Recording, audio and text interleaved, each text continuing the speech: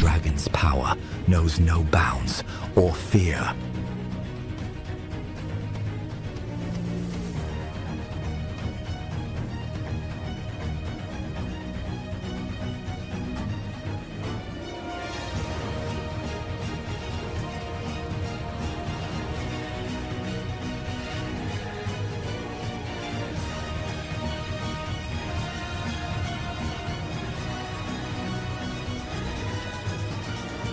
Ready to wield it? Fight with the dragon's might.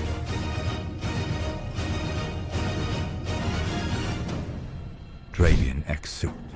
Get now.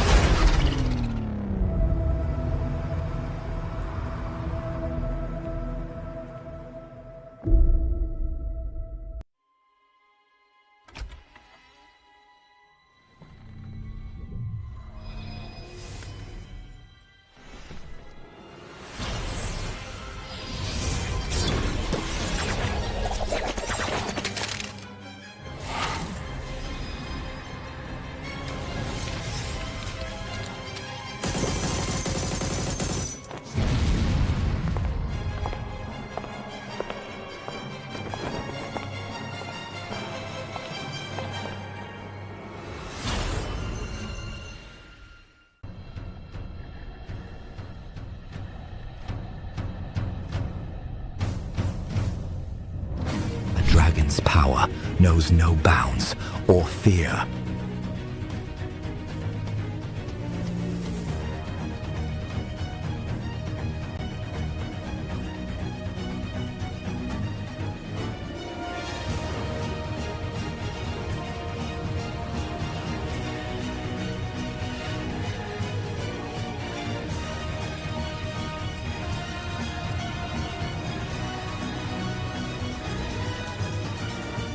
Ready to wield it? Fight with the dragon's might.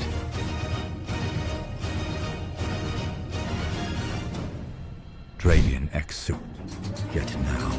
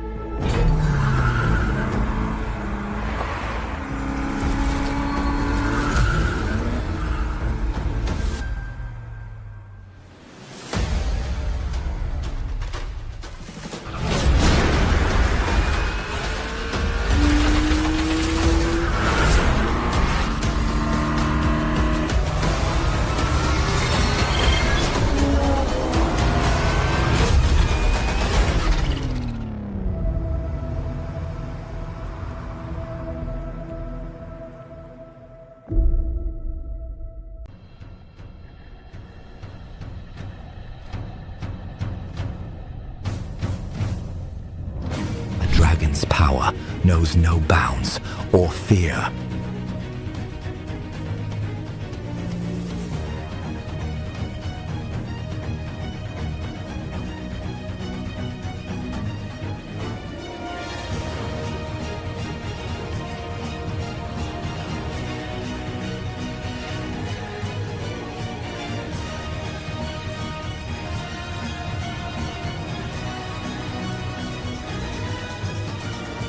Ready to wield it? Fight with the dragon's might.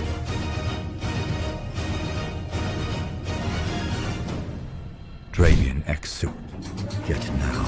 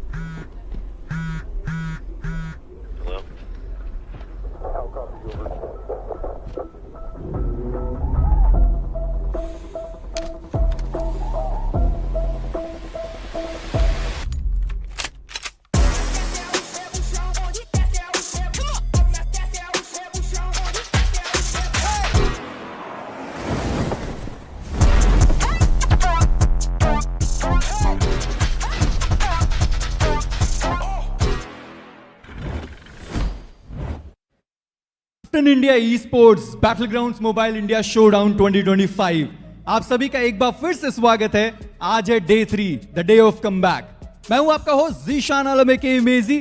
पर इससे पहले कि शुरू करें कि day 3 पर क्या होगा, जान लेते हैं कि डे 2 पर क्या क्या हुआ था। फीनिक्स और रेवेनेंट एक्सपार्क जिनका डे 1 पर हमने डोमिनेटिंग परफॉर्मेंस देखा था, कल के दिन पे थोड़ा निराश करते हुए जरूर दिखाई दिए। पर हमेशा हम कहते हैं ना कि अगर किसी का खराब दिन गया है तो किसी का तो अच्छा दिन गया ही होगा। सिनवे back to back 2 chicken dinner निकालकर वो टीम टेबल टॉप कर चुकी है।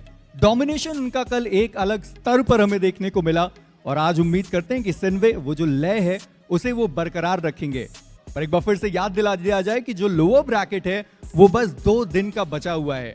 कल का मैच हमने देखा, परसों का हमने मैच देखा, आज ग्रुप सी जिनके 6 मैचेस होने वाले हैं और कल जो अपने 4 मैचेस सारे ग्रुप्स कंप्लीट करने वाले हैं। तो एक्शन बहुत ज्यादा होगा, बहुत कियोस होने वाला है। कौन कमबैक करेगा, कौन सी वो टीम है जो टॉप 12 के अंदर आएंगी, बहुत सारी चीजें बाकी हैं।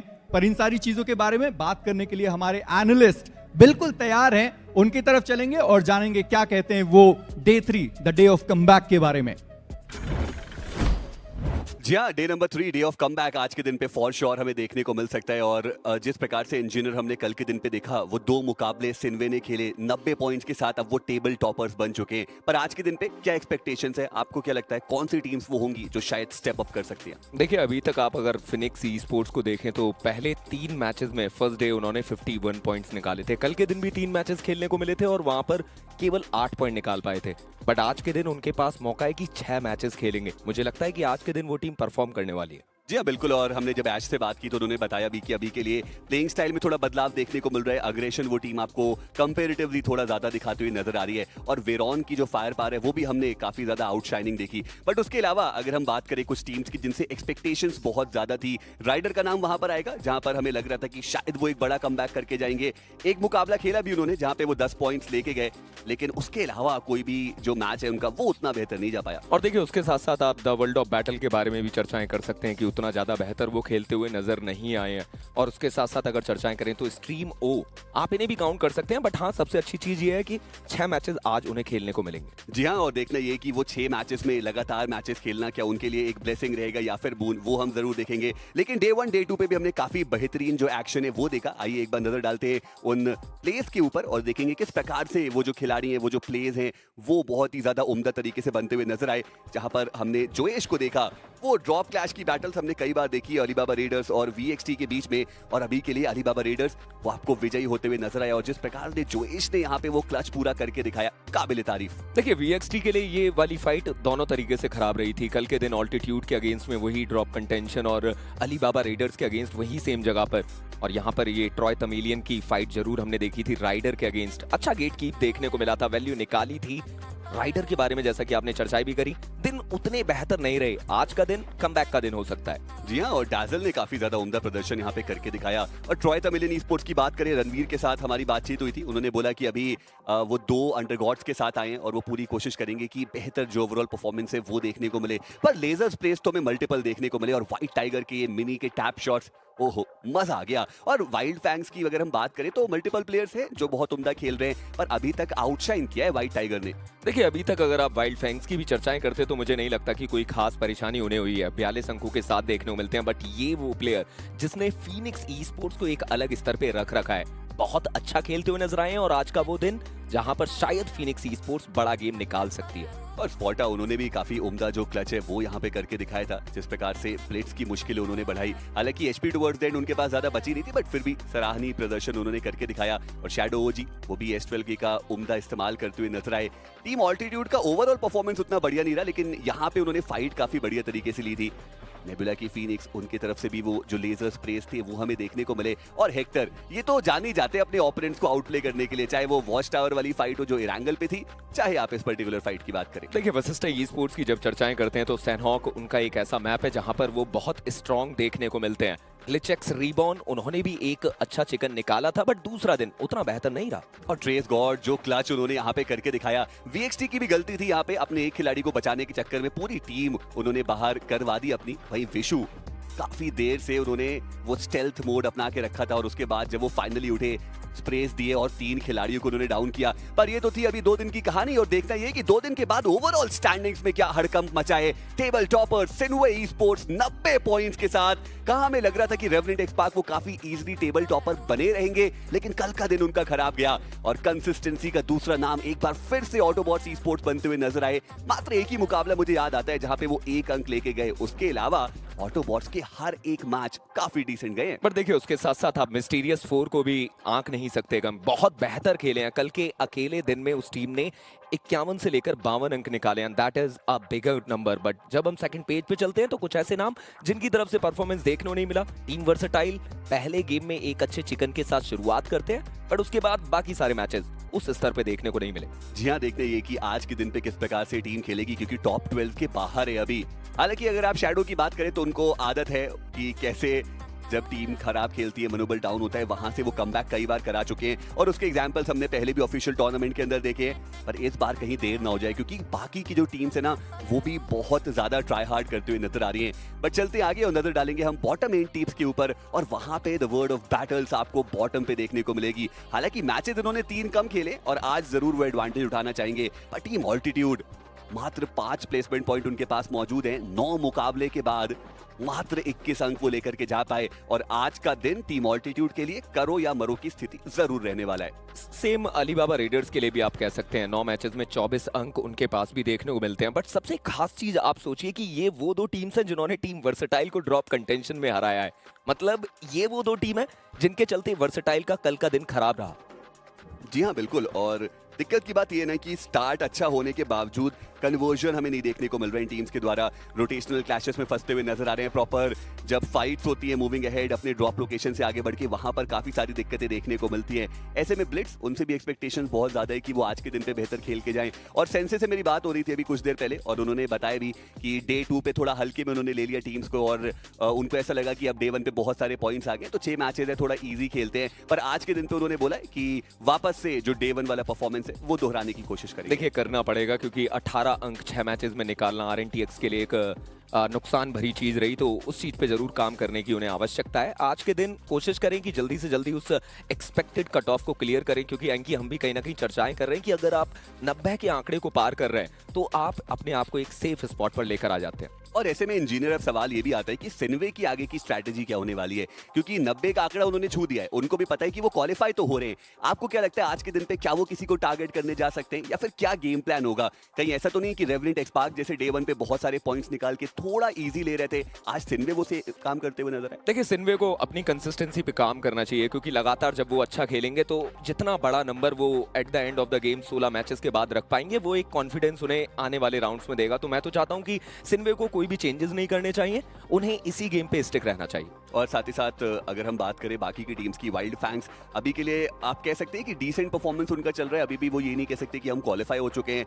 मान्या पे पूरी तरीके से भरोसा है और देखना ये कि मान्या अपनी टीम को किस प्रकार से वो और आगे लेकर के जा पाएंगे। लेकिन इंटरव्यूज और बाकी सारी चीजें वो भी हमारी ऑलरेडी सेटअप होकर रखी हुई है। बट आज के दिन पे मैं आपसे जरूर जानना चाहूंगा, 2 नाम दे दीजिए जो आप कहना चाहते हैं कि कम बैक करेंगे। Phoenix, wild fangs. क्या बात है, वाइल्ड फैंग्स और फिनिक्स दोनों ही एक्सपीरियंस टीम के साथ आप जाना यहाँ पे पसंद करें।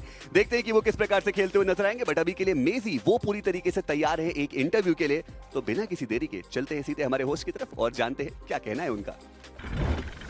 Thank you so much casters. और जी हाँ, हमारे पास एक बहुत शानदार प्लेयर जुड़े हैं जो कि अभी एमवीपी लिस्ट में टॉप पर बैठे हैं। 22 टोटल फिनिशेस निकाले। ट्रेस गॉड, सबसे पहले आपका स्वागत है, कैसे हैं आप?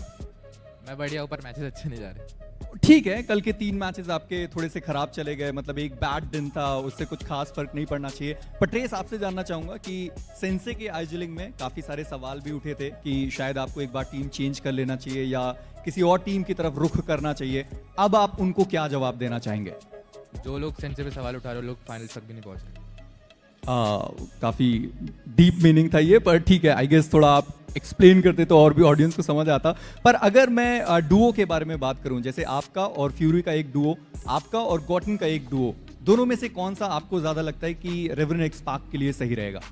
ऐसा तो मेरा है नहीं कि किसी प्लेयर के साथ, मतलब कोई भी प्लेयर हो, परफॉर्म तो करना ही है कोई भी प्लेयर। बट बेस्ट एक्सपीरियंस अभी तक अगर गेम प्ले के अंदर देखें, कॉल वाइज या फिर रोटेशनल वाइज, तो किसको आप चूज करेंगे? गोटन के साथ अभी कम ही मैचेस हुए हैं, तो फिर कुछ पे कुछ बोलना नहीं चाहूँगा। टूर्नामेंट के बीच में वापस बोल दूंगा कुछ हो तो। चलिए, पर ट्रेस, एक और बात आती है कि बहुत समय से आप खेल रहे हैं और बहुत बढ़िया परफॉर्मेंस आपका हमेशा से रहा है, पर वो जो पहचान की बात होती है ना कि एक प्लेयर को चाहिए होता है कि ऑडियंस उनको जाने, उनको प्यार करे, वो अभी थोड़ा कम मिल रहा है आपको। तो आपको लगता है कि थोड़ी और मेहनत करने की जरूरत है, या आप काम बढ़िया कर रहे हैं, दूसरे देख नहीं रहे, उनको उतना फर्क नहीं पड़ रहा? मेरा मेन गोल फेम नहीं है, मैं पैशन के लिए खेलता हूँ। मुझे अगर एटमॉस्फेयर अच्छा लगता है स्पोर्ट्स का, इसलिए खेलता हूँ। और अगर मुझे फेम चाहिए होगा तो मैं आपसे टिप्स ले ही लूँगा। आप मेरे ऊपर कैसे आ गए सडनली? पर चलिए, अच्छी बात है। पर एक और सवाल रहेगा, कल जब गॉटन का इंटरव्यू हो रहा था वेरॉन के साथ, तो गॉटन ने कहा भी था कि भाई अभी मैं काफ़ी ज़्यादा ऊपर जा चुका हूं और वेरॉन कहीं भी रहेंगे तो वो नीचे रहेंगे। कल गॉटन का भी दिन बढ़िया नहीं गया, एकमात्र वो फिनिश लेकर गए। तो आपको लगता है कि जब भी ऐसा आप बोलते हैं कॉन्फिडेंस में कि नहीं हम बहुत बढ़िया कर रहे हैं, हमारे पीछे कोई है नहीं, कंपटीशन ही नहीं है, तो दिन खराब होने के चांसेस थोड़े ज़्यादा हैं? ऐसा तो नहीं होता, मतलब हमने खुद ही मैचेस थ्रो करे, वरना अभी भी हम टॉप पे ही होते हैं। ऐसा नहीं हो कि बोलने के बाद खराब जाए। चलिए, काफ़ी ज़्यादा क्रिस्प जो आंसर मिले हैं मुझे। मैं थोड़ा और सोच रहा था कि शायद डिटेल में ट्रेस गॉड हमारा जो आंसर है वो करेंगे, पर ऐसा हुआ नहीं। पर ये थे ट्रेस गॉड, अभी 22 टोटल फिनिशेस के साथ ये प्लेयर एमवीपी लिस्ट में टॉप पर हैं। पर अब हमारे जो कास्टर्स हैं वो तैयार हो चुके हैं। चलिए हमारे कास्टर्स की तरफ चलते हैं और दिन की शुरुआत करते हैं डे 3, डे ऑफ कमबैक की। For Revenant Xspark, Phoenix Esports, yesterday's day was definitely quite shaky, but right now the main sword is going to be on the next for the teams that have completed 9 games and still aren't there in the top 12, Johnny. Exactly. I mean, not a lot of matches left. 7 in total remaining. They're going to be playing 3 today and then 4 tomorrow. Today becomes very important, and if we had a look at the overall ranking while we were on the analyst desk, it seems like that difference between the teams that are there in the mid-50s and the ones that have crossed 70-point marker, they're still safe. There's a slight difference. You are going to try to build your safety cushion over there. But the teams that are stuck in the mid-40s, we see all of them on that second page of the leaderboard, and that is where things are going to get extremely tricky. And I was also quite surprised watching Mysterious4 do so good yesterday, right? Yeah. Mysterious4 was getting those placement points, even the elimination factor was right there, achieved by them. And Madkings, well, what else do you really want to say about this team, right? Just there, getting the elimination points, and just constantly achieving that average. But there's still a lot of those known names quite on the latter half of the board. They need to make a bounce back as soon as possible. We've got the schedule popping up on the screen, and as usual, we're going to kick things off on the map of Erangel. Yeah, Erangel followed up by Miramar. Then we have map number 3, which is going to be Sanhok. First 3 games being played by the teams from Group B and C. And of course, when we move to the next set of matches, it is going to be Group B swapped for Group A. A versus C on Sanhok, Miramar, and Erangel yet again. I want to go back to the statement you just made about Madkings. I mean, the aggression is there, and they find themselves in a much safer position in the mid-70s. I think around what is there, 57 points, right? So they are in a safer position, but again, today the target needs to be 3 matches. You need to go for at least 15 or 16 points, get yourself over that 60-point marker, and that way you leave a little bit of work for tomorrow. Best case scenario, get 20-30 points in the 3 matches you have. qualify, and then just celebrate tomorrow. But hey, today the good news will be for Group C. They're going to be playing all the 6 games. Yeah. And since for Group C, they've already seen what exactly is going to be the gameplay for the first 2 days. Now, Group C can adapt much better and pretty much try and implement much better inside of their games that they're going to play today. We've also got the Group B on the screen, and now Group C as well flashing up. Nebula Esports, StreamO, Blitz, TWOB. From Blitz, we did see those signs of life, but it's still not enough. They need to perform a lot better. Yeah, still on the last phase of the leaderboard, so it is going to get tricky for a team like Blitz. TWOB sitting dead last in the leaderboard as well. Although we are seeing those survival instincts kick in for TWOB. They always try to play it a little safe, but aggression needs to be brought on the board today. 6 matches, you can't really miss a beat.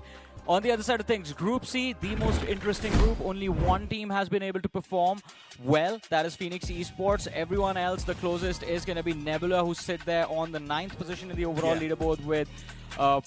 I think they are in the late 40s, if I'm not wrong. Yeah, 47 points from Nebula. Yeah, late 40s. So Nebula is going to be there. The next is going to be Wyld Fangs. And then there's a slight difference between Nebula and Wyld Fangs as well. So Phoenix Esports, they have the luxury that even though they are playing 6 matches against the other 7 teams in their group, they can still play at their own pace. Nebula, Wyld Fangs, since they are very close to qualification, they just need to go ham in 1 game out of the 6 they have. You spoke about Nebula and Wyld Fangs, and I'm really concerned for a team like TWOB. They've played a lot of games so far, 6 games so far, and they've only managed to acquire 18 points in the overall standings, Johnny. TWOB's quite a known banner, and still if they're not able to bring up the performance that we're really asking for, we might just see them be kicked outside of this tournament soon. Yeah, I mean, I just spoke about them a few moments ago. Dead last in the leaderboard. Yeah. We are not even seeing finishes. They are one of those few names. I think they're the only team who have more placement points than the finishes that they have. And yesterday, while we were on the analyst desk, me and Maisie were having this conversation about the damage to finish conversion. That's not even there as well. I think at the start of the day yesterday, they were sitting at, what, 1,200 damage dished out in the 6 matches that they played. In the 3 matches that they played, which is not enough. You look at the lineup, there's Mac, there's Pukar in the team, there's Aditya as well. So veterans with a lot of firepower, veterans who were considered prodigies when they started out, and players who were considered legends when they were in their prime. So they need to deliver upon that legacy right now. It's now or never. It's going to be, well, a heartbreak for a lot of people to see this team get kicked out in round 1 itself. True that. The performance is fading away for TWOB, but I also have a lot of expectations from banner like White Walkers and GENxFM as well. And speaking of GENxFM, even they have a few experienced name in that banner, but still for GENxFM, they're there in 30s. It's not really enough. Even they need to make that massive catapult in the overall standings. For GENxFM, it's not going to be tough, though. We know they've got it. They can easily make it. I mean, it depends. Yesterday, we did notice a lot of comm mistakes coming in from GENxFM. They need to fix those mistakes. If that carries on, if the communication is not proper, then it's not going to matter how much firepower you have. One man alone can't really win a game. You're going to need the whole team on the same page. And for some reason, I've got a really good feeling about White Walkers. I feel like today's day is going to be extremely good for them. And Group C is generally pretty lucky. That's what I personally think. They pretty much saw what exactly is going on, what the lay of the land is going to be for the first 2 days, and now they're going to play all the 6 games. So they know exactly what they need to do inside of the games to get those points on the way. There's only one problem with this. There's tomorrow as well. True. And tomorrow, everyone's going to be playing enough games, the same amount of games, so that's a pretty good thing for everyone. But I guess even the conversation should revolve around another name, and that has to be GLITCHxREBORN. They've got 41 points in the mid-packs. So far, they're not doing too bad, not doing too good. They're constantly in the mid-packs. Yeah. But in my opinion, GLITCHxREBORN should just directly get that one massive game and put themselves around the safety marker. Yeah, 20-plus points in 1 match, and that is going to be a little bit of a safety cushion gained by GLITCHREBORN. Considering they are going to be playing just 3 matches today, the opportunity is right there. And today is a very interesting day, by the way. We start off with an uneven number of matches between all of these 24 teams that are present right now. But at the end of it all, for the first time, we're going to have with all the teams playing the same matches, having played the same matches. Everyone's going to be sitting there on the leaderboard with 12 matches played, and that will give us an idea of what needs to be done by which team for tomorrow in order to find a break and a spot inside of the top 12. Well, hey, without wasting any more time, let's just head on towards the first game of the day.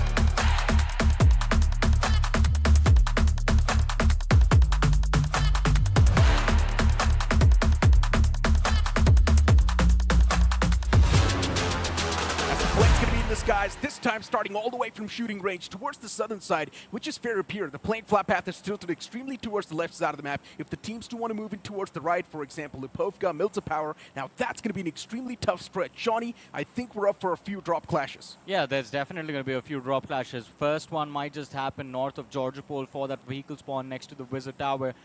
Next in line could be the Pachinki vehicle spawn towards the northwestern edge of the city. 2 prime spots, you find a lot of vehicles, and that might result in those early conflicts. But a few interesting drops. Gravity, they are just moving south of the squad of, I believe, that is TWOB, if I'm not wrong, moving towards Severny on shooting range. True. And of course, GLITCHREBORN moving towards Zarki. I would never expect them to go there in a position that they are in the leaderboard. Those points are required. Zarki, way off the center of the map. If the circle isn't towards the west, you are asking for trouble.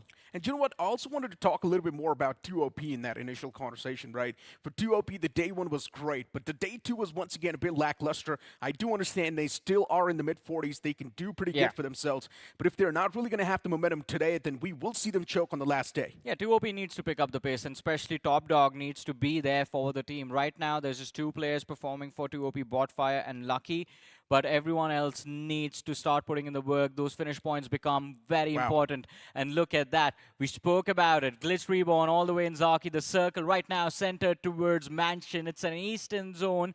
And of course, it's going to take us, or it could take us to the open spaces of Shelter, Prison, Mansion. I would enjoy if the circle went towards that Trident road cross. But towards the northern side, Gravity and 2OP official, it seems like a drop clash has been avoided by both the teams. But what about everyone else? Just one team in a military base. It is going to be White Walkers, complete control of the terrain to them. Nebula versus Blitz Reservoir, extremely low. Phoenix, can he find the first knock? Maybe not. The man's out in the open, and Sarvar, he does have that rescue operation done for him. Still just lying prone in the grass, and he gets spotted. Kratos, that's going to be a free elimination point confirmed. Unfortunate for Blitz losing out on that main man off the rip like that. That's got to sting. And if you remember yesterday, Sarvar had the most contribution towards the elimination points for Blitz. So they need a man like Sarvar alive in the final few moments. And now Blitz starting things off with a massive handicap. That's gotta hurt. Nebula Esports, for them, they've got all the 4 players standing and also 1 elimination points to kick things off with. That's just gonna be the added cherry on top of the cake. Yeah, Blitz, the struggles just continue, and Nebula taking full advantage of a team that's been bleeding all this time. Ranking on the leaderboard for Blitz, not really looking too good. At first finish of the game, I wonder where does that put Nebula? What changes in their mindset right now? Because this is a team that has a lot to lose. And by a lot, I mean a spot inside of the top 12, but 2OP against the players of Gravity, and it's going to be a 2K by Lucky before he eventually gets traded out. Gravity has lost 2 players, and look at the radar. The other lads from the side of 2OP official are looking to close in. Botfire is there, although he senses the threat that was in his backlines. The man backs off, distraction has come in play, and Gravity Esports find the breathing room to go for those revives. Things looking good and dandy for them as of now. Oh, no weapon. Official Botfire's out in the open. And yeah, just a pistol to work with, that's definitely got a sting. And an Uzi, but not really the range to make it work. Exactly. Can't really do a lot with that one. Pretty much needs to accept the fate and the fact that he's lost his teammate. He can't even do anything about it. Just can watch the players move out in the open and make that rotation successfully. For Gravity Esports, it's an ideal start they were looking for. Almost choked it up as well, though. Yeah. Losing 2 players against that 1 isolated player is definitely something that's not acceptable. Wyld Fangs on the screen. 2 games, they do choke up as well. But today's day has to be flawless. They're quite close to that qualification mark as well. They're not too far away. So Wyld Fangs can definitely make it with these. Wyld Fangs is in a decent position, but I'm still waiting for all of the players to actually start kicking. Seth in particular, not really doing well so far. Yeah. If you remember, Veron used to be part of this lineup. Yeah. They removed Veron, got Seth in. But it seems like Veron's been doing a much better job in Phoenix Esports, and now Seth is not really having that groove anymore. Maybe just not clicking in well with the playing 4. But yeah, back to the conversation that I was having about Team Tamilas, right? For Team Tamilas as well, they've played enough games, and they've only managed to acquire 34 points. I do understand Team Tamilas can easily snake their way towards the quarterfinals. It's not even a question. But Johnny, what's the difference between the performance that we've seen from Team Tamilas in the past and right now? That's how Team Tamilas likes to play, and they always miss the grand finals. I think when we say Team Tamilas in the past, that's the problem, because whenever we talk about their past, we go back 3 years, 4 years, but ever since the rebuild of the team, their aggression has completely faded away. They are playing to just stay alive and be consistent in the top 5. There was a time, I believe it was in 2023, when they were succeeding as well. 2024, not really too good for Team Tamilas, and 2025, ever since the meta changed their strategy, it really doesn't seem to work. Yeah. You are going to have to focus on those mid-game fights, and of course, get to the circle early, get to the center early, if you want that breathing room. And Team Tamilas, well, they aren't really doing that too well as well. Yeah, they just seem like a really slothy team. They need to be proactive, need to be awake. And if Team Tamilas are not going to do that, well, problems are going to start knocking their door soon. We do see them inside of the vehicles right now, making that rotation inside of the circle towards a better spot, but there's a lot of teams around them. And we know Team Tamilas are not someone that's going to go for these fights. Even Lens has not been able to pop off so far, Johnny. Yeah. Remember this guy back in Revenant Xspark? He was popping off at a complete different level, but right now, Lens, it feels like the man's taking a nap. I mean, I was having a conversation with Wadi, the owner of Team Tamilas, and he was quite excited to see Lens in action with his new team. And a lot of hope from him, but I believe there are still a few kinks that need to be fixed before we see Lens play the same way that he was in Revenant Xspark, because Revenant Xspark used to be an aggressive lineup. You need to keep up with your team in terms of just going for those fights and getting those finishes. But right now with Team Tamilas, that really isn't how we see him playing. I had a conversation with Wadi too, Yeah. but it was a complete negative conversation. I would not really want to spill the tea on stream. I would tell you offline what exactly he said. All right. But having a look at the replay on how exactly the action kicked off in this game itself, Nebula Esports just running over the man. Unfortunately for Sarvar, it was not a great game. Blitz, they still do stand a chance to make a comeback in that top 12. It's not even a question. Gravity Esports almost choking up that fight as well. Yeah, it was a big blunder. Could have been worse had the players from TWOB official been a little bit closer. I do not understand why TWOB left Lucky in a spot like that. I mean, they did have backup as well, but the intent from the drop initially felt like they would try and take a position towards Stalber. A little bit of a second guessing of their own decision and heavy price to be paid. White Walkers on our screen. Loot of the military base successfully done. They are moving towards the main island. That's southern edge breach of the zone. They're not going to find any contact, so it's an easy approach inside this first zone itself. But what about stage 2? Where will that make the move? White Walkers, at this point in time, I'm pretty sure for them, they just want to find the stability. That's it. They're all the way down south towards Milta, slowly and steadily moving towards a better spot inside of the circle. GLITCHxREBORN, how is the man even alive? Barely on any sort of HP, the man still makes it away. A lot of shots taken against him, but Vasista Esports is not even able to find a single connection, which is quite a good thing for that one man from GLITCHxREBORN. He's still alive. Yeah, Jim Jam got extreme lucky. They didn't have an angle to actually try and take him out, because the moment they peeked, the threat from the other members of GLITCHREBORN would have been there. Had the knock been out into the open, oh man, he was just done for. But Vasista Esports, that's a nice little spot to work with. Quite close to the center of the circle, even if a hardship happens in the late stages, stage 3, stage 4. They will still have ample room to work around with, move towards the zone, or maybe just try and gatekeep anyone else if the circle moves towards the western side. Look at that cluster, splash of colors right at the center of the circle. Right now, I think big concerns are going to be there for TWOB, though they're still stuck in Pochinki. White Walkers right next to GENxFM. An awkward fight on the verge of brewing up, but maybe White Walkers have got no intentions of actually going for it. Ooh, for a moment, I thought they were actually going to crash. Yeah. It would have been so awkward for Vegito. Out in the open, too exposed in the enemy turf. There would have been no chance for the man to make a comeback in that fight. White Walkers, as I mentioned, they just want to find some stability, that's it. Just want to find a better spot inside of the zone that's going to help them survive for as long as possible. That's what the game plan is. I mean, hopefully they do end up surviving, but look at that. Wyld Esports taking on Madkings and Yasna Poliana. They found the first knock, and it's going to be an easy finish conversion as well. Clutch God, there is no backup, no hope for him to survive. Exist moving in, and there's the finish. There's the point secured. what do you do about the remaining members from Madkings? Is Wyld Esports going to go for a hunt? And even Wyld Esports should be part of the conversation, right, Johnny? We had so many expectations moving in towards Showdown from this banner. Since in the BGS, they barely missed that slot towards the Grand Finals on 1 point. Yeah. And now look at Wyld Esports. They're not doing too hot in the overall standings. Too far back in the overall standings. And Wyld Esports, they've got a Herculean task they want to make come through. As of now, at the start of this game, they were, I believe, 7 to 8 points away from that 12th position. So they are going to need a big game to get a safety cushion for themselves. And from then as well, you have to be consistent till the end of tomorrow if you want to make it through. But let's see how things work out. Yesterday was still quite decent. Day number 1 was a nightmare for Wyld Esports. True. 6 games, and all 6 games were bombed. Yeah. Couldn't have been worse. Not even a single game was good for Wyld Esports. And y'all are just sitting over here thinking, what exactly is going on with the guys?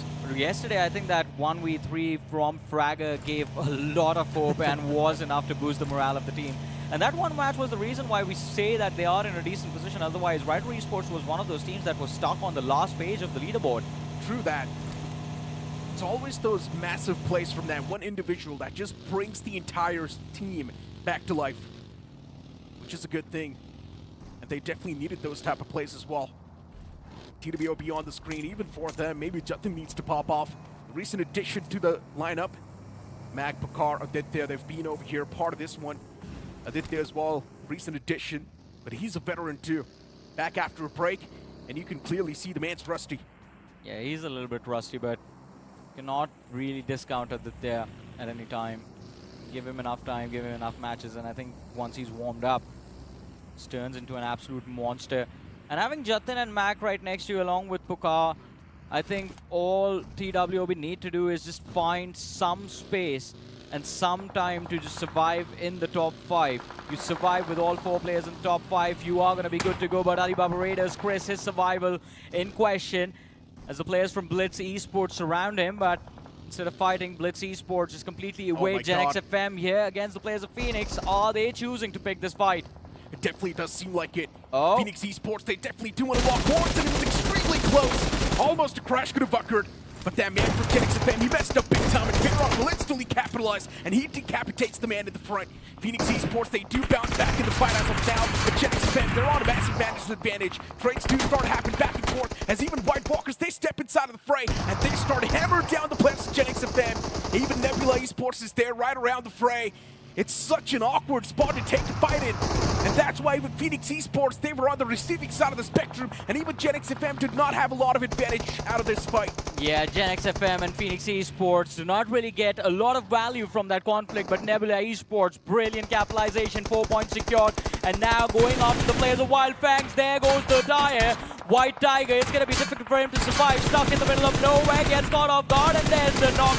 The finish conversion should come through, but no! The trade from Manya, brilliant cover fire coming in from Wyld Fangs. An impressive performance as well. They left one man in the building, and he had the perfect angle to deny Nebula Esports enough freedom to counter the Fangs themselves. Kratos lost 4 points gained. Not as clean as Nebula Esports were hoping for. Exactly. But still, the fight was just in such an awkward terrain, out in the open, too exposed. And Nebula Esports, yeah, they came in with a perfect timing. But then another third party came through from the side of Wyld Fangs, and now even Wyld Fangs themselves are under heavy fire. Nowhere to go. The players are in the open, and Nebula Esports is constantly hammering them down. The amount of bullets that were able to chip through the damage, it was insane. And Nebula, Kratos, the man was able to get 3 elimination points. I guess he did his job before getting taken out. Yeah. And impressively done as well. 2 points for Kratos. Oh, 3 for Kratos, 3 on everyone else. But TWOB... Oh, no. What happened? Actually, what happened? Playing passive on the edges, and that's what you get. All the good spots were already taken away. TWOB wanted to make a mad dash, and yeah, They ran ended into up getting eliminated. They ran into a 3-man roster for Madkings. It was a 3v4 situation, but Madkings still coming out on top, and not a single player got knocked out. And all of this took place while Madkings were distracted by Gravity Esports towards the northern edge of the circle. That's gonna blow. TWB, they need to try and understand this one thing. You cannot play passive on the edges. You need to be aggressive. Getting caught off guard in rotation like that, it's definitely got a sting.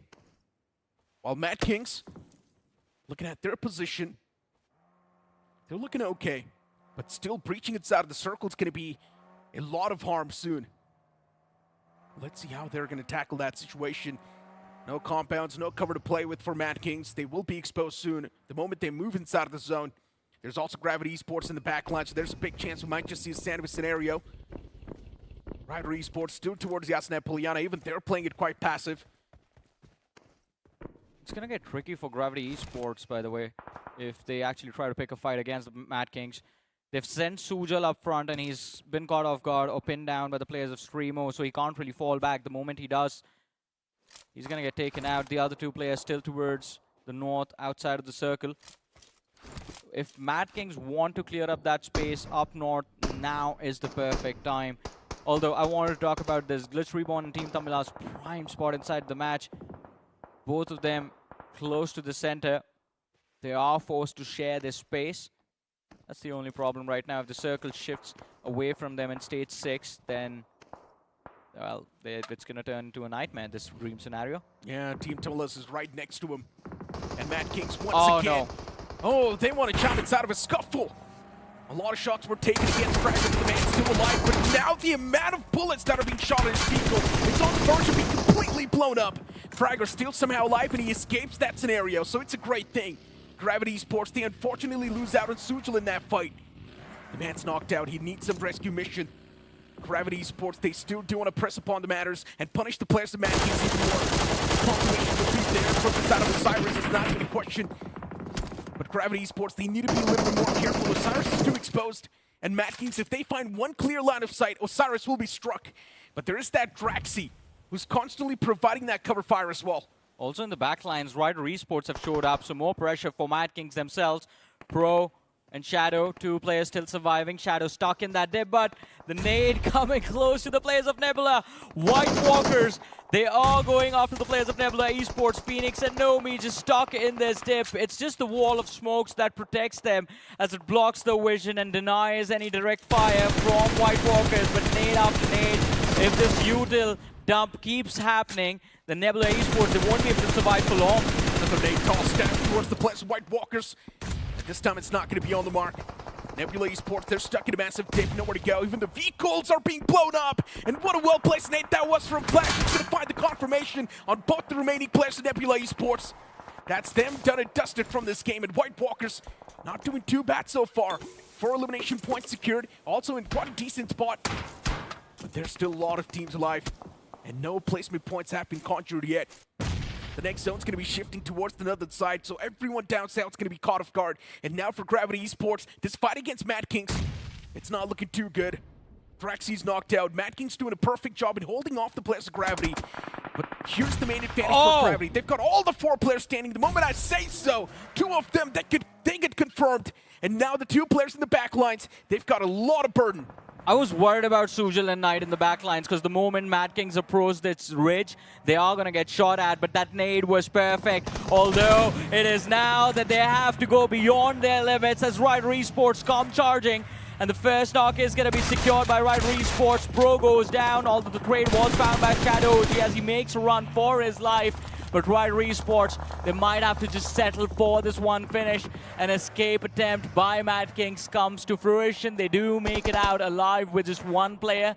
But Fame from Rider knocked out in the process over commitment from Rider Esports. No idea about the position of StreamO and Gravity over here. The aggressive approach from Rider Esports is something that was lacking on day 1. But now they're back with that aggression. And Rider Esports, yes, a few shots are taken against him as well. Almost the man could be knocked out. With this little pixel, Knight is able to punish the players of Rider Esports. TWOB wiping out the entirety of White Walkers. What just happened? A while ago, White Walkers had all the 4 players remaining, and now they're not there in the game anymore. TWOB indeed are looking extremely OP.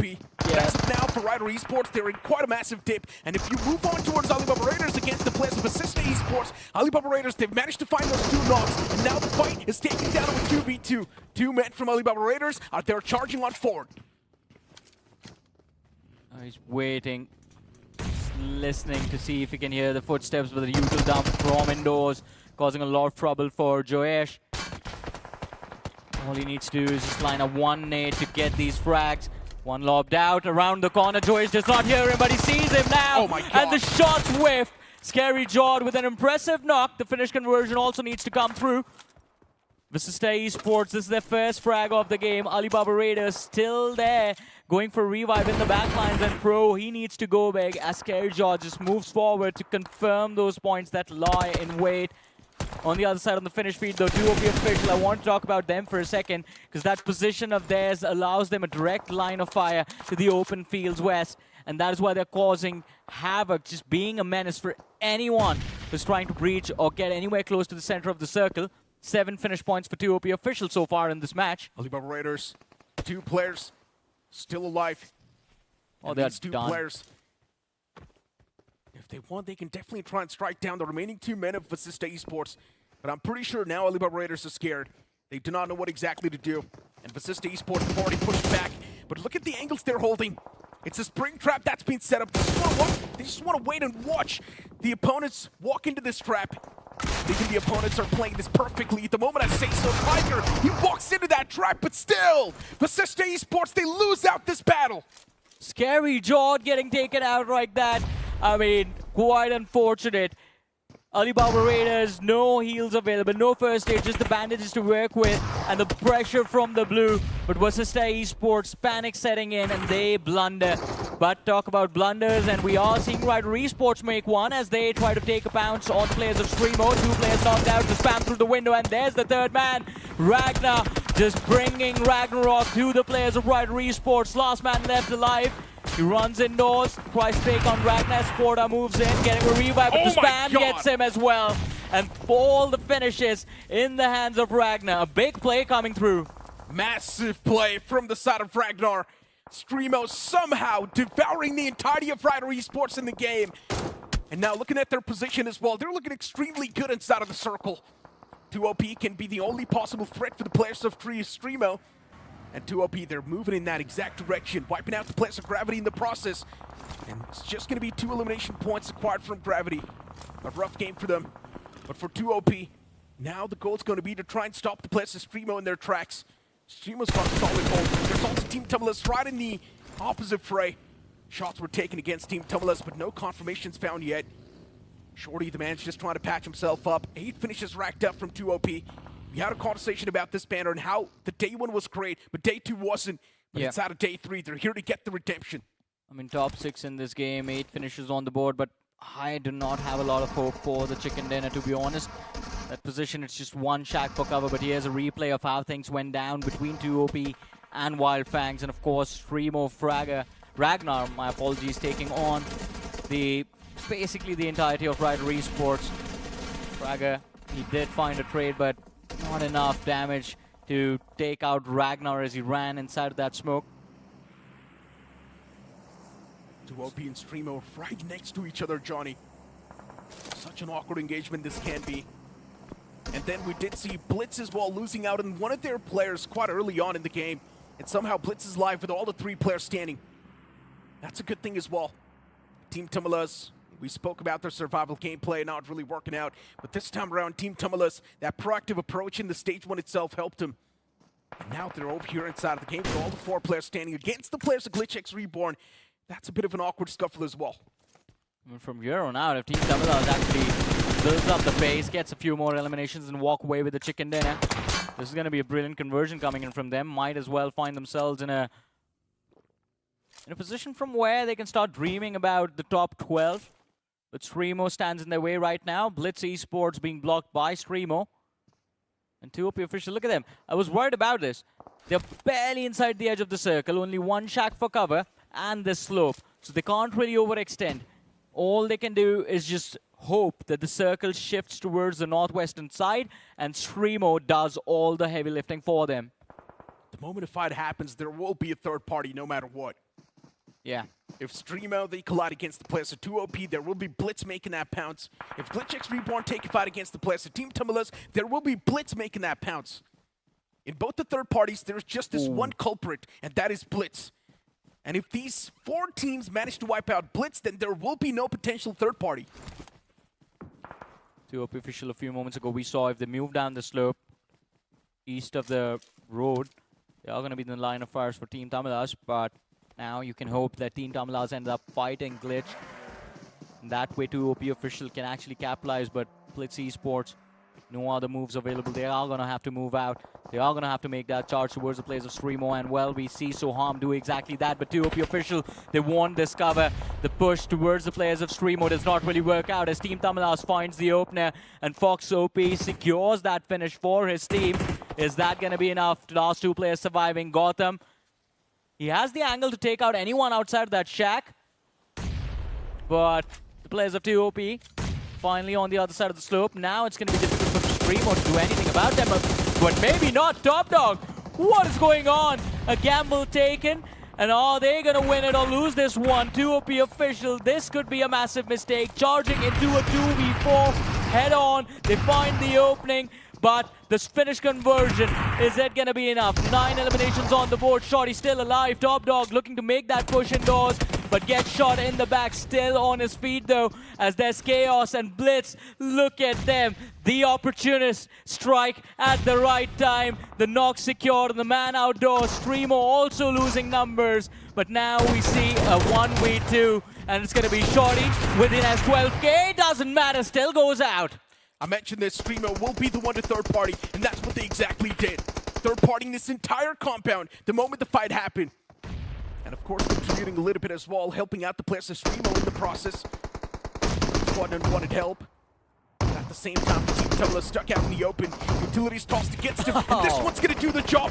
Let's gets knocked out in the open. Even the confirmation follows up. Team Tamilas can't really do a lot in the given position. They're quite exposed out in the open. From the back, it's all going to be the players of Blitz constantly taking the shots. A few more nades tossed, and this one maybe will do the job.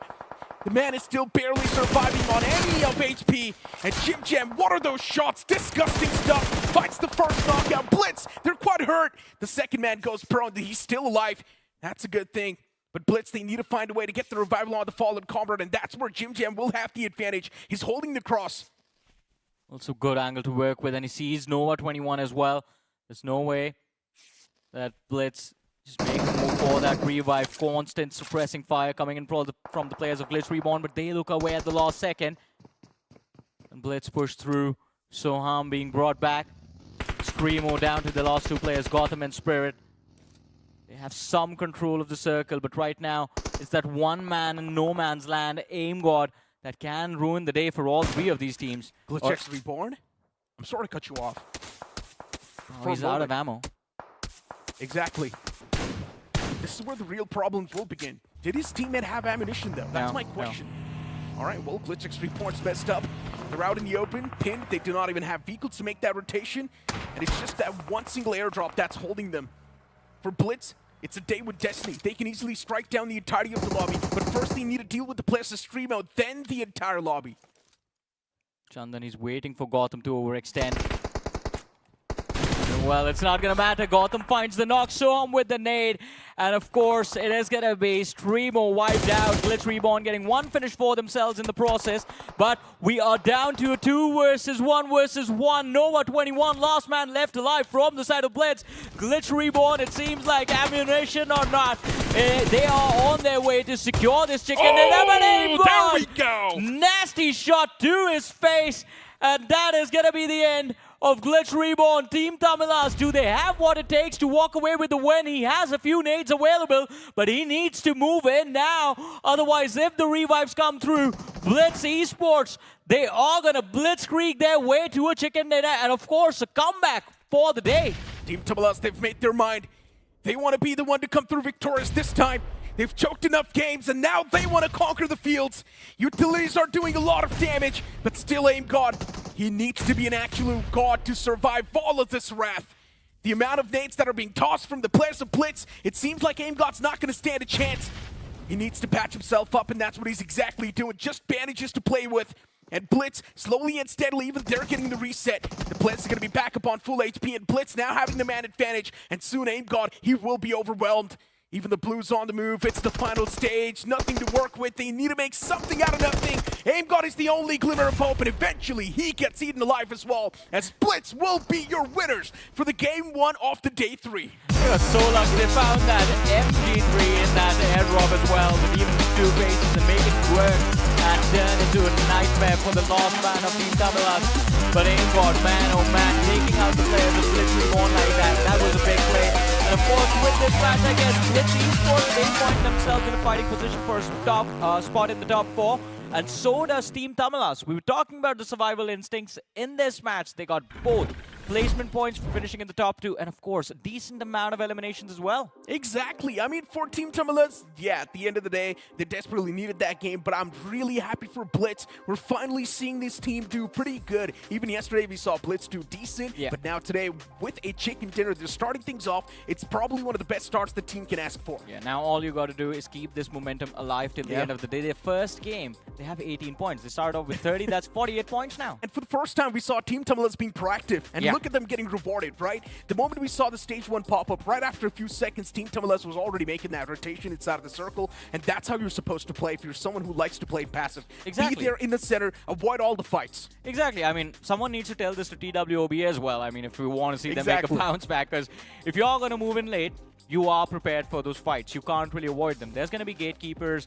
There's going to be teams or isolated individuals who are just going to pick a, even if they pick one of your players, that's damage done to your team. You can't really strategize with just 3 players and run into fights willy-nilly. TWOB, I mean, we missed that fight completely, by the way. It was so quick. They were moving in from the north. Madkings, split second, done and dusted. Exactly. It was probably a massive spray that came through, and every single bullet was hit right on the target. Yeah. This is what I'm saying. TWOB, you can't just hope things. You cannot just put things for the luck. You need to prioritize the zone. You need to plan through things much more before the time, and then only maybe you can have a good spot inside of the circle. But GLITCHxREBORN, having a look at the final few moments, even they were able to wreak a lot of chaos in moments. StreamO, of course, they had the compound to play with, and that's why StreamO was also able to get a decent bit of points.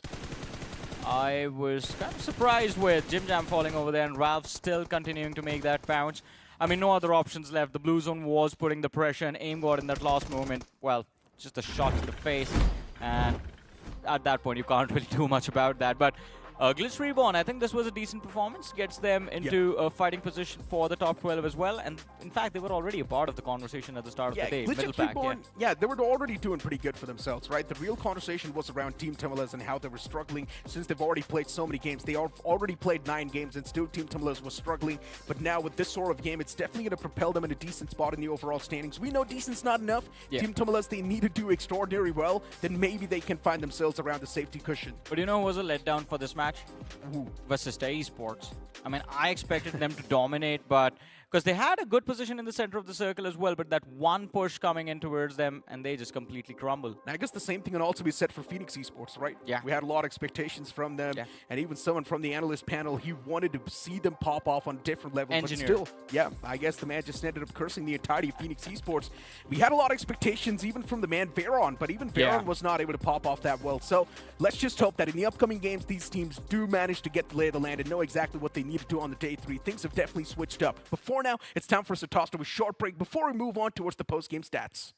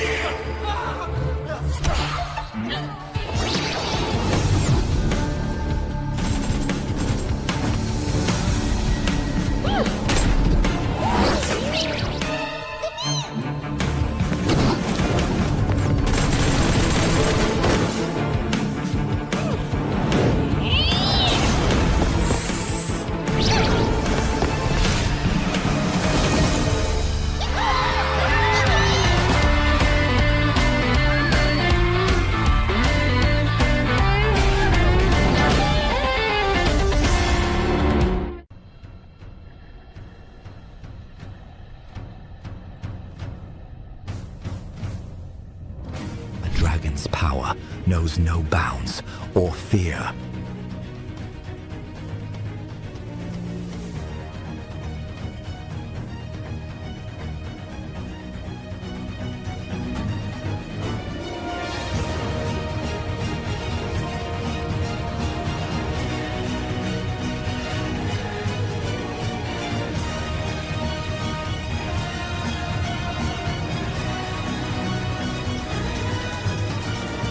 Ready to wield it? Fight with the dragon's might.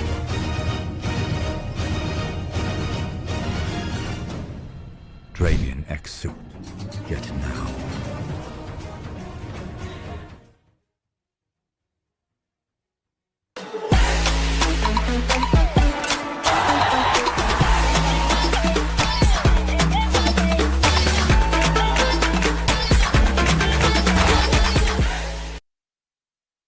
और क्या ही बेहतरीन game play यहाँ पर blitz e sports की तरफ से देखने को मिलता हुआ नजर आया। रावण एक बेहतरीन चिकन, एक अच्छी वापसी। कल के दिन तक 30 अंक, बट आज के इस पहले मैच में ही एक बढ़िया गेम प्ले, एक बढ़िया चिकन निकालते हुए नजर आया। देखिए आज का दिन क्या है इंजीनियर, पूछ रहा हूँ मैं आपसे। शनिवार, द डे ऑफ कमबैक है आज के दिन में, और कमबैक क्यों नहीं हमें यहाँ पे देखने को मिलेगा। वो सारी टीम जो कि ओवरऑल स्टैंडिंग में बार बार अपने आप को उन पोडियम के आसपास भी नहीं देख पा रहे, बॉटम में देख रहे हैं, वो भी चाह रहे होंगे कि यार एक आध ऐसा मैच यहाँ पे ढूंढे जिससे हम अपने आप को भूल सके कि हम भी उस रेस में, हम भी यहाँ से आगे जाने का सपना रखते हैं। और उसकी शुरुआत बहुत कमाल की हुई आज के दिन पे। देखिए कमबैक की अगर चर्चाएं करते हैं तो टीम StreamO के बारे में लगातार चर्चाएं करनी पड़ेंगी। रेगनार की तरफ से क्या ही काबिले तारीफ वो 1v4 देखने को मिला। राइडर ई स्पोर्ट्स को सोचने और समझने का मौका नहीं दिया। 2 बढ़िया नेट से नॉक निकाले, देन आफ्टर शॉटगन से एक और अच्छा नॉक, और स्मोक के अंदर FPP स्विच करके उस लास्ट प्लेयर को डाउन करके क्या काबिले तारीफ गेम प्ले। देखिए मुझे स्टार्टिंग में तो समझ ही में नहीं आया कि ये हुआ तो हुआ क्या। उसके बाद एकदम से मैंने फिनिश फीड को देखा और देखा सारे खिलाड़ी का जो कंफर्मेशन है उन्हीं की तरफ से है। मैं सरप्राइज हो गया उस पॉइंट पे, क्योंकि बहुत ही आखिर के मोमेंट में उस POV में हम गए थे और तब तक उन्होंने आधा काम ऑलरेडी कर दिया था।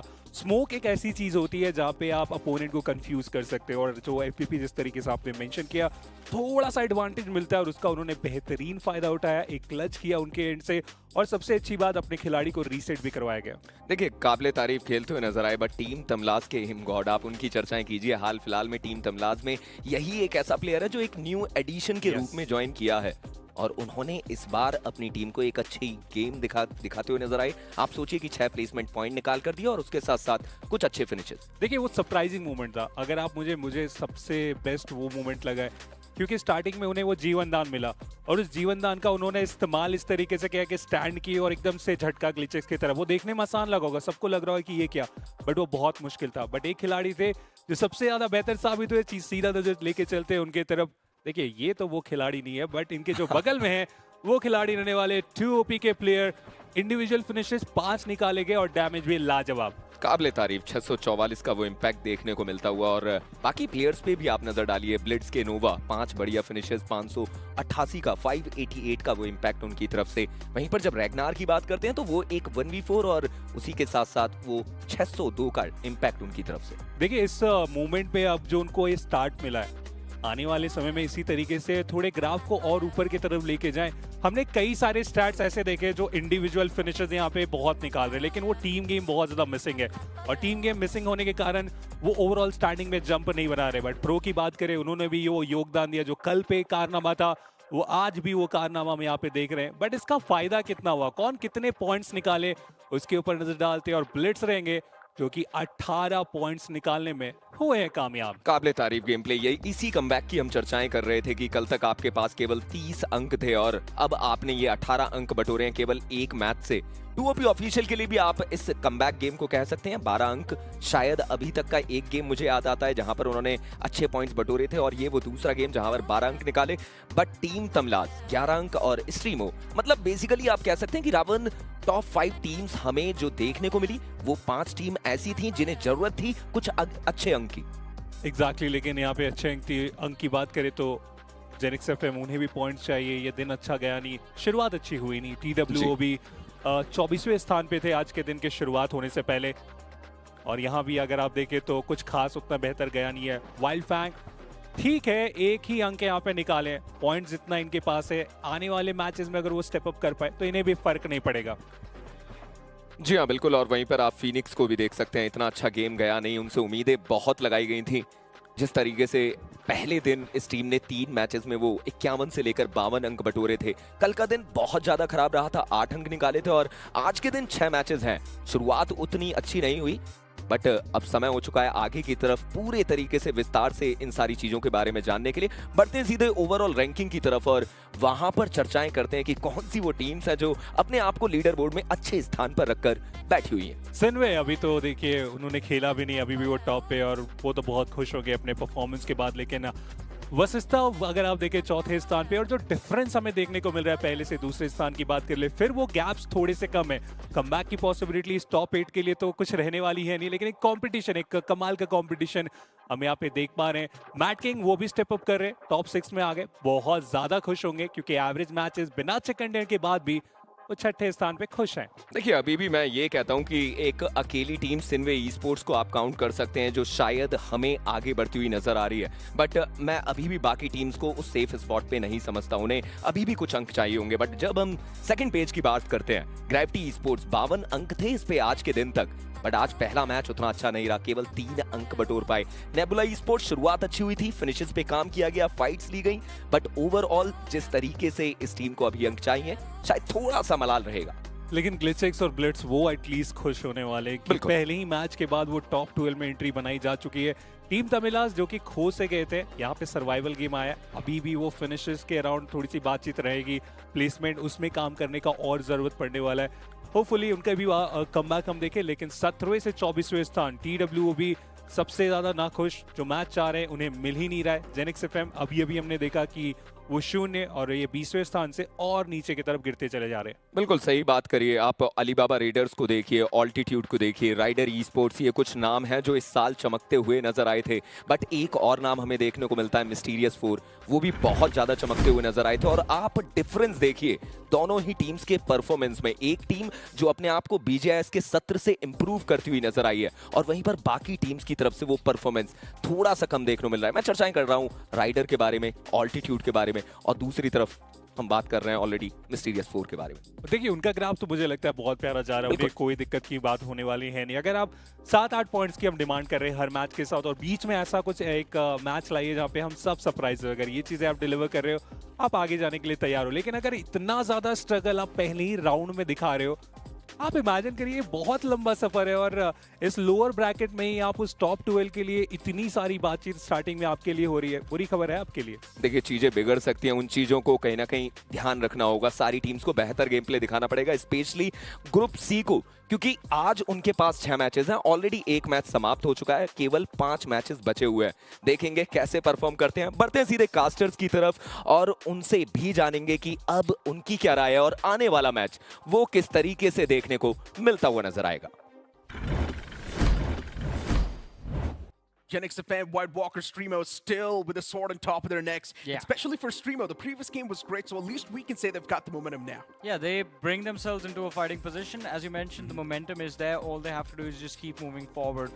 Although there are a few names that I would already like to kick out of the fight for qualification. ALIBABA Raiders being one of them. True. 10 matches played, not enough points. Unless they manage to secure 50 points in the upcoming 2 matches, I don't think there's going to be a lot of hope for tomorrow. Yeah, probably a game with 25 points, and then maybe ALIBABA Raiders can definitely make that slow and steady comeback. But as you mentioned, it's already day 3. You've only got one more day after this, and slow and steady is not going to be enough. You need to be extra aggressive. You need to be quick with your standings on the overall. But now moving on towards a team like StreamO, who still does have a lot of games to go in the future. For them, the day is definitely looking pretty bright. They can make a comeback quite easily. Yeah, off to a great start, and all they have to do is just put up similar performance on the map of Miramar. If they manage to hit double digits in Miramar and in Sanhok, then StreamO will have set themselves up for success tomorrow. Then it's all about rinsing and repeating what you did today in the matches tomorrow. You get 1 extra game, 4 matches for everyone. So hope will at least be there. But it all depends. Can they replicate the performance on Erangel on Miramar. Now, Erangel, I believe there was a little bit of luck involved as well. Their compound was in the center of the circle, was inside of the play zone for a very long time, so they didn't have to move out. And since everyone kept coming in their direction, moving towards them, they were able to grab those finishes. I personally also had a lot of expectations from White Walkers, but unfortunately for White Walkers, the game was quite shaky. We did not see that good performance from them. And speaking of TWOB, still on the bottom of the overall standings, Johnny. Veterans not able to wake up. What is exactly going on with them? I mean, I have no idea. For some reason, there seems to be a conflict on when to move out of position, and if they are rotating late, when to exactly pick up fights. Last game, just an unfortunate run-in with Madkings, and Gravity Esports got annihilated in seconds. Hopefully, I think the one way White Walkers make a comeback is if where they drop is where the game ends as well, so they don't move out. They are at the center of the circle from the start till the very end. That's the only way I see them walking away with the chicken dinner. And White Walkers should not really be scared of those fights as well, right? They should be the one to maybe charge on forward, go for those third parties. You can easily at least secure the bare minimum to be there or get the average. Since you're playing all the 6 games today, White Walkers can easily make the comeback. It's not even a question. The same thing can also be said for Nebula. At the start of the day, they were in the late 40s. They were doing pretty good. Yesterday's day was fantastic for Nebula Esports, but the game 1 is not the ideal start for them. Yeah, I mean, game 1 wasn't the ideal start, but unlike the opening line of Lose Yourself by Eminem, this is not one-shot opportunity, one opportunity. You get 6 more opportunities in a day, and of course 4 for tomorrow, so there's ample amount of room for them to make it work. It's all about being consistent, getting those 10 to 12 points every single game. At the end of it all you need is like about 80-85 points to move towards the top 12. Another surprising name on the latter half of the board, pretty much on the last page, is also GENxFM. We had a lot of conversation about this banner, and for GENxFM as well, the firefights haven't really been working out, Johnny. The 4-4 fights that we speak of, GENxFM is clearly choking those, and I'm not sure what exactly they need to do to bring themselves back in that pace. Yeah, me neither. I mean, GENxFM, it seems like on paper we are seeing those signs of life from individuals, but the problem is every single time the players are performing, the rest of the team does not really seem to be there. We go back to that amazing moment from Fragger, right? He finds that 1v3, gets those 3 finishes, and instantly 3 minutes later, the entire team is just taken out. True that. And at this point in time, even for Vasista Esports and Phoenix Esports, the previous game wasn't exactly great. We've got their stats as well popping up on the screen. Vasista Esports, of course, has a lot of points compared to the players of Phoenix Esports. Vasista's got 74, and Phoenix Esports has 61. For Phoenix Esports, yesterday's day as well was not too great. But for Vasista Esports, we did see some signs of life. There's a 13-point difference between the teams. And right now, Phoenix Esports, I believe they have a slight edge considering they have 3 matches in hand in comparison to Vasista Esports. And of course, the damage to finish conversion for Phoenix looks a little bit better than Vasista.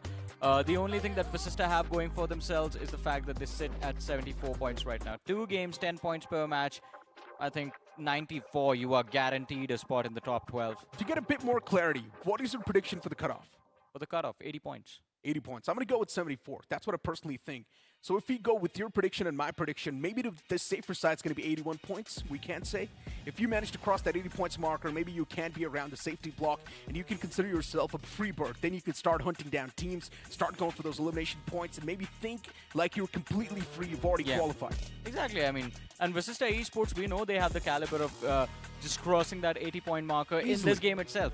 I mean, to cross 80, they need 6. I am asking them to cross 90 just so they are guaranteed a spot, just like SINEWY Esports. So it looks easy and it sounds easy as well. But that's the thing. When things are too easy to accomplish, you start taking things a little bit too lightly, and that is when mistakes occur. And I think that is what's happening to Vasista Esports. Otherwise, when would you see Scary Jord mess up a 1v1? Yeah, and maybe that's also what's happening to the players of Wyld Fangs. They do have a lot of experience, they do pack a lot of punch as well, but we're not seeing that punch being inflicted inside of the game, and that's why Wyld Fangs is still there on the latter half of the board. But guys, it does seem like the game is ready, and soon we're going to be jumping inside of the game as well. And speaking of Wyld Fangs, right, let's speak of White Tiger and Troy. Who do you prefer, Troy or White Tiger? That's a conversation I wanted to have at the start of the day when we were talking about Wyld Fangs, that White Tiger was brought in, Seth was also brought in instead of. So Seth and White Tiger ended up replacing Troy and Veron. And Troy, the last tournament we saw Wyld Fangs play in, they were playing under a different banner. In the last tournament, it was a third-party tournament. Troy was the one on the stage playing the matches, and he was actually doing quite well. True. I am a firm believer that that man does not deserve to sit on the bench. He's a very talented player. He has accomplished a lot in the past as well, and I'm pretty sure he's still hungry for more. Troy needs to be brought back in the playing four. Exactly my point, right? Especially when you know that elimination's on the line and you need to qualify towards the quarterfinals. Why would you want to take that risk of maybe synergizing this early on inside of the tournament? I do understand White Tigers like the recent addition. They still want to know what exactly White Tiger wants to bring on the board, and that's why maybe they're playing with him inside of the playing four.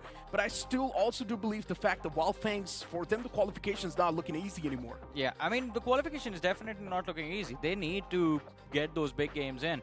And I think the only way it happens is if either they change their strategy or they change the playing four. Other than that, there aren't a lot of options for them to take. And again, going back to that White Tiger Troy conversation, White Tiger, yeah, he's a talented player. He can have big games, but then again, it's a hit or a miss situation. Troy, you put him in the playing four, the man is guaranteed to put up decent numbers for the team, be it playing the support, be it playing the frontliners. He fits anything that you need, a very versatile player, and because of that, it gives options for Wyld Fangs to sort of experiment and play with different strategies. With White Tiger, I think it is all about just bringing in that aggression, because you have White Tiger, you have Seth, you have Manya, and this team will be all about firepower. Just a full frontal single-pronged approach, basically. And once again, with Troy, I'm pretty sure the synergy is better as well. While White Tiger, quite the newer player around the block, and the players still need to try and adapt to White Tiger, and even White Tiger needs to adapt to the playing four as well, and what exactly Manya is going to be calling to.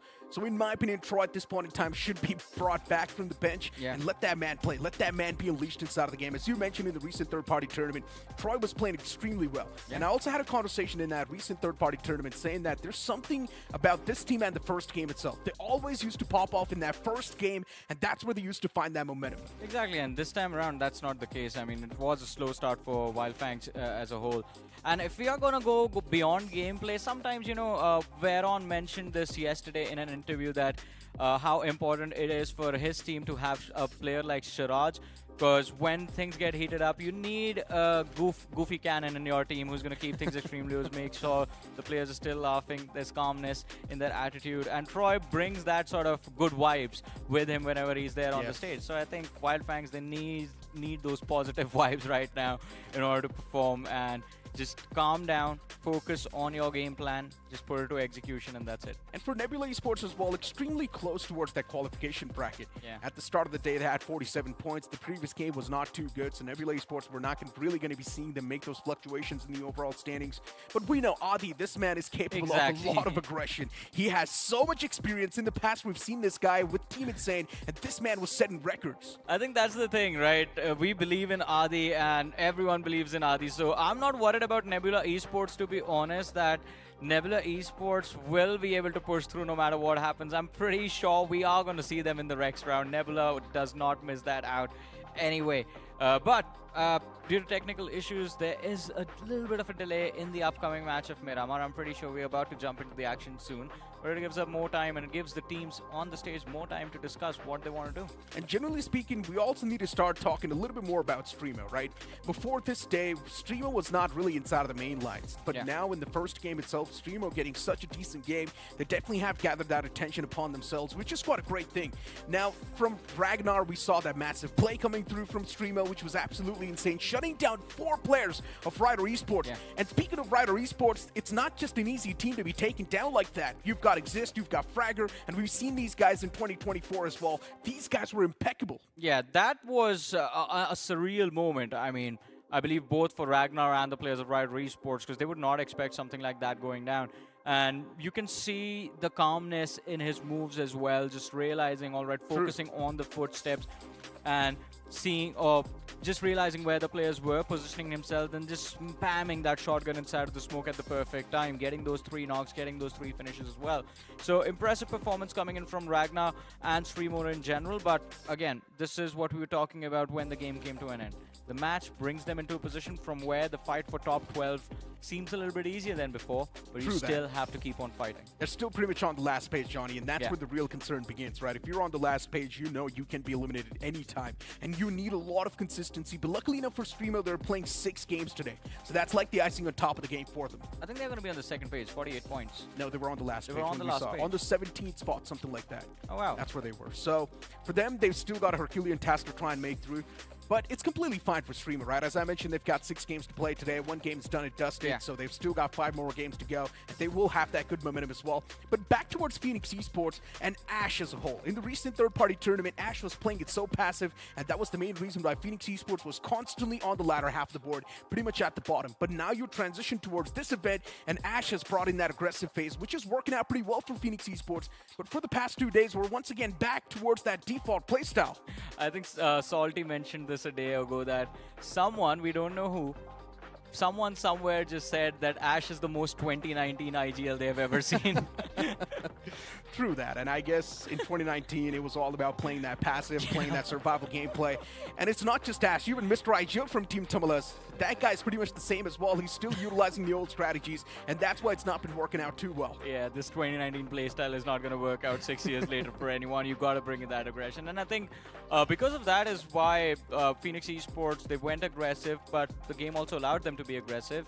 But day 1 was great for Phoenix Esports. Day number 2, things slowed down. We did not really see them perform too well. And day number 3, well, it's off to an awkward start, but whenever they step into the matches, hopefully we are going to see them bounce back. And speak of bounce backs too, there's still a lot more names that haven't even played that first game, right? We're going to see them on the latter half of the board. But luckily enough for them, they'll at least know exactly how many points they require to make that bounce back in the overall standings, right? Because these 3 games will be done and dusted, then we'll see that group chime in, so they know exactly what they need to do. But for now, let's head on towards a quick interview.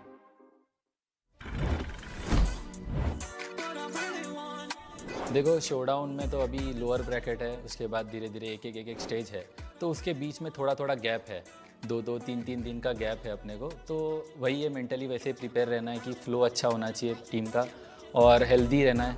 यहाँ पर बीमार नहीं पड़ना है बिल्कुल भी, अगर बीमार पड़ गए तो बहुत ज़्यादा वो हो जाएगा, सीन क्रिएट हो जाएगा।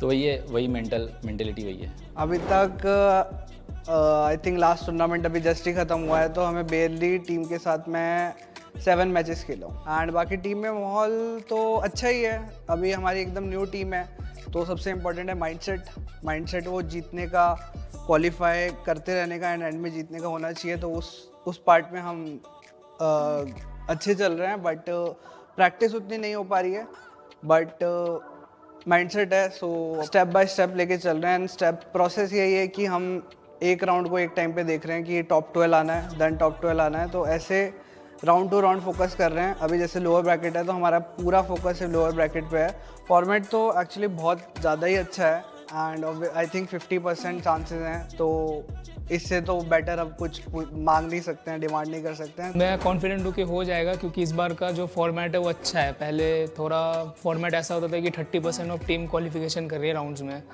बट एटलीस्ट इस बार का फॉर्मेट 50% है, तो आई थिंक इट्स ईजी।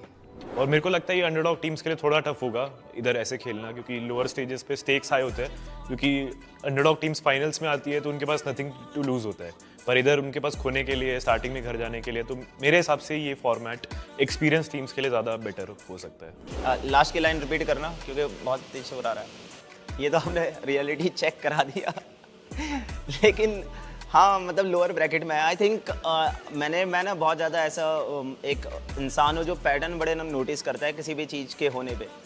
तो मैंने देखा है कि जितने भी पास्ट में, मतलब जो 2025 में ऑफिशियल टूर्नामेंट्स हुए हैं, उसमें कोई ऐसी टीम जीती है जो नीचे से एकदम आई हो, एकदम जो ऊपर वाले स्लॉट्स में ना खेली हो, या ऑलरेडी जो इन्वाइटेड स्लॉट रहते हैं अपर वाले उसमें ना खेली हो, तो नीचे वाली टीम ही जीती है और उन्होंने अच्छा परफॉर्मेंस करा है। क्योंकि मेरे हिसाब से इसके पीछे की ये रीजनिंग होगी, क्योंकि एक तो वो प्रेशर वाली सिचुएशन में हमेशा रहे हैं कि हमें क्वालिफाई करना है और बहुत कट टू कट कंपटीशन रहता है, तो फाइनल्स के लिए वो लोग काफ़ी रेडी हो जाते हैं। तो आई थिंक नए डिवाइस पर हाथ बैठाना जो BMSD में यूज़ होंगे, हम पे ज़्यादा एक्सपीरियंस होगा एंड ओवरऑल मतलब जो हमारे स्ट्रेटेजीज़, जहाँ पे हम स्ट्रेटेजीज़ हमारी अच्छी नहीं थी, वो हम स्ट्रेटेजीज़ रेक्टिफाई कर सकते हैं, अपने मिस्टेक से रेक्टिफाई कर सकते हैं। तो मैं तो खुश हूँ भाई, मुझे लोअर में मिला, एटलीस्ट मिला। यहाँ तक जो खेल के आया हूँ बहुत चीज़ें देखी है मैंने, और मेरी टीम ने भी बहुत सारी चीज़ें फेस करी है, तो आई थिंक मेरी टीम भी कॉन्फिडेंट है, मैं उन पर कॉन्फिडेंट हूँ कि हम लोग आसानी से कर लेंगे। कंपटीशन आई थिंक हम एक पिछला इवेंट जो खेले हैं, third party event, I think उसमें हमारी इनफ प्रैक्टिस हो गई है कि टॉप 12 तो हमारे लिए इजी रहेगा। बाकी आई नो कंपटीशन टफ है, तो हम भी हमारा बेस्ट देंगे। अंदर की फीलिंग इज़ लाइक कि हमेशा ही वही सपना था जब से गेम स्टार्ट करा है कि बाहर ही जाना है। तो जब भी अपॉर्चुनिटी रहता है तो एक हमेशा शायद रोंगटे ही खड़े हो जाते हैं कि करना है, तो अभी भी वो जोश तो है। देखो, सबका ही सपना होता है जो भी खेल रहा है ई स्पोर्ट्स, सबका सपना यही है कि भाई ग्लोबल जाना है, इंटरनेशनल में खेलना है, अच्छा खेलना है। तो वही है, मेरा भी इस बार यही है। मेरे नए प्लेयर्स है सारे, इस बार एक हफ्ता ही हुआ है, टीम बनी है अच्छी, बाकी पुराने प्लेयर्स भी थोड़े हैं। तो हम यही ये करते हैं कि ग्रैंड फाइनल्स में टॉप 8 एटलीस्ट आ जाए, और अगर हमारे परफॉर्मेंस अच्छा आता है, फ्लो अच्छा आता है, तो हम #1 के लिए भी देखेंगे। प्लान तो देखो वही है, गेम खेलना है नॉर्मल। बाकी हम लोग डिस्कशन करते हैं आपस में, गेम्स देखते हैं साथ में बैठ के। सब लोग अलग अलग टीम से है, तो सब लोग अपना अपना ओपिनियन रखते हैं, और हम लोग एक क्लास में गेम प्लान लेके हमने बनाया है, सोचा भी है कैसे खेलना है। बाकी कॉन्फिडेंस हाई है, सब लोग आपस में अच्छे से है, बॉन्डिंग है ऑलरेडी है, तो बस वही है, देखते हैं बेटर रिजल्ट्स के लिए ही हम लोग एक्सपेक्ट कर रहे हैं। बिल्कुल तैयार है यार, मतलब इसमें तैयार है नहीं है वो तो बाकी हमें इंटरनेशनल टीम्स बताएंगी। मैं तो अपनी तरफ से तैयार हूँ, मतलब मैंने कपड़े वपड़े पैक कर लिए हैं, सब कुछ मैं रेडी हूँ, पासपोर्ट वगैरह रेडी है, तो हम तो अपनी तरफ से रेडी है। बाकी इंटरनेशनल टीम बताएंगे कि हम लोग रेडी कितना है। और बाकी मजाक के अलावा मैं बोलूँ तो मैं बहुत कॉन्फिडेंट हूँ अपने स्ट्रेटजीज़ को लेकर, क्योंकि मैं बाहर का जो गेम प्ले रहता है मैं रीड करता हूँ, स्टडी करता हूँ, एंड मुझे उतना फ़र्क नहीं दिखाई देता। मुझे लगता है जो बाकी बोलते हैं कि स्किल सेट का बहुत डिफरेंस है, मुझे नहीं लगता। आई थिंक इंडिया में बहुत सारे ऐसे प्लेयर्स हैं, इंक्लूडिंग माई टीम, जिनमें ऐसे प्लेयर जो बाहर जाके अगर सिर्फ प्योर रॉ गन स्किल की बात करें, कम्पीट कर सकते हैं बाहर वाली टीम से। तो आई थिंक स्किल का नहीं है, एक्सपीरियंस का है, उसमें हम थोड़ा बहुत लैग करते हैं पीछे, लेकिन आई थिंक हो जाएगा और बहुत बढ़िया परफॉर्मेंस आ सकती है अगर इंडिया से कोई भी टीम जाए।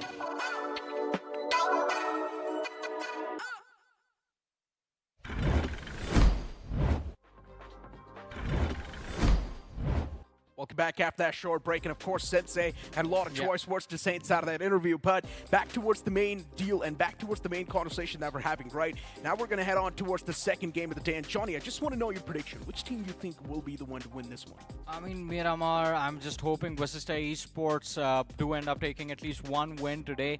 Just secure a spot in the top 16, then you can relax a little bit. Right now, even when we see the players on stage, they seem a little bit stressed out. Everyone except Scaregor. That man is always going to have a smile on his face. And for Vasista Esports, as you mentioned a while ago too, they just need, what, 6 points to cross that 80 points marker, and they will instantly be on the safer side of the spectrum.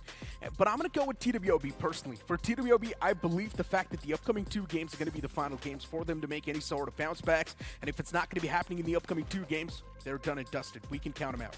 I mean, for sure, but the problem is they're too far away from that qualification marker. Hope is still there. I think we were just looking at the interview and Mane mentioned this, right? Right now, the format, especially for the low bracket and fact for both the upper and low bracket, it allows you to move to the next stage in a much easier manner. 50% of the teams moving through. TWOB, the opportunity is still there, but they do not really have the momentum in their favor. True. And right now, the players from TWOB, I do not know what is going on in their heads. It would be amazing if you could have a conversation with them about what is going wrong, what they are trying to do, and what is going against their game plans. Because, I mean, it seems like this roster should comfortably be able to push through. Just if they start fighting, these players are so talented in their firefights that just on their firepower, they should be in the top 12. The funny part is, a while ago, we did see Picard as well in that interview, and the man was saying this tournament's going to be extremely tough for the undergods. Was he talking about himself? Because he's not an undergod at all. I mean, reborn as an undergod now.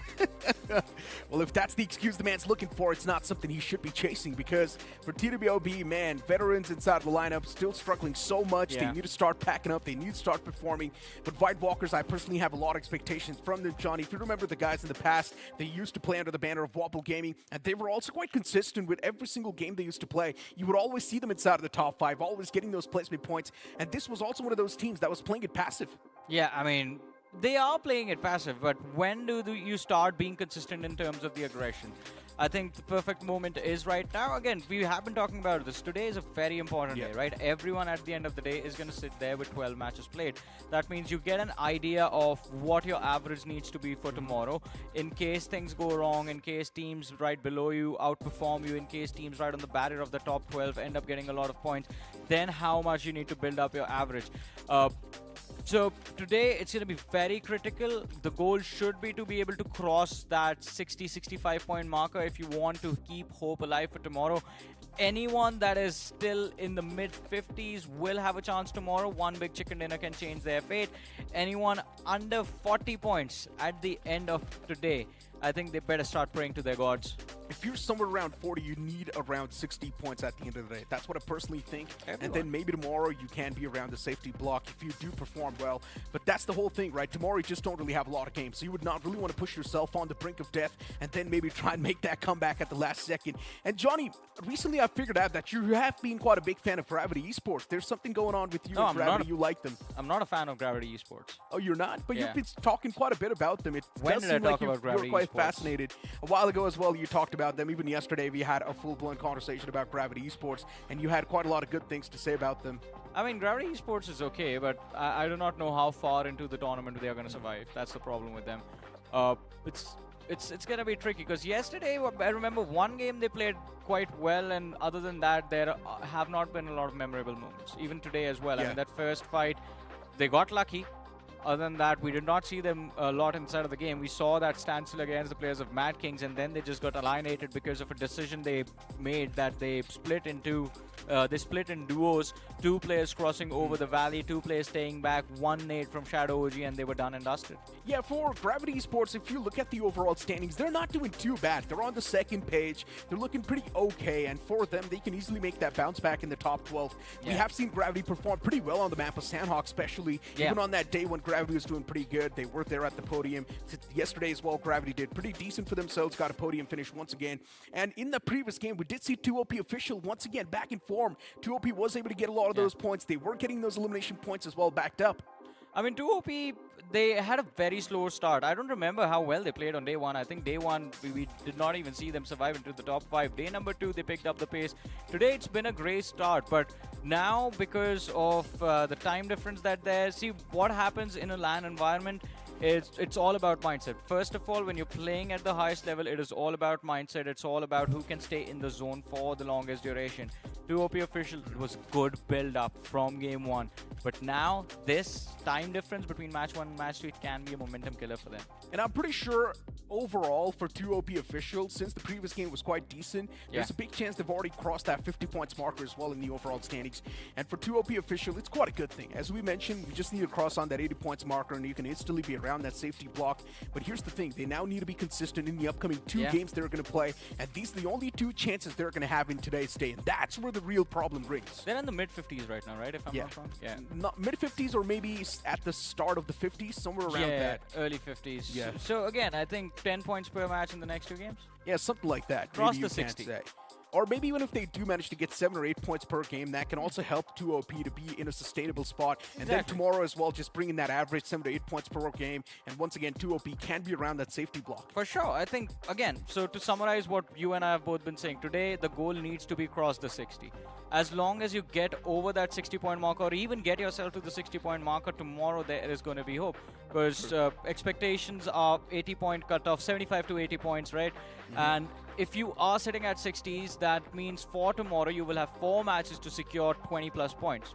It sounds doable. You can just play for survival, finish in the top 2 with no finishes, and that still gets you 24 points in total. True that. And I'm pretty sure for Gravity Esports, I'm pretty sure for teams like 2OP Official, it should not be a daunting task. They should be able to do this since the first 2 games were quite decent for them, or since the first 2 days were quite decent for them. That's what I mean to say. But moving on the conversation towards Rider Esports, yesterday's day was decent. First day was absolute bomb, but they were just not able to get any sort of points. And the first game today, for Rider Esports, it was not too great at all. They were able to win a few fights at the start, but then later on, we did not see that conversion coming through. But it seems like yesterday's matches gave Rider Esports an idea of what needs to be done and what they are good at. And now I think if they just keep on fighting, if they keep that average 8 to 9 points per game, there will be hope for Rider Esports for tomorrow. But that's the thing. One small mistake. All right, in that previous game, you can't really account for getting taken down in a 1v3 and a 1v4 like that. That was something extraordinary.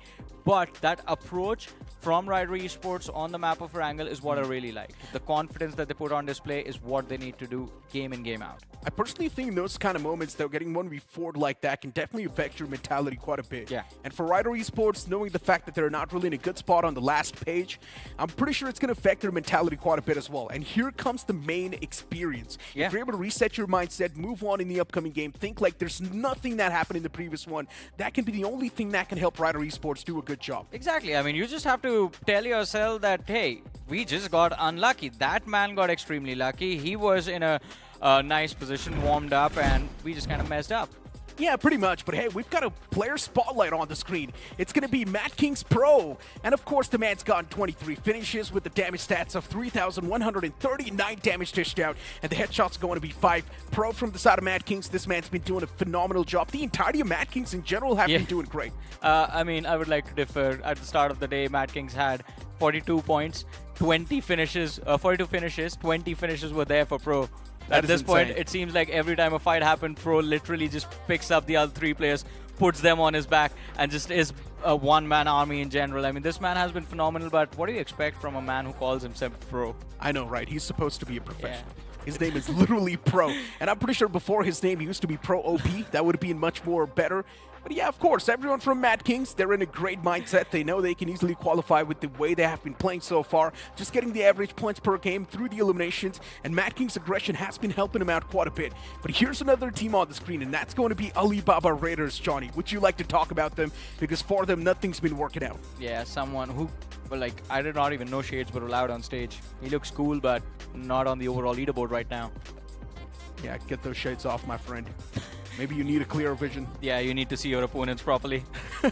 Probably. Is that why they're not performing? I guess. Has he been playing with the shades on the whole time? Hey, now you know. Whenever you see Alibaba Raiders against you, just hide in a corner. The man's not going to be able to spot you in the dark. Oh, man. Imagine if that actually ends up working out for someone.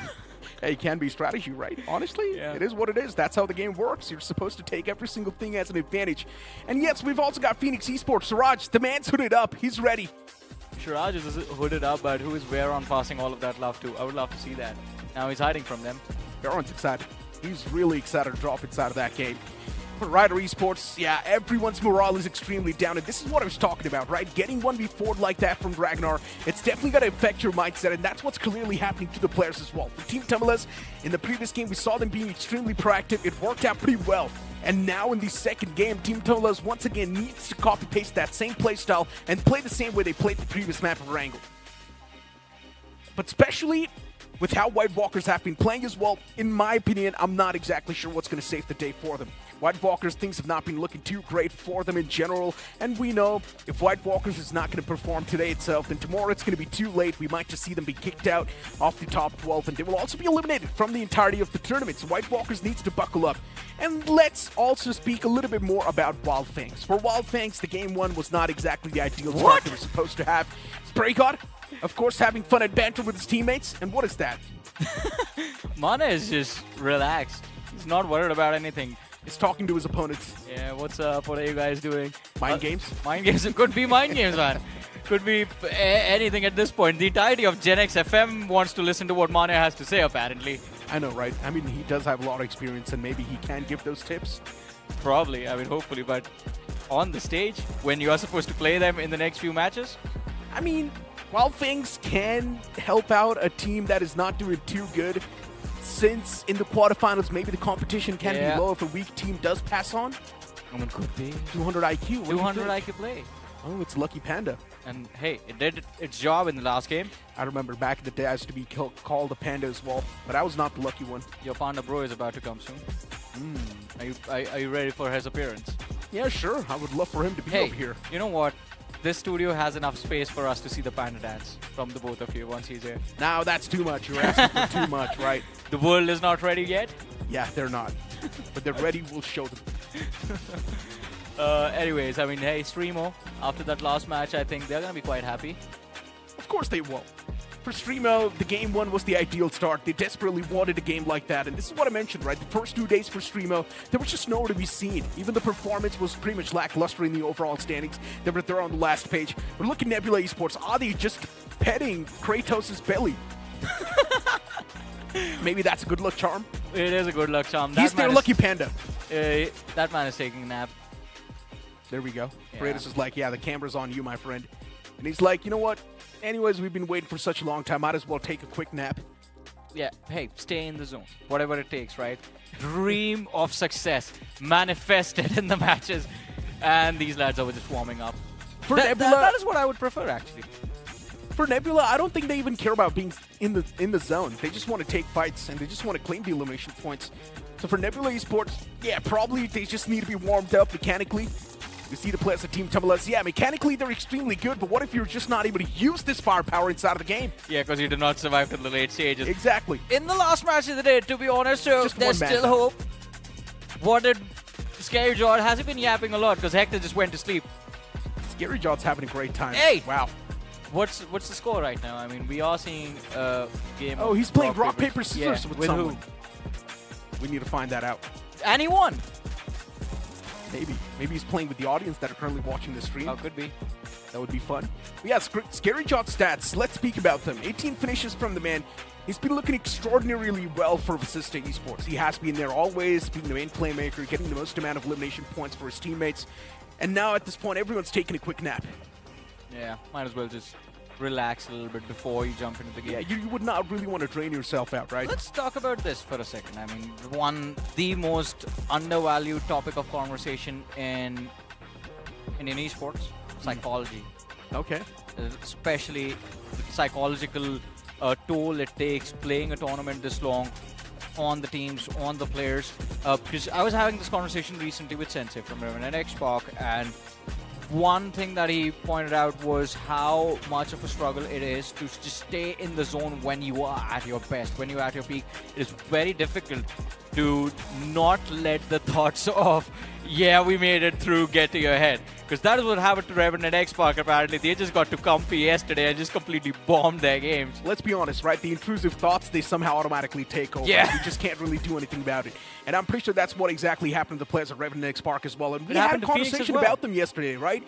Revenant Xspark, they did seem quite complacent, and that's what exactly happened to them. And that's why the performance was lacking from Revenant Xspark yesterday. You mentioned about Phoenix Esports, the same thing happened to them as well. For Ash, it does seem like once again the aggression's dialed down a little bit. We're not seeing the same Phoenix Esports anymore. I would love to see that aggression go up. I would love to see Veron pop off once again on a different level.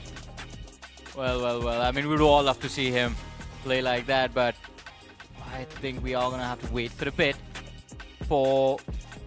Veron's just talking to the admins. He's talking to the admins and Siraj. Also got GENxFM right next to Wyld Fangs, and Manya was having a conversation with the players of GENxFM a while ago. Yeah. Would love to see what he was actually sharing with them, yeah, or maybe what sort of conversation they were having. We need to have mics on these tables, man. I know, right? It would super fun. Imagine. See, we were thinking about sharing strategies. What if he was threatening them that, hey, you guys, be careful, we are coming after you next game? That would be fun too. Hey, mind games, that's what we spoke of, Yeah. right? And those mind games can definitely maybe help Wyld Fangs do better. What would you do in a situation like this? Well, I'd just say, yeah, you know what? I'm waiting for you too, my friend. Just come over and destroy us. But what if you were Manya? Would you threaten them or you would motivate them for the next match? First of all, I would just not really talk to them in the first place. I would just not say a single word. And if I do end up eliminating them, then maybe I would be a little bit heated up at that moment. Of course, I would flex that, hey, I am the one who eliminated you. You are no one in front of me. Yeah, of course, that definitely works out as well, and those mind games can help you get that edge inside I would do the the game. same thing, man. I would be talking trash to anyone that was there on that stage if I ended up winning my matches, but it's difficult when you're not winning your games. And talking about the games, ladies and gentlemen, we're going to go on a very short break, but stay tuned. The match is going to begin after this. आज का action बहुत ज़्यादा मज़ेदार था कुछ team के लिए और उनमें से ही एक मेरे साथ जुड़े हुए ऑटोबॉट्स के वेल्फी। कैसे हो आप और 3 मैचेस के बाद क्या कहना है आपका? मैं बढ़िया हूँ और रही बात 3 मैचेस की तो आज मैच डिसेंट ही गए हैं। 36 पॉइंट्स आए हैं। एवरेज बोलूँगा ज़्यादा अच्छे नहीं गए। क्या बात है, मतलब इतने अच्छे मैचेस के बाद भी एवरेज की बात हो रही है। पहले मैच के बारे में समझना चाहूँगा कि बहुत क्लोज आ गए थे चिकन के, लग रहा था कि हाँ ऑटोबॉट्स, पर वो लास्ट में वो गलतियाँ क्या हुई? आई गेस थोड़ा सा जोन दूर चला गया था, रेवेनेंट एक्सपार्क थी, अच्छा जोन होल्ड कर लिया उन्होंने। हाँ। और हम लोग मतलब थोड़ी यूटिलिटीज भी कमी थी, तो फिर वहीं पे थोड़ा चौक हो गया आई गेस, और एक एक करके मर गए सब। सो इरांगल में जो कहानी अधूरी रह गई थी, थोड़ा गुस्से के साथ गए थे मिरामार में कि यहाँ पे तो वो कोई गलतियाँ नहीं करेंगे और चिकन डिनर निकाल के जाएंगे। नहीं मतलब हर एक मैच ऐसे ही रहता है कि चिकन निकालना ही निकालना है, Okay. कोई मैच ठान के नहीं जाते हैं। बस फर्स्ट मैच थोड़ा सा चौक हो गया था और सेकंड आ गए थे, तो मतलब मिरामार का हम लोगों ने डिसाइड कर ही लिया था कि चिकन निकालना ही है। एंड अगेन मतलब आज तो चलिए ठीक है 3 मैचेस था, थोड़ा टाइम मिला, थोड़ा देखने का भी मौका मिला। कल आपके 6 मैचेस है, कल क्या डिफरेंट अप्रोच करने वाले हो, क्योंकि 2 ग्रुप्स आपके आंखों के सामने आएंगे? आज 3 मैच थे, सेम माइंडसेट था कि चिकन निकालना है, पॉइंट्स इकट्ठा करने हैं अच्छी खासे, और ग्रुप भी एक ही था तो फिर उतना कुछ चेंजेस थे नहीं। आज कल 6 मैचेस है और 2 ग्रुप्स भी है, तो थोड़ी मतलब उस हिसाब से हम लोग ट्राई करेंगे कि मतलब अलग अलग मैच में अलग अलग चीज़ें करें और जो गलतियाँ आज हुई है वो कल रिपीट ना करें। और कल तो मुझे लगता है कि वो चैलेंज भी रहने वाला है कि दोनों ही ग्रुप्स के स्टडी करके आएंगे। बट रेवेनेंट एक्सपार्क के लिए क्या कहना चाहोगे? वो तो एक अलग ही तरीके से मानो दौड़ते चले जा रहे हैं, अभी पास हो लेकिन पास नहीं लग रहे ओवरऑल स्टैंडिंग में। मतलब सेंसे भाई है तो फिर अभी क्या ही कहना। हाँ मतलब भाई टीम है और प्लस उन पे एक्सपीरियंस बहुत है, अच्छा ही खेल रहे हैं वो लोग।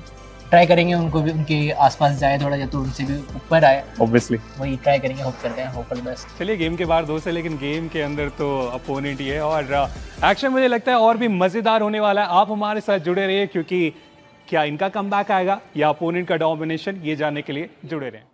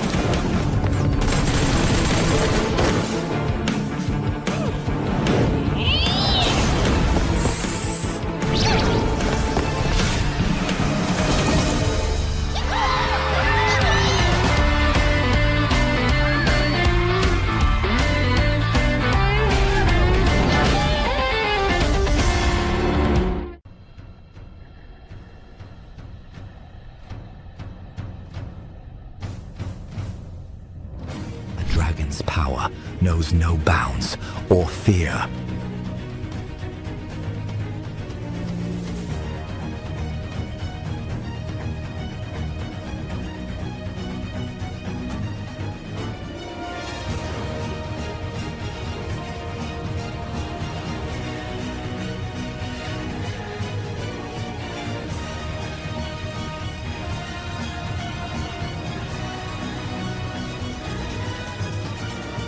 Ready to wield it?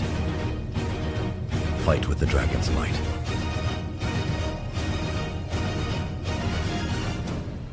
Dragon X suit. Get now.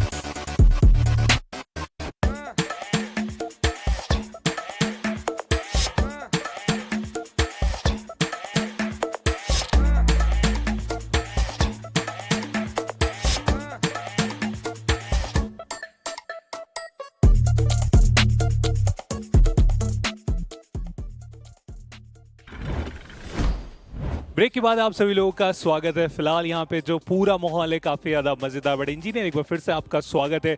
देखिए पहला मुकाबला जो हुआ है ना वो साफ साफ हमने देखा, वो स्टार्ट मिल चुका है उन बॉटम टीम्स को जिन्हें उस टॉप 12 के रेस के लिए थोड़ा पीछे चल रहे थे ना, एटलीस्ट अब वो थोड़े खुश होंगे पहले मैच के बाद। देखिए काबिले तारीफ खेले हैं स्ट्रीमो को, आप देखिए ब्लिट्स, ये कुछ ऐसे नाम है जिन्होंने सबसे बढ़िया वापसी करके दिखाई है। बट अब पहला मुकाबला तो समाप्त हो चुका है, चर्चाएं तो दूसरे मुकाबले को लेकर भी रहेंगी। मीरामार का ये गेम देखने को मिलने वाला है रावण, और हम जानते हैं कि ग्रुप सी जहां पर फीनिक्स देखने को मिलती है, नेबुला देखने को मिलती है, ये दो टीम्स कल के दिन मीरामार में ऑलरेडी चिकन निकाल चुकी हैं। और वहीं पर जब हम बात करते हैं ग्रुप बी की, उनमें से किसी भी टीम ने अभी तक मीरामार में चिकन नहीं निकाला है। बहुत दिलचस्प ये गेम देखने को मिलने वाला है, मैं बहुत ज्यादा इंटरेस्टेड हूँ। देखिए इंटरेस्टेड तो होना ही चाहिए क्योंकि वो कमबैक जिस तरीके से पहले मैच में हुआ है, अब दूसरे मुकाबले में जैसा आपने बात किया, हाँ वो शुरुआत हुई है लेकिन VXT वाला हाल ना हो जाए, इस बात का ध्यान रखना पड़ेगा। आप ही बोल रहे थे शायद कल के दिन पे कि VXT का कमबैक आ चुका है, फिर मैंने कहा था कि देखिए अभी पहला ही मुकाबला अच्छा गया है, अभी और जो मैचेस है अगर उसमें वो एवरेज निकालेंगे एक आध और अच्छा गेम तो हम बोल सकते हैं वो कमबैक हो, क्योंकि उससे पहले के दिन जो उन्होंने खेला था एक भी मुकाबला उनका बेहतर गया नहीं था। सेम कहानी अगर आप देखिए टीम तमिलास इस मैच में डिसेंट पॉइंट निकाले, एम गॉड का वो योगदान, वो जंप जरूर मिला है, लेकिन अगर आने वाले मैचेस में इसी को बैलेंस आउट नहीं किया तो फिर से वो VXT वाला हाल हो सकता है। देखिए बिल्कुल सही फरमाया, और निरंतरता ही सफलता है, आपको कंसिस्टेंट तो रहना पड़ेगा वरना चीजें आपके लिए बिगड़ सकती हैं। आपने एग्जांपल भी बिल्कुल ठीक दिया, कल के दिन VXT ने पहले गेम में 22 पॉइंट्स का एक अच्छा चिकन निकाला था, बट उसके बाद चीजें उनके लिए खराब होती हुई नजर आई थी। बट हाँ अभी भी हम कहते हैं कि उनके पास कुछ मैचेस बचे हुए हैं। देखिए रावण बहुत दिलचस्प रहने वाला है आज का दिन, क्योंकि आज के दिन के बाद सारी टीम्स के वो 12-12 मैचेस समाप्त हो जाएंगे, और मैं समझता हूं कि 12 मैचेस के बाद जो भी टीम उस 80-75 के आंकड़े को, 75-80 पॉइंट्स के आंकड़े को छूकर बैठी होगी, शायद वो थोड़ा सा तसल्ली जरूर अपने आप को देंगे कि हाँ हम एक अच्छे स्पॉट पर हैं, ज्यादा मेहनत करने की आवश्यकता नहीं। और हो सकता है वो दूसरे टीम्स का मैचेस खराब करे। सपोज आप भी एक टीम हो, मैं भी एक टीम हो, अगर एग्जाम्पल में देना चाहूँ इस कॉन्वर्सेशन के माध्यम से, तो अगर मेरे 12 मैचेस से पहले जो आज के दिन पे ऐसा आपने बताया, अगर मैं अच्छे खासे पॉइंट्स निकाल लूं जहां पे मुझे लग रहा है कि कट ऑफ के बहुत ज़्यादा आसपास हो, 70-75 पॉइंट्स अगर आज मेरे हो जाते हैं और उसके बाद भी मैचेस मेरे बचे होंगे, तो मैं देखूंगा मेरे सामने एक ऐसी टीम जो मेरे ड्रॉप पे थोड़ी सी दिक्कतों का कारण वो पैदा करते हैं, या रोटेशनल फाइट होती है, या इन टीम से मेरे को थोड़ा खतरा है आने वाले राउंड्स के लिए। तो मेरी कोशिश तो रहेगी कि आपको बचे हुए मैचेस में ड्रॉप क्लैश दूं, रोटेशनल क्लैश दूं, आपको मैच से अर्ली बेसिस पे एलिमिनेट करूं, पॉइंट्स ना निकालने दूं इन शॉर्ट, तो ये भी एक अच्छा विकल्प होने वाला है। तो उससे बचने के लिए इन 12 मैचेस में उन एवरेजेस के साथ कम से कम भी मैं अगर आज बोलूं ना तो 65 to 70 के आसपास अगर आप पहुंच रहे हो, मतलब कल के दिन पे आप बहुत ज़्यादा सेफ रहने वाले हो। प्लेयर्स अभी भी थोड़ा सा ग्राइंड कर रहे हैं, उन्हें पता है कि जो आने वाले जितने भी मैचेस आज के दिन के बचे हुए हैं उनके सब में बेहतर पॉइंट्स की गुंजाइश रहने वाली है। मैं एक्साइटेड हूँ, स्पेशली 2OP पिछला मुकाबला वो इंटेंट देखा, फिनिशेस काफी अच्छे तरीके से निकाले गए आखिरी स्टेज में आने के बावजूद, लेकिन एलिमिनेशन हुआ, प्लेसमेंट के कुछ अंक उन्हें मिले नहीं है। प्लेसमेंट के साथ वो फिनिशेस का तड़का लगे तो टॉप डॉग बिल्कुल अपनी टीम को लेकर टॉप पे जा सकते हैं। काबिले तारीफ ये टीम अब पहले मैच में खेलती हुई नजर आई है, 12 अंक निकाले हैं। देखिए कल के दिन तक मात्र 44 अंक थे, वो 5 का एवरेज भी लगभग देखने को नहीं मिल रहा था, बट आज के दिन शुरुआत अच्छी हुई है। मैं समझता हूं कि आने वाले 2 मैचेस भी इस टीम के हमें बेहतरीन देखने को मिलते हुए नजर आएंगे। बट ये वो प्लेयर सिराज बहुत अच्छे खेलते हुए नजर आते हैं, और ऑलरेडी आप कह सकते हैं कि बहुत ही चुलबुले अंदाज के प्लेयर हैं। जी हाँ, जो आपने लास्ट स्टेटमेंट बोला ना उसमें मैं सहमत रहूंगा। सारे प्लेयर स्क्रीन में प्रैक्टिस कर रहे हैं, वो खिलाड़ी स्क्रीन के पीछे मानो वो प्रैक्टिस कर रहे हैं, कमाल की बात है। बट अच्छी खबर ये है कि सारे प्लेयर्स डिवाइस उठा चुके हैं, वो वार्म अप हो रहा है, इसका मतलब लॉबी पे हम जा चुके हैं। जो रीहोस्ट हुआ था उसका सॉल्यूशन हो चुका है, और काफी जल्दी चलेंगे उस फ्लाइट पाथ की तरफ और देखेंगे कि कमबैक डोमिनेशन किनका आने वाला है। आपने बताया कुछ टीम्स के लिए आज मैचेस बहुत सारे हैं, स्पेशली नेबुला, वो किस तरीके से फाइट की तरफ जाएंगे। क्रेटोस ने वो इम्प्रेस तो किया है, वो पहले इरांगल से लेके आज का ये पहला मुकाबला जहाँ पे क्रेटोस इनिशियली वो फिनिशर निकालते हैं, और उसका फायदा टीम को देखिए अच्छे खासे पॉइंट्स 50 के आसपास हो चुके। देखिए आपने बिल्कुल सही बोला, और देखिए बट एक और टीम थी वर्ल्ड ऑफ बैटल, जिनकी तरफ से प्रदर्शन अभी तक उतना बेहतर हमें देखने को नहीं मिला। पिछले मैच में 0 अंक, और अब आज के दिन के 5 मैचेस उनके पास जरूर बचे हुए हैं। चलेंगे हम अपने कास्टर्स की तरफ और उनसे भी उनकी राय जानेंगे कि आखिर वो किस तरीके से आने वाले मैचेस को देख रहे हैं। देखेंगे किस तरीके से ये गेम देखने को मिलता है। बढ़ते हैं अपने कास्टर्स की तरफ और वहां पर जानते हैं कि वो क्या कहना चाहते हैं। सीधे चलते हैं यहाँ पर एंकी और स्पीरो की तरफ। Within a few moments, the upcoming game's going to be lined up on the screen as well. And yes, the conversation still revolves around the teams that are not doing too good in the overall standings. I'm speaking of ALIBABA Raiders, maybe even Wyld Esports as well can be inside of the mix. TWOB official, they're quite on and off. I mean, that is on and off, but I have a question for you based on what Engineer said towards the end. Who do you want to be, Anki or Sparrow? I would be Anki. All right, I'm going to be Sparrow then. But you are the one wearing glasses. So maybe I'll be Yankee then, I guess. You can go with Sparrow. But even Sparrow wears glasses, so none of us can be anything. But anyways, it's time for us to head on towards the upcoming game. Yeah, it is going to be the map of Miramar next. It has been a long wait, but finally it comes to an end. The stage is set, the map is set, and the players, well, hopefully they can set up a good performance in this game number 2. Exactly. The plane flap pad this time starting all the way from Oasis towards the southern side of Los Leones. And once again, this plane flap pad tilted a little bit towards the right side of the map. If the teams do want to move in towards Montenuevo, Milas del Valle, even Valle del Mar, it's going to be a tough stretch. It is definitely going to be a tough stretch for anyone, as you mentioned, moving towards the southwestern quadrant of the map. But seems like for the last few days, what I have noticed is the circle always moving polar opposite to where the flight path is, and we are expecting, at least I am expecting, a western circle in this one. It would be interesting if it comes to an end in Chumacero La Driela, quite an interesting terrain to play the end game, but we do see some stats on our screen. Top 3 finishes in the lower bracket so far. Number 1 is going to be Mr. Pro from Madkings, 23 finishes. Trace from Revenant Xspark, 22, and Scary Jord from Vasista Esports with 18 finishes in the bag. We also do see Wyld Fangs dropping on around the La Cabrera vicinity, and luckily enough for Wyld Fangs, no one really contesting them, so they can spread themselves out pretty well.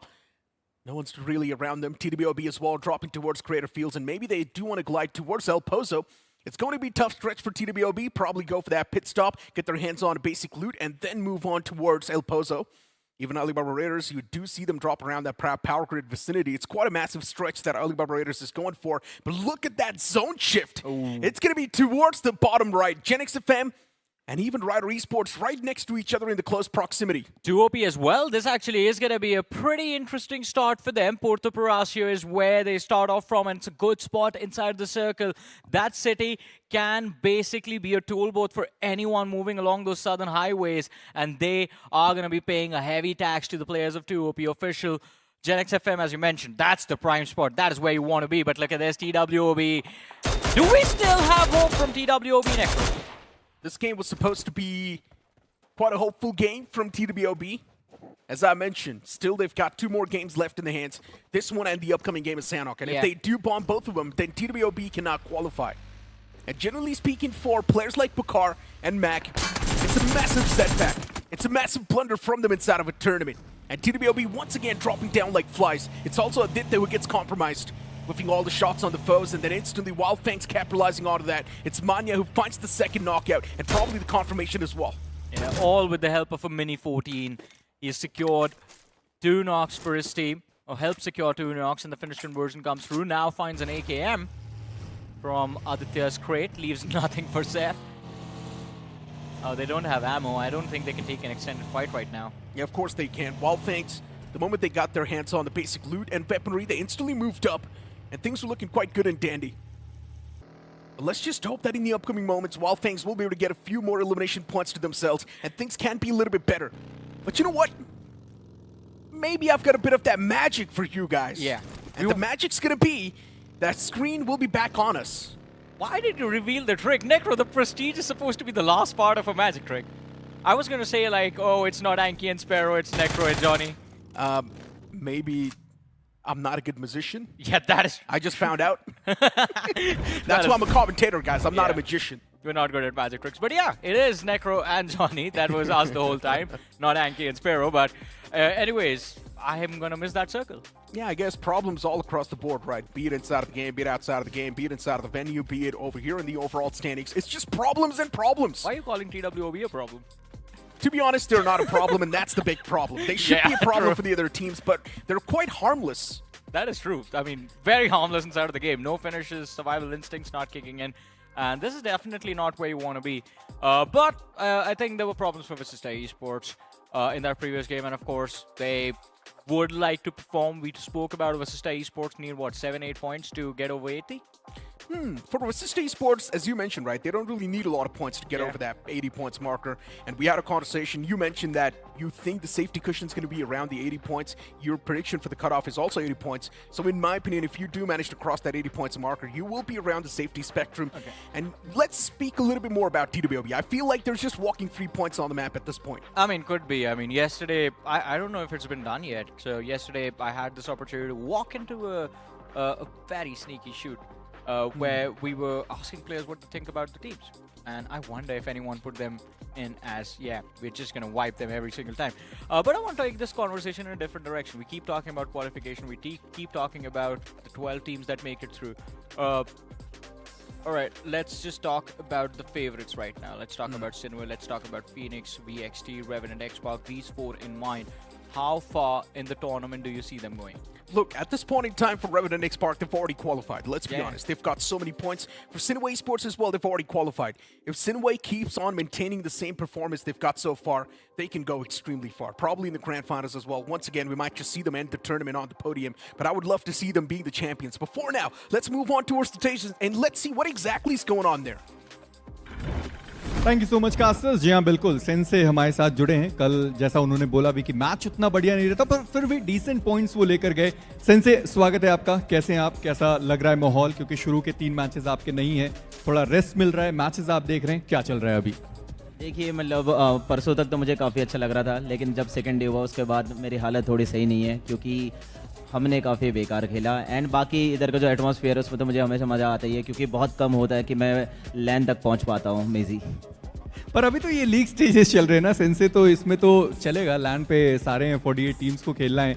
पर सवाल अभी भी वही है, जैसे मैं थोड़ी देर पहले ट्रेस से पूछ रहा था, तो वो भी कह रहे थे कि भाई सेंसे के एजिलिंग पे जो सवाल उठा रहे थे वो लैंड तक पहुंच नहीं पा रहे हैं। तो ये आपने ट्रेन किया था उनको या उनका खुद का आंसर था? नहीं, अगर उन्होंने ये आंसर दिया ट्रेस गॉड ने, तो बाकी तो मैंने उसे बहुत कुछ समझा के भेजा था, लेकिन ये वाली लाइन मैंने उसे नहीं सिखाई थी। लेकिन हाँ, मतलब बहुत लोग कहते थे कि सेंसे लैन तक नहीं पहुंच पाता। आई थिंक वो सही भी थे, क्योंकि जो देख रहे थे वही हो रहा है। लेकिन गलतियों से सीखना एक इंसान की ज़िंदगी है, तो मैं भी सीखा अपनी गलतियों से कि कहाँ पे मेरे मिस्टेक्स हो रही है, इसलिए मैंने अपने टीम में चेंजेस लाए। तो नए टीममेट्स आए, उनके साथ खेल रहा हूँ तो पहुँच रहा हूँ, एंड आई थिंक बहुत कॉन्फिडेंट भी हूँ उस लैन में। बट अभी ना एक सवाल ये भी आ रहा है कि जब भी प्लेयर चेंज होता है तो जो आपका नया एडिशन होता है, जो इन्फॉर्म प्लेयर होता है, वो आप चेंज कर रहे हैं। तो क्या क्वालिटीज़ आप देख रहे हैं वो जो प्लेयर आप लेकर आते हैं, और क्या क्वालिटीज़ जिनको आप बेंच कर रहे हैं वो प्लेयर मिस कर रहा है? जैसे पहले फ्यूरी थे, अभी पहले सैफ थे, फिर फ्यूरी आए, अभी गॉटन इन प्लेइंग 4 हैं। क्या क्वालिटीज़ आप देख रहे हैं प्लेयर्स के अंदर?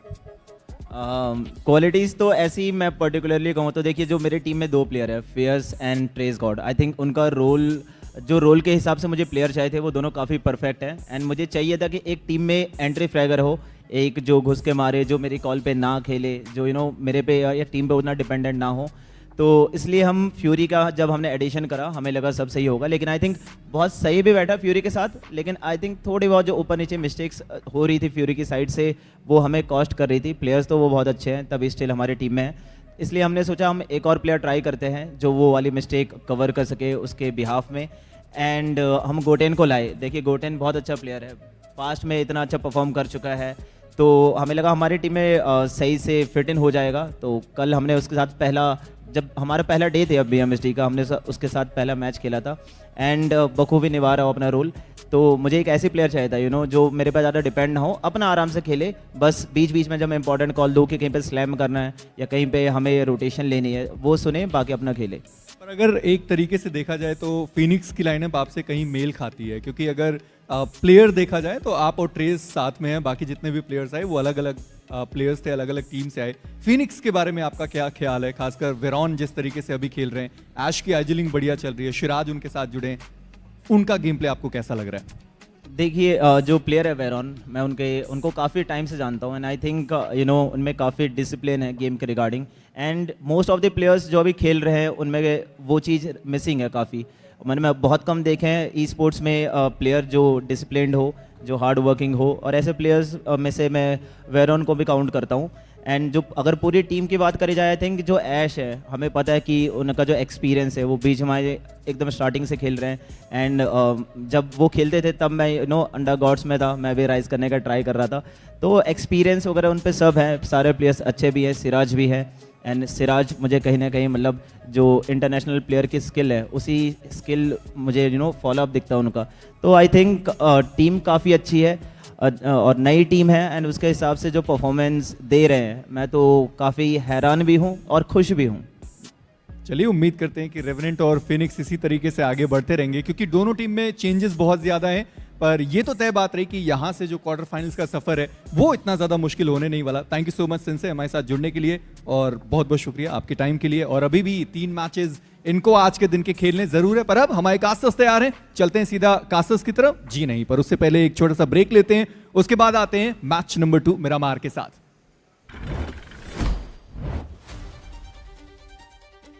Thanks to all BGMI community for helping esports grow. हमेशा हम ट्राई करते हैं कि हर इवेंट में कुछ नया हमारे ऑडियंस को दे। ये सब करके जब ऑडियंस आते हैं, वहाँ पे चिल्लाते हैं, अपने टीम्स को सपोर्ट करते हैं, that is when we enjoy. तो बेसिकली आज तक आप टीम्स को नहीं देख पाए। इस बार जब आप आउटकम देखोगे तो टीम्स विल एक्चुअली कम, वो आते हुए आएंगे ऑडियंस के बीच में से, जैसे आप क्रिकेटर्स को देखते हो स्टेडियम में आते हुए या फुटबॉल प्लेयर्स को देखते हो। So you will catch a glimpse of all the teams walking in. But as an experience when you come in, our point is to create a memory. कि भाई मैं क्या आया था कोलकाता BGMI स्लैंग फाइनल्स में, I'm getting goosebumps when I say that. देखो pressure तो रहता है क्योंकि इतने सारे लोग एक लैन इवेंट को एक्सपीरियंस करने आते हैं। सो ये हमारा काम होता है कि उनको अच्छा सा एक्सपीरियंस दे। सो आज आप जो देख रहे हो ये हम पिछले 2 महीने से काम कर रहे हैं। पहले तो सबसे पहले तो वेन्यू कहाँ पे होगा, हमें each and every minute details का ध्यान रखना पड़ता है। Like you rightly said, washrooms कितने हैं, क्योंकि वेंडर्स, फूड, ये सब में बहुत टाइम जाता है, लेकिन ये सब हम किसी को दिखाते नहीं। Pressure not only gives you crazy ideas, but hats off to the team that is working. And to be very honest, it's going to be an experience that you've never seen. एक smile, और वो smile जब आती है लोगों के चेहरे पे तो अलग ही मजा। कोलकाता मजा आशेगी ना। We are live from the city of joy, Kolkata. अब अगले 3 दिन में आप यहाँ पर इतिहास बनते हुए देखेंगे। Then let's begin BGIS 2025।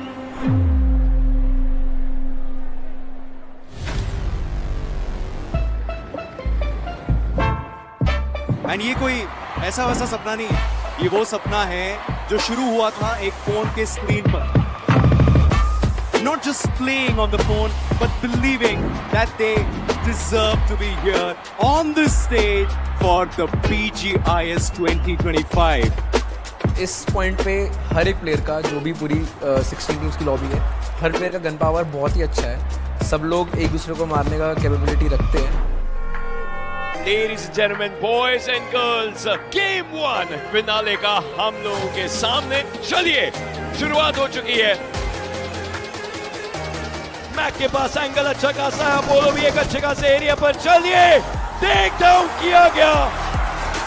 क्या बेहतरीन प्रदर्शन टीम सोल की तरफ से। Even bot army esports medal, उनके प्लान्स बहुत अच्छे थे, वो एग्जीक्यूशन। बहुत सारी टीम्स थी जिनकी शुरुआत उतनी बेहतर देखने को नहीं मिली, और वहां पर आता है हीरो एक्सट्रीम गॉडलाइक का नाम, लेकिन शुरुआत काफी ज्यादा निराशाजनक। एक चीज जो मैंने नोटिस करी पिछली बार की रेकनिंग में और इस बार की रेकनिंग में, कि एटीट्यूड डिफरेंट है। वो अब डर नहीं रहे हैं, उनके हाथ अब नहीं कांप रहे हैं, वो डरा रहे हैं अपने अपोनेंट्स को। Team RG, believe yourself.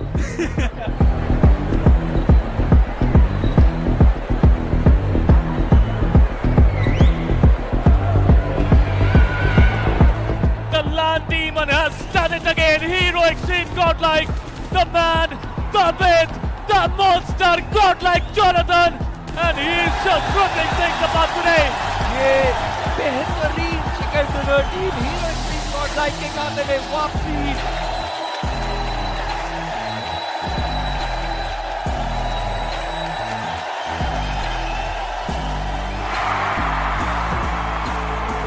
what do you think is missing in Team Versatile's gameplay right now?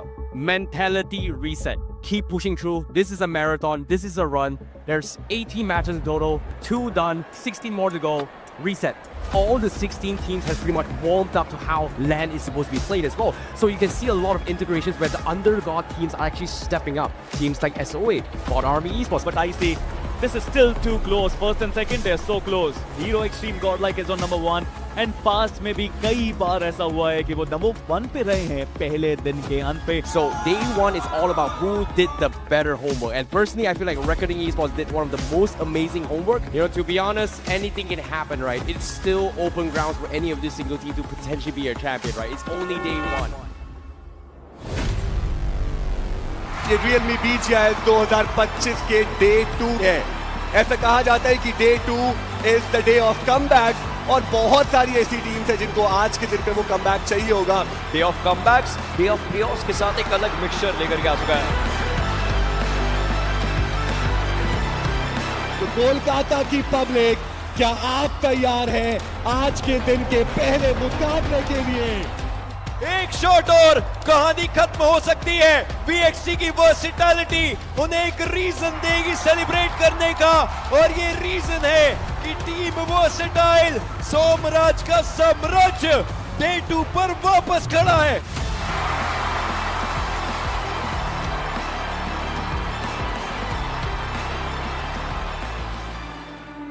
But OG, I mean क्या गलत चल रहा है, क्योंकि ये वो टीम है जो कि एक समय में लग रहा था कि हर तरफ जाके सिर्फ डोमिनेट करेंगे. आरू के पास वो मोमेंटम था. कल हमने अच्छा मैच देखा था, लेकिन आज बिल्कुल ही गायब चल रहे हैं. हम किसी को टारगेट तो नहीं कर रहे, और कल का प्लान ऐसा कुछ अभी सोचा नहीं है, जाके सोचेंगे.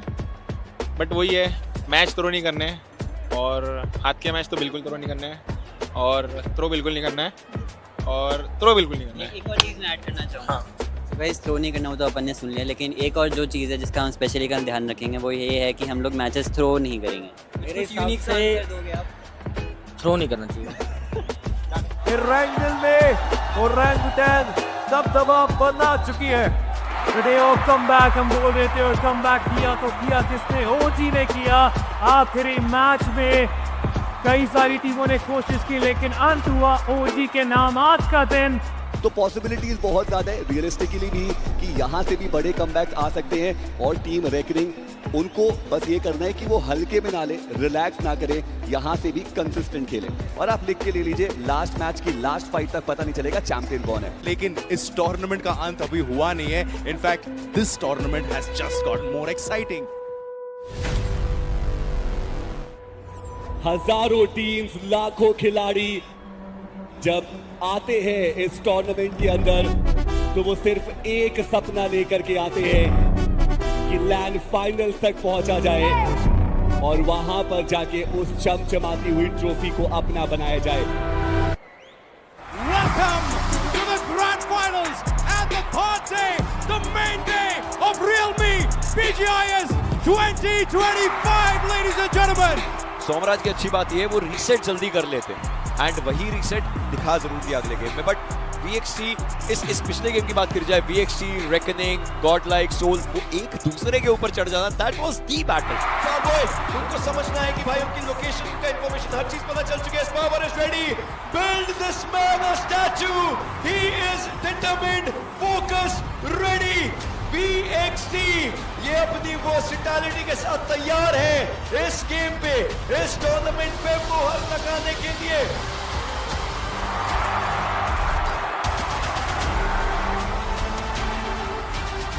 और वैसे भी सोमराज कमबैक करने के लिए जाने जाते हैं. एक इवेंट था जहां वो 7वें पायदान पर थे, ट्रॉफी वो लेकर चले गए थे. मैं एक्सपेक्ट करता हूं एक बार फिर से वो रिपीट हो.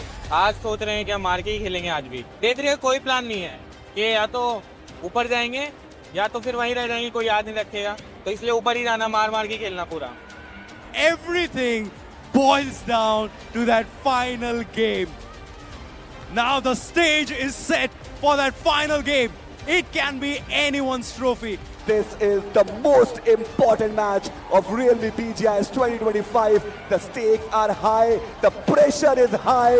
Oh my God, everyone knows.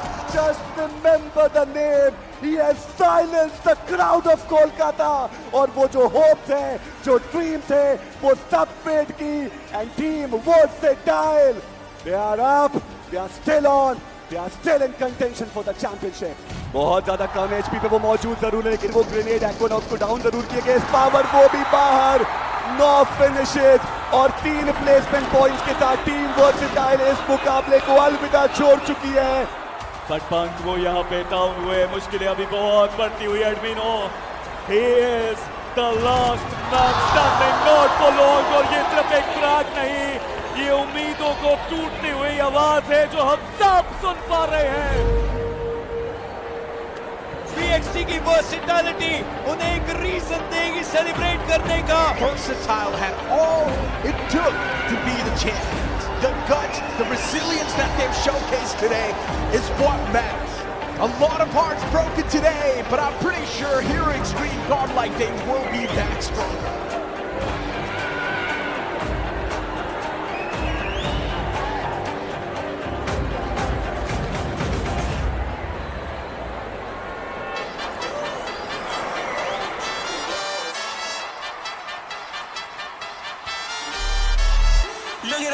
Look at us, yeah, we winning. Look at us, just beginning. Give me my trophy.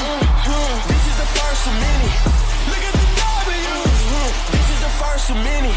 Give me the trophy. Celebration vibes. This is the first of many. All 2021, baby. This is the first of many. I drop a song and it's moving.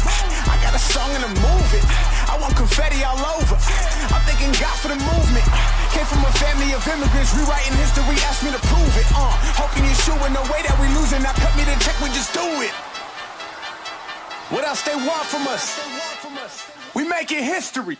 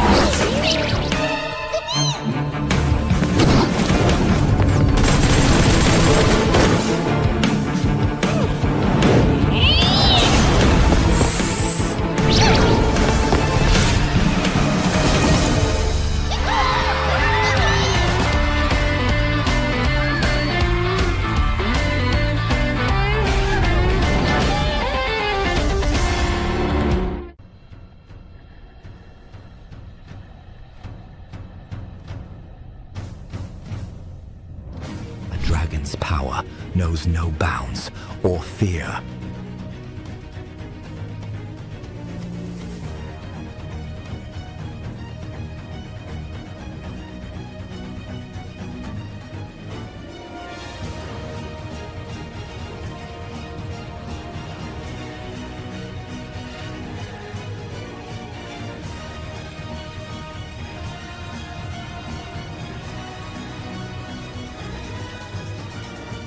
Ready to wield it?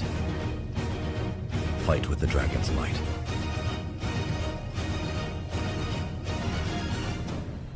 Dravian Xspark. Get now.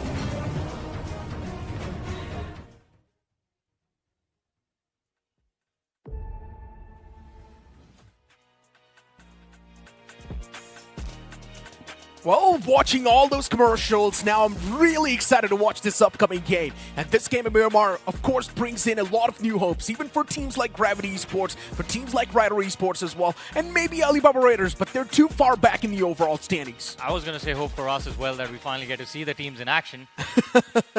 It's been a while. Honestly, been a while, man. The game one started like, what, 2 hours ago? What Now happened we're in once game again going to one? head inside of the game two. Who won game one? I've forgotten by now. That's a really good question. I do remember Team Tamilas was there in the top two. Yeah. StreamO. The winner was Blitz. Blitz, Yep. Blitz was the winner of the game one. StreamO was there in the top three, so that's quite a good thing. But for Blitz, they've already got a good momentum, so maybe they can do even better. And even for GLITCHxREBORN, it was quite a good game. Who was that player? Wasn't he wearing your necklace? At this point, it's quite a common necklace, Johnny. Even Destro has it from God's Reign. Oh man. But hey, we see the timer on our screens and it reads 15 seconds now. So we are going to be jumping into the action. All the players locked and loaded. And this time, they are going to face off again. You know what? Who's going to be the happiest about this? Who? TWOB. Yeah, maybe they've got a chance to sort of start things off with a fresh mindset as well. They've got a chance to reset their mindset. And without wasting any more time, let's just head on towards the upcoming game.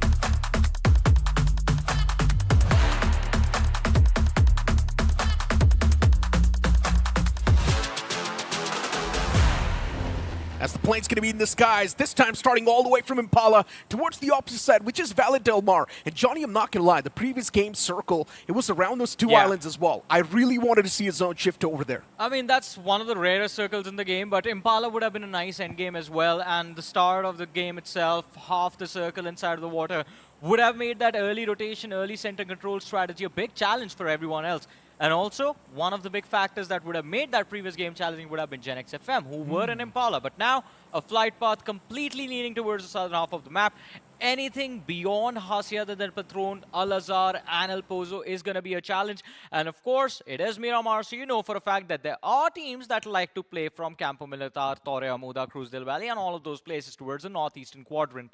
We're up for a lot of pit stop clashes, that's for sure. So many drop location out of bounds. And a lot of these teams, they would need to stretch towards their drop locations, and some can't even do that. Phoenix Esports heading towards truck stop. Then you've also got White Walkers just trying to adjust around that same fray.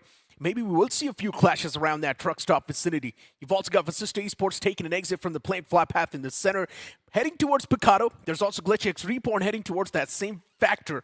And then you've also got Madkings heading towards Graveyard slowly and steadily. Just waiting for the circle. It's TWOB and GENxFM. Are those two teams going to be happy? Or are they going to be kicking themselves in the shin? And I think it's going to be the latter. Because we have a circle towards Monte Nuevo and El Pozo. This is what I wanted to see the previous time. I'm happy we get to see this after the rehost is done. Gravity Esports, one of the first teams to enter the circle. And they will have the luxury of moving towards Monte Nuevo as quickly as possible. Just pick up those vehicles, make that city a fort, and do not let anyone in. And Gravity's quite close, as you mentioned, towards Monte Nuevo as well. There's so many teams that have dropped in towards that southern side. Even ALIBABA Raiders right next to the players of TWOB. And both the teams are quite desperate for the points in the overall standings. If you look at the players of ALIBABA Raiders, they do have the players of TWOB surrounded. Tiger's making the push up close and personal, but Mac has got a better weapon up close, which means TWOB does have a default advantage inside of the fight. Mac with the MP45, just waiting for the man to step up. At the moment he does step in towards those stairs, I'm pretty sure Mac will try and gun him down. Both the weapons, the SMGs, suitable for up close and personal combats. Mac needs to be careful. The place where you're lying, your legs are exposed, Mac. There's a guy right underneath you. You will be surprised by his presence. Mac is trying to toss a nade on the opposite building. So it does make sense why Mac is lying like that, but he still needs to be careful with the guy right underneath him. But hey, I mean, while things might have changed for TWOB, one thing that didn't change is the fact that the first finish of the game came within a mini 14. It is going to be White Walkers losing 2 players at the hands of StreamO. And we did talk about White Walkers themselves. They were looking to have a slow start playing from the northeastern quadrant of the game, but caught off guard by StreamO, and now expecting a third party from the players of Phoenix Esports in that fight as well. But ALIBABA Raiders, they kick things off in a brilliant manner. TWOB Aditya drops again. And well, that's going to be the first man finished off from the side of TWOB. ALIBABA Raiders now have the upper hand. Once again, a bad start for TWOB. A while ago, we had a conversation. TWOB is like 3 points on the map. In the previous game, it was Wyld Fangs who were able to rip them apart. Yeah. And now in this game, it's ALIBABA Raiders who already find themselves on the advantageous side. Mac is right above this building. And both the players from ALIBABA Raiders getting extremely eager and impatient. They just want to make that pounce, but how can they? They know Mac is probably holding a cheeky angle, waiting for them to step on those stairs. Mac realizes now the man's getting pushed up. He needs some cover fire from his teammates as well, but he just can't really do anything. Nade is being primed and cooked. And the amount of shots that are being taken against Mac, even from the window, he just can't really breathe a lot. Breathing room compromised, not really a lot of space for Mac to work around with. Even from the far fray, it's the players of ALIBABA Raiders constantly capitalizing on Mac. His position's compromised, and even Phoenix Esports Esports, they kickstart things against the players of StreamO. And this time, Phoenix, they found themselves on the advantage side of the spectrum. But the moment I say so, StreamO, they bounce back inside of the fight. Veron, the main playmaker, out of the game. But why was Veron here all alone? Where's the rest of the Phoenix Esports squad? Because a few moments ago, I did see them make their approach looking for a third party. Between the fights of StreamO and GENxFM, GENxFM do find a little bit of breathing room for themselves. My apologies, not GENxFM. White Walkers was the team StreamO was fighting originally, but now they find themselves sandwiched between GENxFM and Phoenix from the other side. There's Siraj, there's the third man from the side of StreamO falling, last man running for his life, and he might just run into the arms of Phantom, who's waiting for him. There goes the LMG, and Ragnar is going to be falling. Oh, there's one more player remaining. Who is it? Solid stuff from the side of Phoenix Esports. One man from StreamO is a little bit far away. He was not a part of the scuffle. Not even close to these players. It's quite an unorthodox fight, to be honest. Even for Phoenix Esports, that one guy was pretty far away. Yeah. Ash is at least there, getting the confirmations for his teammates. But Phantom is not even close to this proximity. Even GENxFM now starting to face the brunt, and GENxFM, they actually do eliminate that one man who was left over from StreamO. StreamO gets eliminated from this game with just 3 elimination points acquired. Now that's going to be a rough patch for StreamO to recover from. Yeah, we were just talking about it. StreamO, that momentum build from game number 1, they just need to be consistent, but turns out that's not the case. But Jatin OG from TWOB, last man alive, fighting for his life with the S12K. No TWOBs available to delay the push coming in from Alibaba Raiders. And well, is he gonna clutch this out, or will TWOB get wiped out again? Super early in this match. Damage from the other side. Blitz Esports looking for a third party. And Soam and Nova actually have pretty brilliant angles to work with. Look at that. Joesh knocked out already. So even Alibaba Raiders are gonna think about how to deal with Blitz Esports right now. Yeah, Blitz Esports with a perfect third party. Realizing that both the teams are in quite a crucial spot. There's also one man from the side of Blitz all the way on top of the bridge. So they've also got that third-person perspective on top of this fight. Soham's got such a good angle to play with, and no one's going to be expecting the man to be over here. Oh, that nade. It's all the way high up, even the utilities tossed against the players of Alibaba Raiders, but none of them do find any sort of connection. TWOB still trying their best to fight back as they do find that knock against that one man of Blitz. Blitz handicapped. They need to get Nova 21 back on his feet. But at the same time, looking at the amount of points Blitz got in that previous game, it did help him quite a bit in the overall standings. For TWOB, I don't know what to say. Games haven't really been working out. This game as well, it's an absolute bomb. Nothing they do has been working out for them. As a team, they're failing. As a competitor, they're failing. They're just bad in this game. Yeah, pretty much. In a nutshell, I guess. But Jatin, oh no! That push looked quite good. Jatin has lost a lot of HP. And this might be the opportunity. Alibaba Raiders, yeah, they just gun him down on the top floor of that building. There's TWOB eliminated from the game on the 15th position. But Alibaba Raiders, luckily for them, Nova 21 got knocked out from the side of Blitz a few moments ago. So Alibaba Raiders do have a little bit of breathing room to work with. But yeah. Blitz Esports, so my question was, he's lobbed like 6-7 nades from the top of that bridge. How much utility did this man find? And he's still not able to find any sort of knocks. Yeah. Not even a single connection. That's got to be concerning. The players of Blitz, they need to get the revival on towards Nova, no matter what. Right now is the time. Nova is taken away to his death. Final few moments, the man's counting. And Soam is still busy taking the fight. Come on, Soam, you need to get the revival. There we go. There's that one man from Blitz going for that revival, which is a great thing, and Blitz will be back in full force once again. But here's the main concern. The zone's already on the move, and Blitz cannot really afford to stay over here. They need to go inside of the zone. I mean, it's stage 1, they are already in, and even if they were in the blue, they would have been able to tank it. El Pozo, the next place where the teams are going to have to move. About 2 minutes for Blitz Esports to figure out how to wrap things against the players of Alibaba Raiders. But look at this, Chris. He's stuck in that blue zone, and if he doesn't find any first aids to sustain the amount of HP that he has, then he's going to be forced to move out into the open. In fact, he gets spotted out right now. A sliver of HP, still managed to stay alive. Nova 21 almost finding that knock. Bandages are there. 2 bandages remain. That's going to be the last one. No boosters as well. No energy ring, painkillers, or adrenaline and syringes on that man. I'm pretty sure Chris is going to be done for. That nade, splash damage. There's the knock. Now the utils as well doing a lot of damage now. Blitz finally finding some success with the utilities. Chris knocked out, even the Blues now going to be doing a lot of damage. Saving Chris is impossible. Remaining 3 players of ALIBABA Raiders in the grip of Blitz.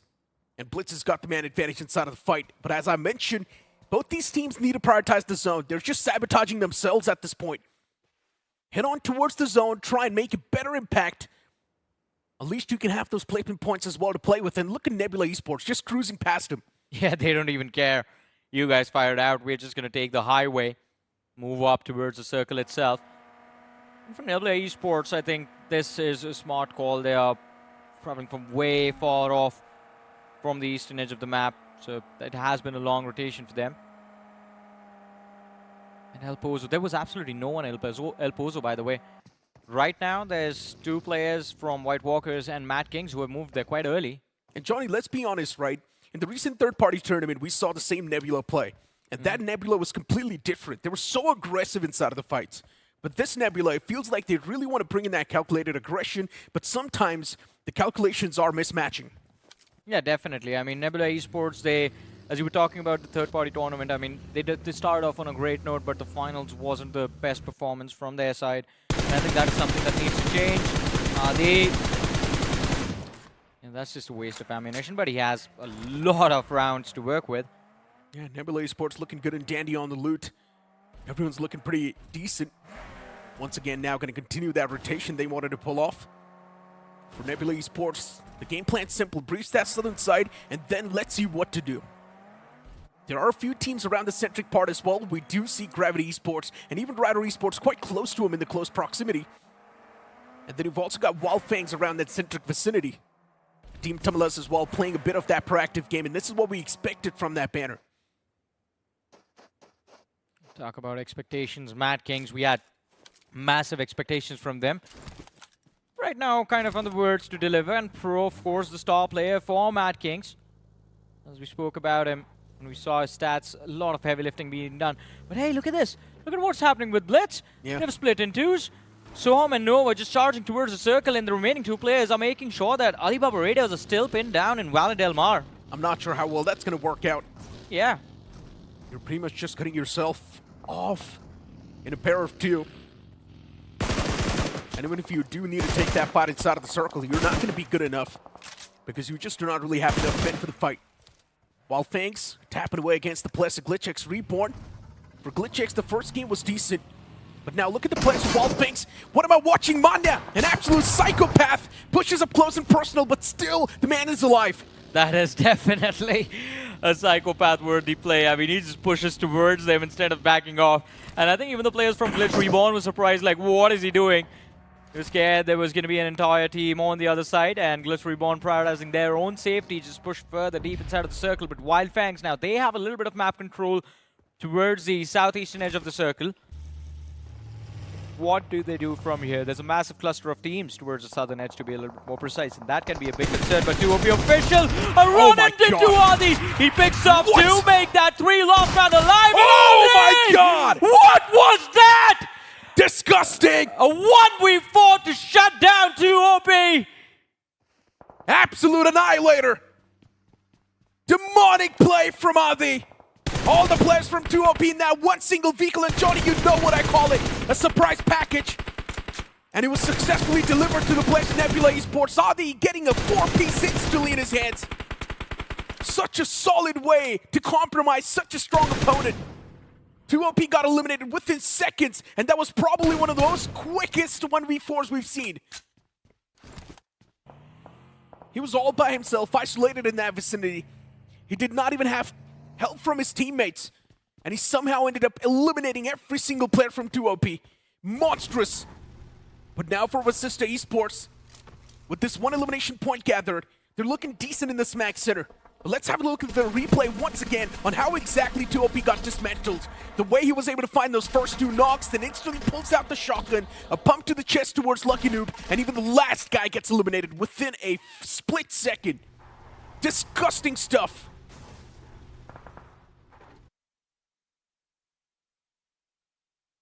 A few moments ago, we just see the man whiff a spray, and then he just goes on to do this.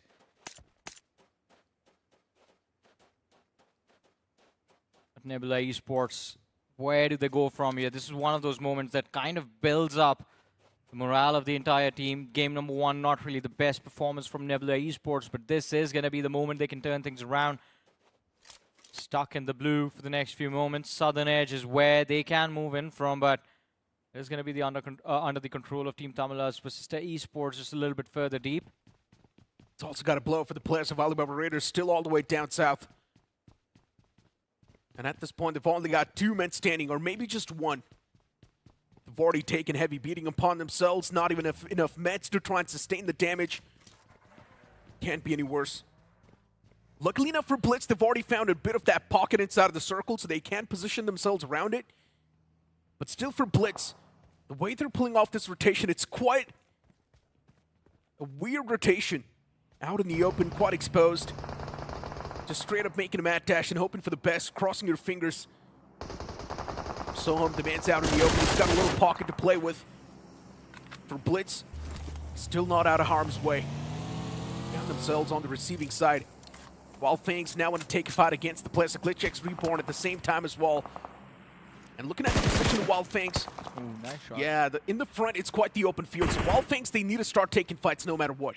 There was a nice shot coming in from SprayGod. I mean, found some contact on the players of GLITCHREBORN. He's just trying to bait them into overextending from the ridge, and succeeds for a second as well. Damage just out on the SprayGod. Wyld Fangs, they need to keep themselves in check. They're just playing peekaboo at this point. GLITCHxREBORN, they want to be precise as well and quick with that cover fire. They're constantly firing back against the players of Wyld Fangs the moment they go for the peek. And that's why Wyld Fangs, they cannot even go for those shots properly. But there's that one man from Wyld Fangs on the flank angle. And if GLITCHxREBORN is not wary of that man's position, then problems will be there. But as of now, OB makes that pounce up close and personal, and this is what I'm talking about. He's got no clue that there's that one man from Wyld Fangs in the back lines, and GLITCHxREBORN, they will be punished soon. But Saif can be backstabbed as well. There's one player from the side of Glitch who's still holding back, but Avi is going to be the first man to fall. White Tiger finds his prey. GLITCHREBORN still circling in those vehicles, and now all of them could be done for. Ralph G spotted out. Wyld Fangs in the prime position to win this fight. Fan OP, he moves in as well, but the trade comes through. SprayGod, the first man taken out, but Saif finds another one from the side of GLITCHREBORN. Now the advantage is going to be there for Wyld Fangs. And Manya in the smoke just finds the third. The backline man also falls. GLITCHREBORN glitched out. And they are done for in this game. Just a pixel of HP, and he still finds the pick for his team. It was a pretty quick wipe from the players of Wyld Fangs. And luckily enough for Wyld Fangs, no third parties to deal with. So yeah, they get away unscathed. The Blues on the move, and Wyld Fangs as well now need to be pretty quick with the decision making. Where they exactly want to position themselves. Maybe take over the spot of GLITCHxREBORN. That can be one of the best possible spots as well. But let's see. Team Tamilas from the back lines trying to apply that constant pressure, but none of the utilities are finding any sort of connections because Wyld Fangs, they've already backed away from that spot. Fox OP is also going to back away towards his teammates. The Blue will be dishing out quite a bit of that damage, so right now, you need to respect it. And speaking of Blitz, even they found a little bit of that decent spot to play with around that El Pozo vicinity. So even Blitz is looking decent. Yeah, but I'm just worried about the number of players they have available. One man already knocked out. Blitz Esports need to try their level best to stay alive as the 3-man roster, but Vasista Esports, shot from the flank. Pro, just so lucky to survive, runs indoors at the right time. Vasista Esports, a team that had the prime spot in the zone prior.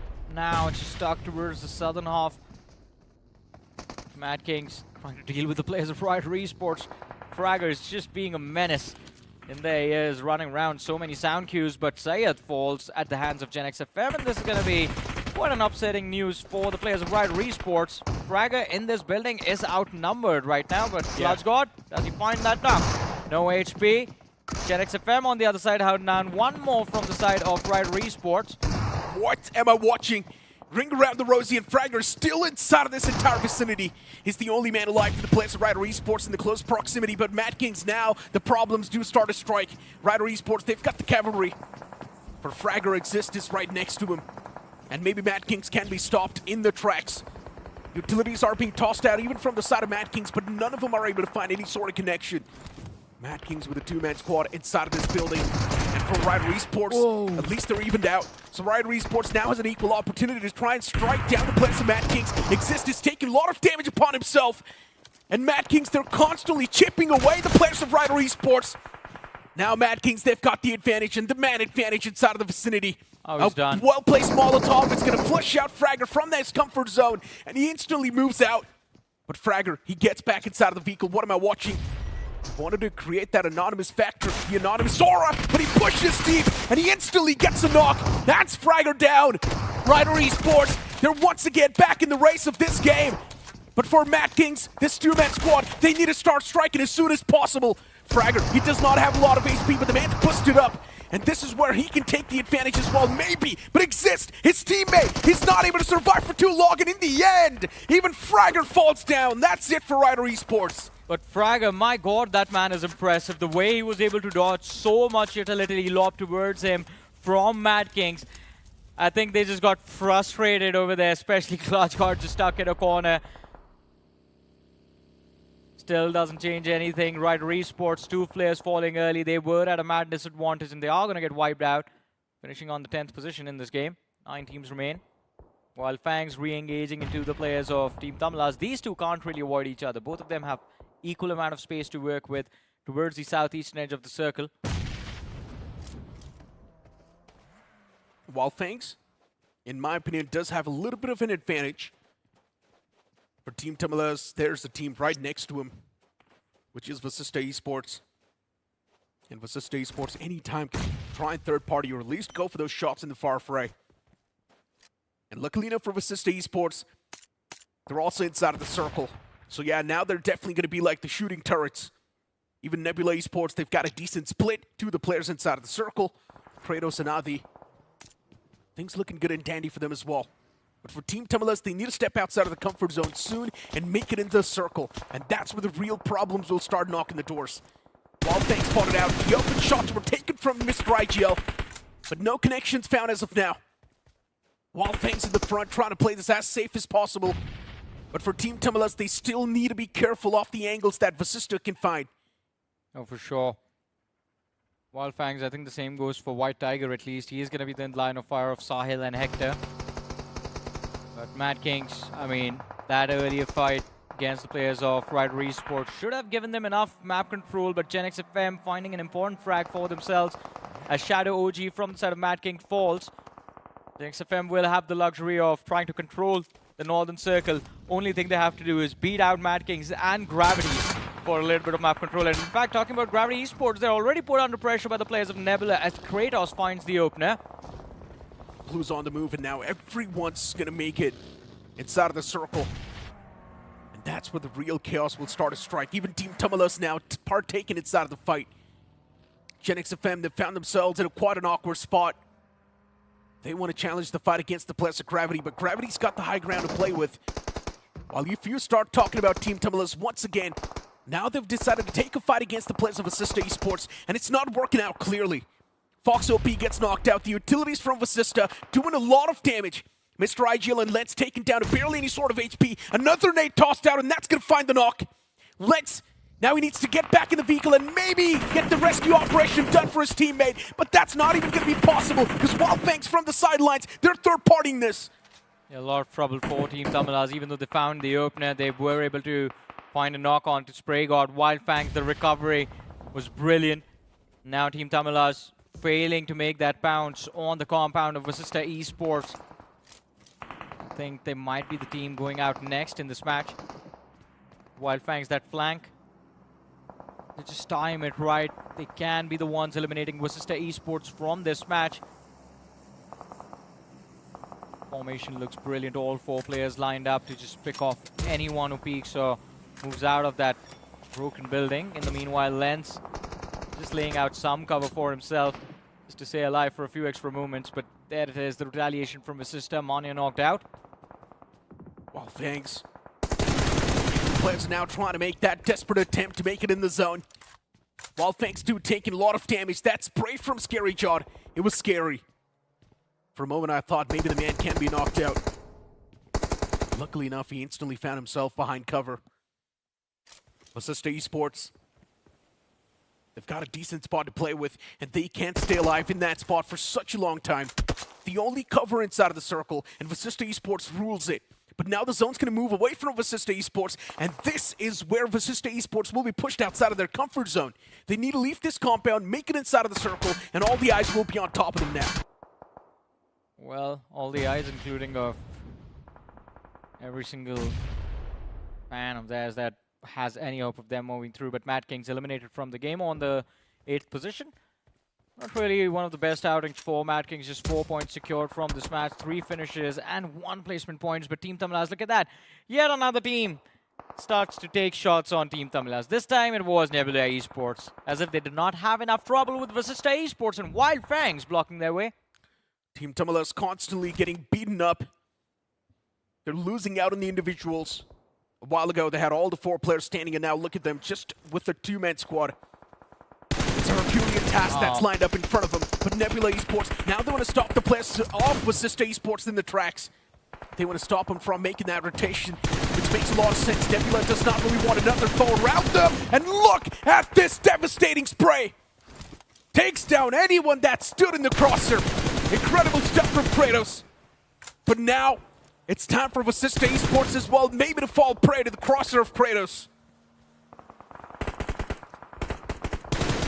Not enough time left for Vasista Esports. They are on the move. Look at that finish feed. Blitz Esports, they bite the dust at the hands of Wyld Fangs. And I think this might be that match where Wyld Fangs find stability on the overall leaderboard. Nebula Esports as well. If they end up securing a double-digit chicken dinner, I think they might be through with qualification. But Vasista Esports, we spoke about it. 10 points needed. And it seems like those 10 points might not come in this game. The team is completely pinned down. There's a lot of utility in the hands of the players of Wyld Fangs. They've already lobbed it on nades and kind of pushed Vasista Esports into the crosshairs of Nebula. But there's a distraction from GENxFM as well. And trades coming through, so Nebula Esports not really left with complete firepower. Adi spotted out. White Tiger with that spray. Want to take him out as well, but completely fails. Vasista Esports is in such an awkward spot, but looking at the players Nebula Esports, they instantly wipe out GENxFM. Nebula, this team's on a tear. 11 finish points acquired so far, and the IGL himself is fragging out. 7 finishes acquired. Adi now looks like a complete different beast. He does not seem like he's the IGL. Instead, he seems like he's the fragger. Leading the pack, taking the foes down without any efforts. Even Nomi now starts to strike against the players of Vasista Esports. Whoever steps in the crosshairs of Nebula will be ripped apart. They will be ripped to shreds. Utilities as well, extremely precise, chipping out a lot of damage. The second nade's tossed as well, and that's going to be the confirmation. Disgusting stuff from Nebula. This is a complete pin of Vasista Esports. Wyld Fangs also getting a few eliminations for themselves. Nebula Esports 12 eliminations now. 3v4 for the chicken dinner. And they really, really won this match. This match alone gives them enough points to be on the other side of the danger zone. Wyld Fangs with the numbers advantage. Can they shut down Nebula Esports, who kind of have warmed up already in this particular match? A lot of util exchange between the frontliners as Manya and Nomi are just throwing nades after nades towards each other, but to no avail, no one has found any contact as of yet. But Manya's position compromised, and Adi has been giving the flank all by himself. White Tiger moves in to regroup with the rest of the team. It was such a well-controlled game from Nebula, from the start till the end. If you remember that rotation that we saw from Nebula all the way down south, where Blitz was in a drop clash against the players at TWOB. Yeah.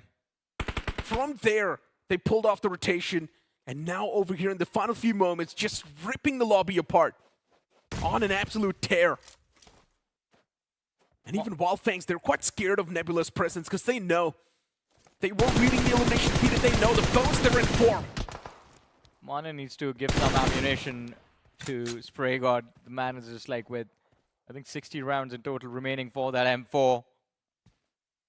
Well, Manya sits there with over 180.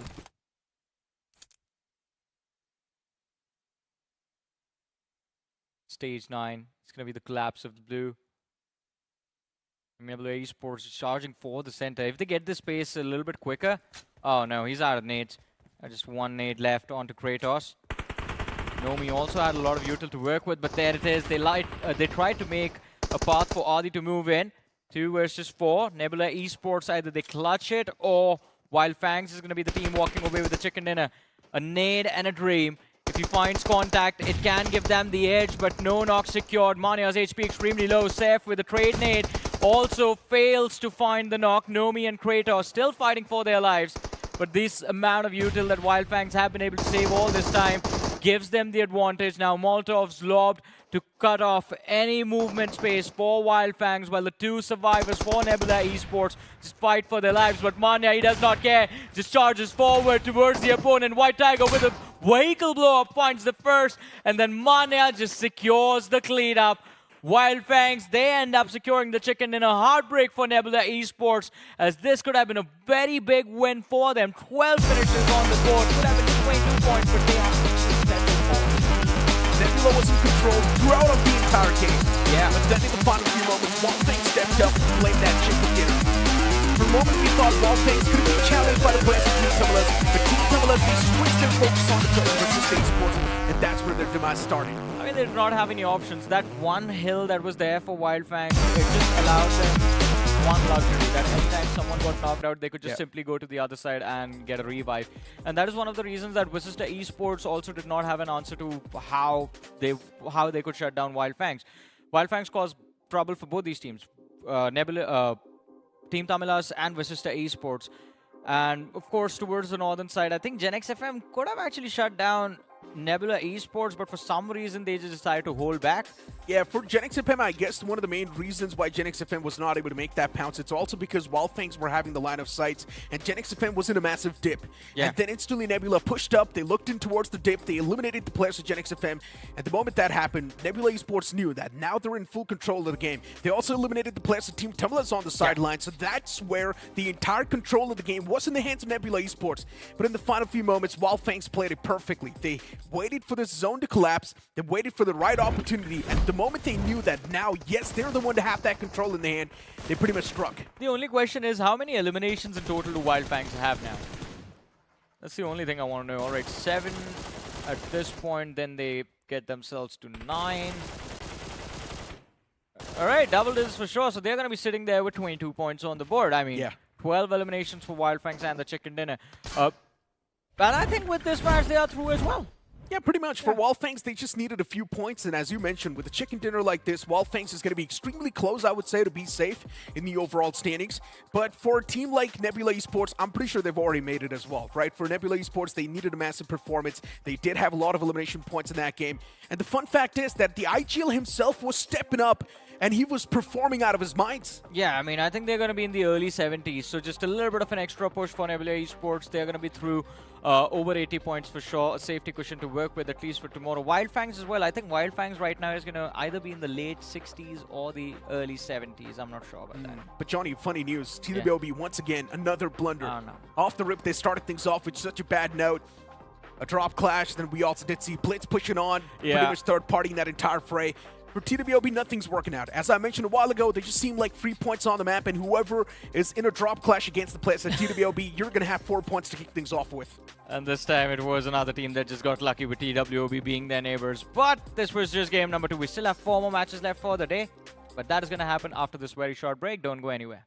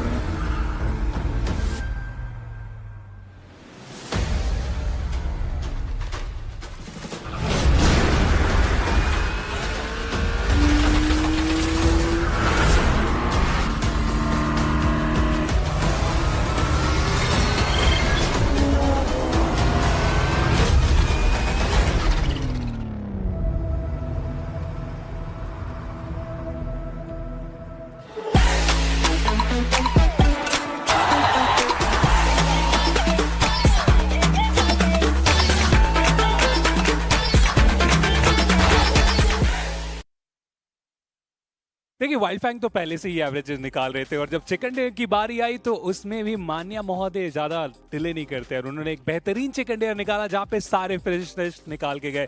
Sparrow स्वागत है आपका। Match को आप काफी अच्छे तरीके से cast कर रहे थे।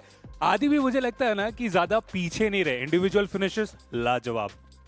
जी हाँ, आई थिंक वहाँ पे जिस तरह से उन्होंने वो 1v4 किया 2OP के ऊपर, दैट इज समथिंग जिसकी क्लिप बार बार चलनी चाहिए। और जिस तरह से उन्होंने खेला है, एक होता है प्रेजेंस ऑफ माइंड एक आईजीएल का, और वो अपने एक्सपीरियंस के साथ अगर अपने गन गेम को भी निखार के आए, वो एक अलग चीज बनती है जो आदि ने करके दिखाया। Is not only talk, he is making his gun talk right now, and वो एक डिफरेंस मेकिंग साबित हो रही है उनकी तरफ से। नेबुला का अच्छा गेम था, ब्लिट्स का बहुत अच्छा गेम था, बट वाइल्ड फैंग्स सच में एक ऐसा गेम जो शायद कॉन्फिडेंस देगा जो अभी तक मिसिंग था वाइल्ड फैंग्स में। बट देखिए कुछ टीम्स होते हैं ना जो सिचुएशन के अकॉर्डिंग डिसीजंस बनाते हैं, बट कुछ टीम्स तो मानो कुछ भी हो जाए वो फाइट ही की तरफ जा रहे हैं। ड्रॉप क्लैश के बारे में बात करो, उसमें विस्तार में बात करेंगे, बट फिलहाल इस मैच में वो कौन से खिलाड़ी थे जो सबसे ज्यादा फिनिशर निकाले? क्या वो आदि है या कोई और खिलाड़ी? चलिए सीधा नजर डालते हैं। जी हाँ, कोई दोहराई नहीं है, जितने फिनिशर्स ये निकाले थे कोई इनके आसपास में नहीं। 7 फिनिशर्स और डैमेज देखिए उसमें भी कमाल का योगदान। जी हाँ, 778 का डैमेज, 5 उन्होंने नॉक्स निकाले। चलिए चलते हैं उन प्लेयर्स को देखते हैं जिन्होंने और भी बेहतर खेला है इस मुकाबले के अंदर। आदि के साथ साथ चंदन है ब्लिट्स के, and he played really well. 6 फ्रैग्स उनके पास हैं। वाइल्ड फैंग्स की खोज, व्हाइट टाइगर 4 फ्रैग्स उनके पास, सर्वर के पास 3, एंड ध्रुव को भी देख पा रहे हैं हम GENxFM की तरफ से जिनके पास 3 फ्रैग्स गए।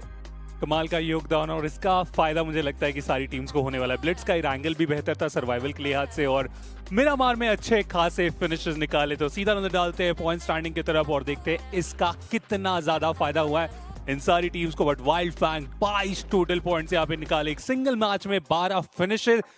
नेबुला वो भी पीछे है नहीं, प्लेसमेंट थोड़े से कम रह गए। अगर चिकन के आसपास ये पहुंचते तो 22 से भी ज्यादा अंक निकाले जा सकते थे, बट उसके बाद भी 18 पॉइंट डिफरेंस कोई बहुत ज्यादा नहीं है। लेकिन ब्लिट्स बैलेंस बना के रखें जिसका फायदा ओवरऑल स्टैंडिंग में फॉर श्योर उन्हें होने वाला है। बट एक नाम GENxFM, जिनके लिए मैचेस अच्छे नहीं जा रहे थे, यहाँ पे एक मुकाबला जो 11 अंक वो भी निकालने में कामयाब हुए। चलिए एक एवरेज निकाली उन्होंने, बट 11 से काम नहीं चलेगा यार। 11 को 12 करिए, 12 को 13 करिए, करते रहिए, बढ़ाते रहिए, आगे बढ़ते रहिए, तभी आप आगे पहुंच पाएंगे टॉप 12 में। बट वहीं फीनिक्स को देखिए, सिर्फ 3 अंक मिले इस मुकाबले से। वो पहले दिन के बाद फीनिक्स देखने को मिले ही नहीं है। हालांकि मैं जानता हूँ तीसरा ही दिन है, 2 ही मैच हुए हैं, समय अभी भी है उनके पास, मैचेस अभी भी हैं उनके पास कि वो अपनी स्किल्स हम सबको दोबारा दिखा पाए। बट मैं कॉन्वर्सेशन को 2OP की तरफ लेके जाना चाहूंगा। हमने कितनी बार बात की है कि एक सिंगल व्हीकल से रोटेट करना आपके लिए कभी भी फायदेमंद होता नहीं है, और वो छोटी सी गलती, प्लेयर्स आते चले गए, शॉट्स उनके ऊपर, बिल्कुल ओपन में व्हीकल, लेफ्ट रे राइट रे, कुछ समझ नहीं पाया और सीधा एक करके एलिमिनेशन हुआ। देखिए यहाँ पे प्रॉब्लम पता क्या हुई कि वो जा रहे थे, एक छोटा सा ही डिस्टेंस तो उनको तय करना था, ज्यादा दूर नहीं जाना था। तो उनको लगा यार एक कंपाउंड से दूसरा कंपाउंड अब क्या ही हो जाएगा, तो एक ही गाड़ी में चलते हैं। वो आदि आ गए और आदि कहते हैं यार एक गाड़ी में तो नहीं, थोड़ा वापस जाइए और अगले मैच में ज्यादा बेटर तैयारी के साथ आना। और होपफुली ये मुकाबला रहे, क्योंकि टॉप डॉग मुझे नहीं लगता उन्हें दिक्कत होने वाला है इससे एक खराब मैच से, क्योंकि एवरेजेस काफी अच्छे तरीके से वो मेंटेन करते हुए आ रहे। लेकिन TWOB, आप लोग डेस्क पे भी बात कर रहे थे कि ड्रॉप क्लैशेस लेना इस स्टेज पे आके जहाँ पे मैचेस अब बहुत ज्यादा है नहीं, एक इंपॉर्टेंट ड्रॉप क्लैश आपको बहुत आगे लेके भी जा सकता है, लेकिन एलिमिनेशन का भी दौर दिखा सकता है। तो यहाँ पे इस पॉइंट पे रिस्क लेना TWOB, जबकि वो 24वें स्थान पे चल रहे, आई थिंक अभी को डिसीजन बदलने की जरूरत है। It's all about confidence right. अब ड्रॉप क्लैश लेके अगर आप यहाँ पे जीत जाते हैं तो ज्यादा बेहतर रहता, बट ऐसा कुछ हो नहीं पाया। बट काफी कुछ बदल सकता है समय के साथ। आप ड्रॉप क्लैश अगर एक जीतेंगे तो कॉन्फिडेंस मिलेगा, क्या पता मैच जीत जाए, क्या पता वो बहुत सारे फ्लैग्स निकाल लें। लेकिन अब बारी है सैनोक की, जहाँ पे वैसे भी ड्रॉप क्लैशेस ज्यादा होते हैं और मैं तो देखना चाहता हूँ कि क्या होगा। तो बिना किसी विलंब के चलते हैं सीधा हमारे कास्टर्स के पास और शुरू करवाते हैं सैनोक का महामुकाबला।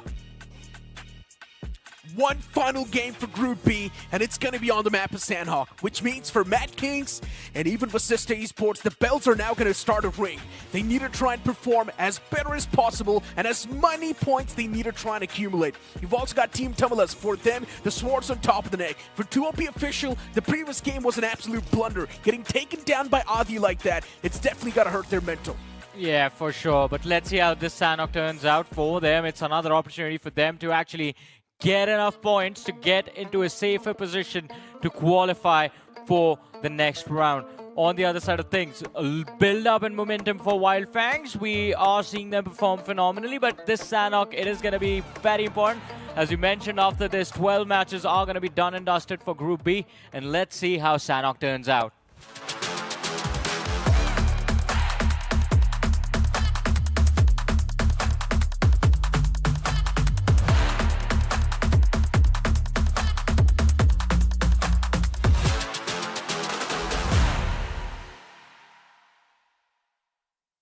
as we've got the planes hitting the skies once again in the rainforest of Sanhok, starting all the way from Tambang towards the opposite side, which is going to be Camp Bravo. It's the map of Sanhok, so once again, the plane flight path, it's not really going to be the difference maker, but for teams like Rider Esports, they need any advantage that they can get. Rider Esports has not been doing great. Once again, today's day has been an absolute flop.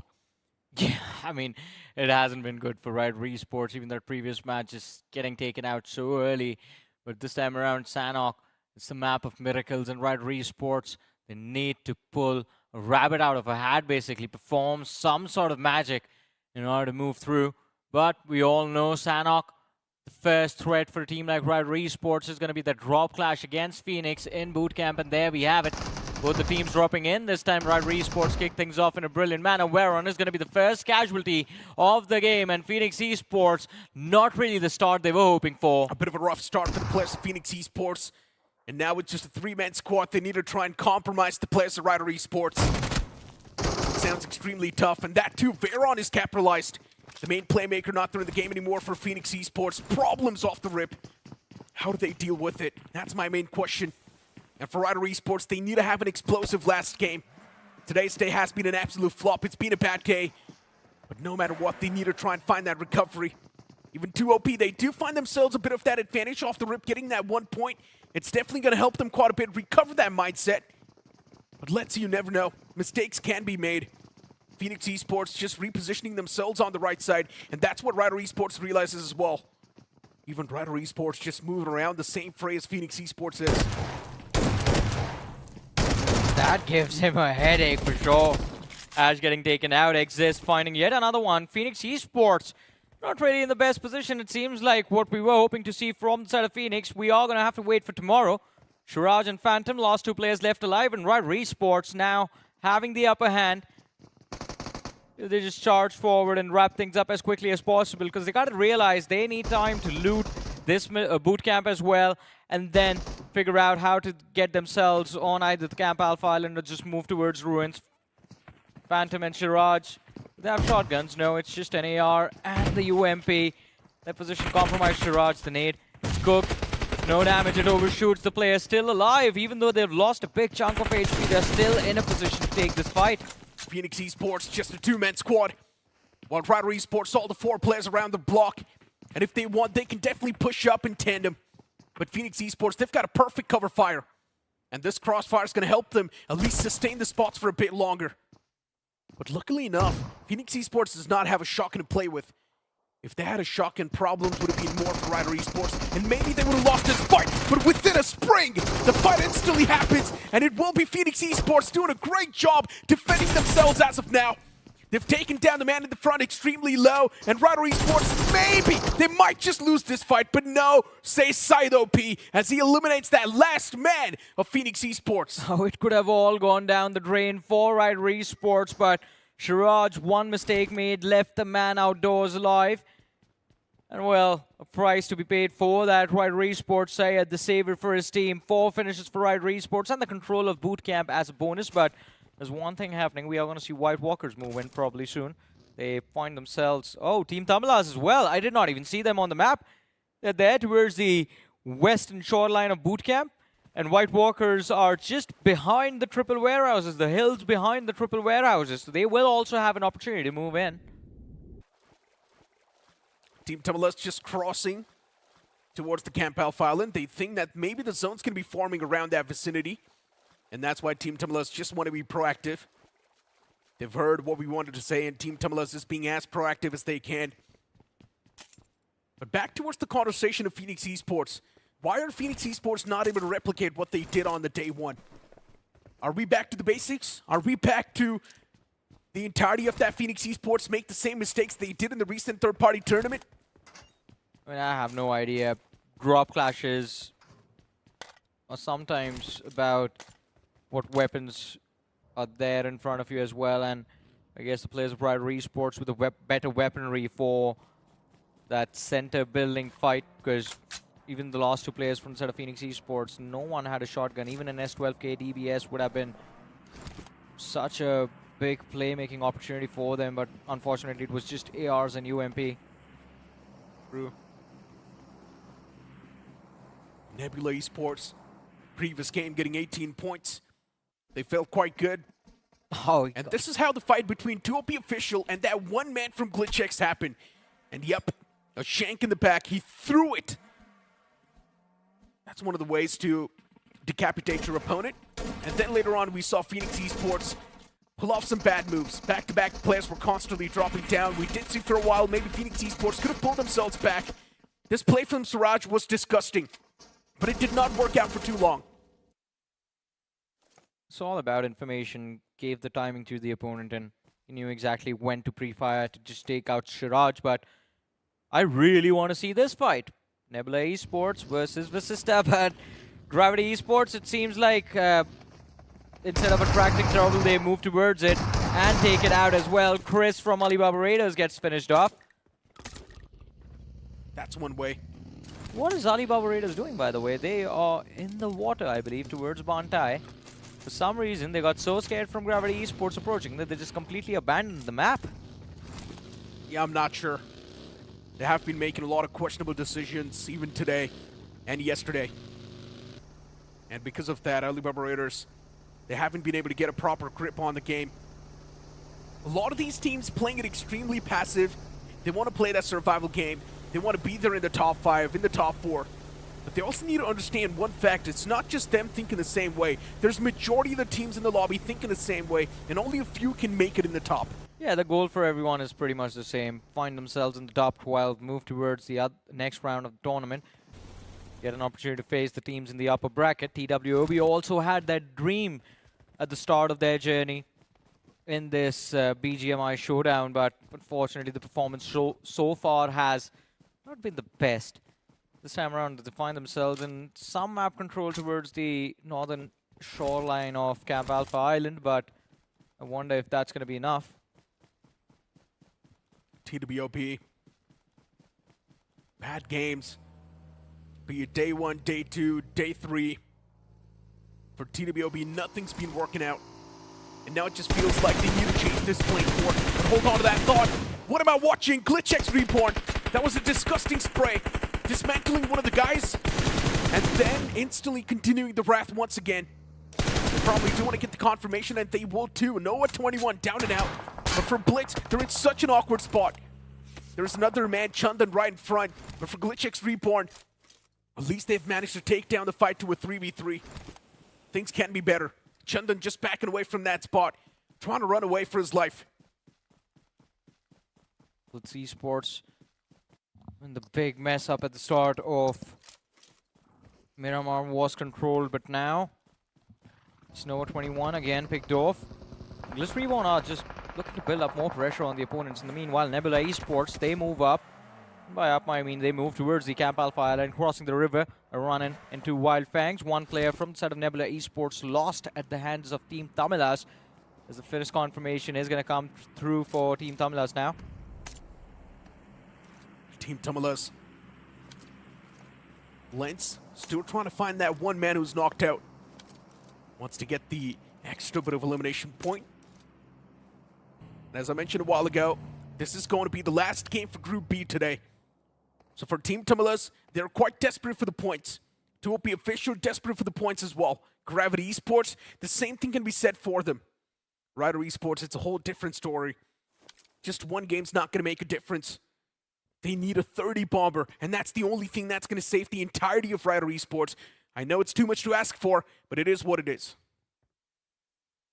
For sure, but I'm just praying that he finds a nade. Spray God. Oh no, just gives a few rounds. Information given away to the players of Nebula Esports. But hey, Team Tamilas, it seems like something has clicked for this team. Second finish in the game secured super early. They find one of the players from the side of Ryder Esports now.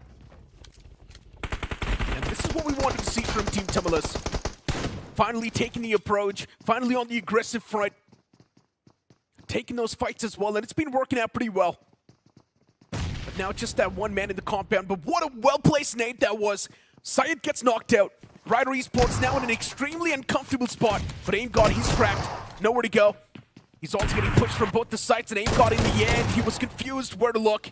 And that's going to be the finishing blow. Team Tamilas down 2 players. But just these two players inside of the compound as well from Ryder Esports, they did a phenomenal job in making sure that they're shaking away the tracks of Team Tamilas. But now the main question is, where are the remaining players from Team Tamilas? I don't know, they were on the slope of the hill. They wanted to move in, but as soon as the man indoors, aim god fell, they just completely backed off. They should have gone in, I reckon. But StreamO put under pressure by the players of Vasista Esports as one man has been finished off. Vasista not really satisfied with that. They want a few extra eliminations to their name. Spirit and Sporter still alive. Scary George spotted out from the edge. Does manage to survive, but Pro runs into a trap. Still managed to survive and secure the knock. That is impressive. The trade comes through, but the finish conversion not yet there. But Vasista Esports, they gotta be careful, man. Gravity Esports on the flank looking to cause some trouble. That third party from Gravity can definitely be devastating. And they need to be a little bit more visual. Oh, and GENxFM. That's where StreamO, just that one man, he's playing it passive. And as you mentioned, even GENxFM in the close proximity. But is GENxFM really going to go for the fight? That's my question. If they do hear a few more gunshots, if the elimination feed's popping off, then maybe they can go for the third party. But looking at the momentum GENxFM has so far, I highly doubt they will try and prioritize this fight. Vasista Esports, they still want to find that one last guy. And the moment he was caught, StreamO Spirit, somehow he was able to strike down another man of Vasista Esports. Pretty quick on the trigger. He shuts down another man, but he was too late. Vasista Esports, they lost out in Silo PAF for no reason. Yeah, I agree with that. Now that is what you call a rookie mistake. Just prawns, knowing there's a gap underneath that shack, pays a heavy price for that. An unnecessary loss for Vasista Esports. But look at the map. I mean, it's going to be a big challenge. Hector on the other side of the river, and the circle moves towards him as well. His teammates are going to be forced to cross, but there's going to be pressure from both ends. Vasista Esports, 4 finishes gathered. They're looking extremely good. Yeah, but at the cost of that one sacrificial lamb, Sahil could have helped him out quite a bit. But now he's not there in the game anymore. GLITCHxREBORN, they've managed to isolate one of the men from the side of Blitz all the way back in the blue. Nowhere to go, it's just pinned behind that tree. The moment he moves a muscle, he will be exposed to a lot of threat from GLITCHx. And he will be instantly eliminated from the game. But GLITCHxREBORN, they've got different intentions. They're just going to let go off their tracks. For Blitz Esports, now they need to deal with the players of GLITCHxREBORN that are moving up close and personal. Soam's position's not compromised yet. He spots out every single piece of the puzzle, but he hasn't went for the strike yet. Oh, did they spot him out? I think they did. Oh no, they didn't. Oh, he's looking completely somewhere else. And Soam has an opportunity to punish the players of GLITCHREBORN. There it is, he finds the opener, his teammates under pressure, but GLITCHREBORN, their eyes opened wide as to where these shots came from. The nade goes out as well, Ralph under pressure, there's the second. Soam is looking to go big, and well, in fact, it's all over. GLITCHREBORN, they glitch out again. You blink it and you miss it. GLITCHxREBORN, the first 2 days were good, but what's going on with them on the day 3? They're supposed to make a bounce back in the overall standings, but they're choking. And that's hurting them too much. And this was also the last game for GLITCHxREBORN. They messed up big time, not able to prioritize the fights properly, not able to get the points that they needed in the overall standings. Imagine, they're so close to that qualification marker, but just because of a few points, they might just not make it. Blitz Esports, as of now, still looking against the players of GENxFM. And for GENxFM, they want to take a fight against Gravity. There's that man in the front who's isolated, and GENxFM is constantly taking those shots. A 2-man squad. They've got too much on the plate, and GENxFM cannot really chew upon that. And unfortunately for TWOB, even he's quite exposed. Out in the open, nowhere to go. The man still trying his best to fight back, but he's too exposed. And it eventually gets taken out by the players of Blitz Esports. 6 finishes on the board for Blitz Esports. We were talking about a bounce back. That previous game was a nice little matchup. They got a lot of points from that. And if they can replicate it on Sanhok, I think Blitz might just set themselves up for tomorrow. Gravity Esports, though, in some trouble. The pressure from Blue, the pressure from Blitz. The circle has shifted away. They have a long way to travel. And it's not going to be easy as well. Oh, but look at this. Oh, no. Yeah, for Botfire, it's quite unfortunate. For a moment, I thought he was set up against the foes in the front. Yeah. I thought he might just be able to spray them both down, but unfortunately, that was too good to be true. Blitz Esports, for a moment, we thought Blitz is also done with the game, but no, instead, this three-man strong squad is doing quite a bit, and they're damaging the lobby. Madkings from the hilltop, they've got a lot of control, and they're pretty much thriving upon it. Not letting go of that control, not letting anyone take the compounds in the front either. Madkings is doing a phenomenal job so far in placing themselves on top. I think there's another team that's doing a little bit better. That has to be Wyld Esports. 11 eliminations in this game already. And if only Ryder can find a way towards the podium, this is going to be a massive, massive kickstart to their journey for tomorrow onwards. Wyld Fangs on our screen, quite close to the center of the circle. They have a few neighbors as well. Nebula in the back, TWOB up front. But Wyld Esports, finally this might be when they bow out. Syed extremely low. Mac landing a nice little spray on his shoulder, almost securing the knock. The key word being almost. But TWOB, a lot of hope for them to do well from this position. And since the zone took a Camp Alpha shift, a lot of teams were not able to cross on. And that's why we saw an instant burst of eliminations. TWOB, GENxFM, White Walkers, GLITCHxREBORN, StreamO, Phoenix, falling prey to the zone. Vasista Esports on the bottom left. Maybe they can do something better. For TWOB, the good thing is at least they're surviving. Or else you usually see them eliminated from the game off the rip. Team Tamilas, a two-man strong squad, trying to keep their heads tucked down. Not really want to partake inside of the fight for the moment I say so. Lens, he pops out, and that's going to be confirmation instantly. 3 elimination points secured from Team Tamilas. They should have played the same way 2 days ago, and maybe things could have been better for them. But right now, it does seem like it's too late. Gravity, even they've been eliminated from the game with just 3 elimination points. There's still a lot of teams for the placement points to actually activate. The next zone's going to be centering on up once again, right on top of the players of TWOB and Wyld Fangs. The only 2 teams with a solid compound and cover to play with, but look at Nebula. They somehow managed to stop the players of Blitz intact. And at this point for Blitz, they just can't really find a breaching point anymore. They've lost their teammates. Blitz, they're also taking a lot of damage from the boys of Nebula, and the man in the front also gets struck down. Nebula is doing a phenomenal job in defending, and even Blitz is making a lot of mistakes. The pressure from the blue forces them to charge forward, and Nebula Esports, as you mentioned, brilliant defense coming through. 2 eliminations secured, but they have to be careful once they decide to push for the center of the circle. Running into Wyld Fangs right now, it's going to be a big challenge. Madkings on the other side, quite close to the players of Team Tamilas, and Madkings, I believe, have lost 1 player already. 1 man knocked out, Shadow OG, no hope of bringing him back into the game. 2 smokes lobbed in front of him. See now, stuff like this leads me to believe that there are miscoms happening. Madkings though, but as of now, they're making that pounce. And look at that man from Team Tamilas. The nade was right next to him. And he gets dealt with too. So many teams got eliminated with just 3 finishes, Johnny. Oh yeah. Let's see a few more with 3 finishes remain. Like Madkings on our screens. Yeah. But coming down from this hill, it's going to be a big challenge. All eyes just on Madkings. Oh my god.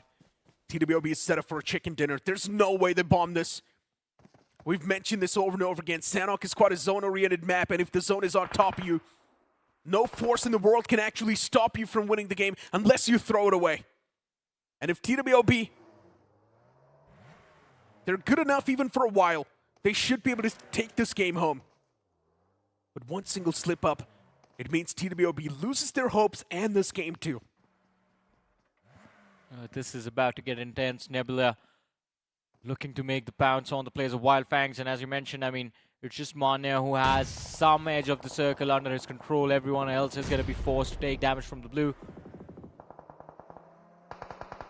Although if the players from Wyld Fangs can regroup in that shack, they might just be able to cause some trouble for the players of TWOB, but Nebula making the bounce on the players of Vasista Esports, and awkward run-in for Vasista. as Nomi is just going to completely shut them down with the help of Pro. 5 finishes for Nebula Esports. And I think with these 5 eliminations, now we can say that they also move to the next round. Pretty much. Nebula Esports, once again, that ruthless aggression working out. And Vasista Esports did not even know what exactly hit them. Within a split second, you saw the players of Nebula Esports just make that pounce, like the Prowlers they are, and eliminate the entirety of Vasista. And Vasista Esports was just left wondering. But now for Nebula Esports, since they've got the peak, let's see how well they can prioritize it. So many desperate teams in the final few. You've also got Ryder Esports, then you've also got ALIBABA Raiders and TWOB. All of these names are quite desperate for the points. ALIBABA Raiders right next to Nebula, and that has to be the worst possible case. Madkings, they want to make it down from that hilltop, and Madkings as well are getting absolutely ripped apart.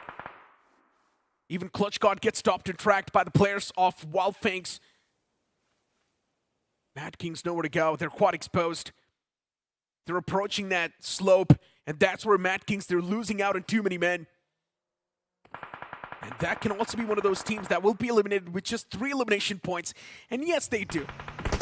I mean, that climb down from the hill was such a big challenge. It's one of the most difficult plays to make, coming down from that Camp Alpha Hill. But ALIBABA Raiders, for them, the difficult play is going to be to take on the players of Nebula Esports. And Scuba, well, there is no place deep enough for him to dive to try and survive the players of Nebula.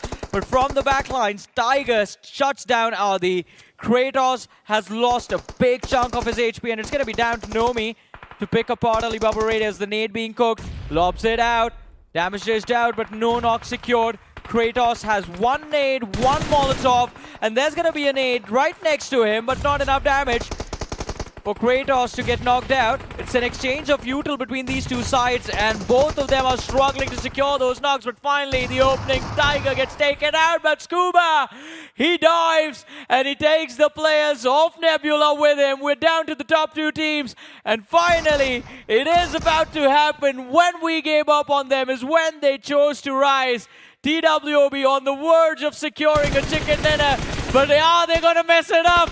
They might have messed it up. No way. Seth finds the knock. Pukar is there with a nade back in the back lines, and it is gonna be a closer. Tandem nades indoors. The knock on Pukar back, the last survivor, and Wyld Fangs a back-to-back win. A chicken dinner denied, and TWOB, man oh man, what is wrong with this team? How do you mess the game where you have every single advantage? TWOB, this has to be a crime. There's no way you end up losing the game. This is a straight up crime. With all the advantage, you still end up losing the game. How does this happen, TWOB? Sanhok is supposed to be a zone-oriented map, and if the zone does pan on top of you, you're supposed to win the game. Yeah. And for the first time, we're seeing the team lose it, even though they had every single piece of advantage. You were hoping to see that, right? The only thing I can say after that is, yeah, TWB is done. Get them out. Yeah, they can't do anything anymore.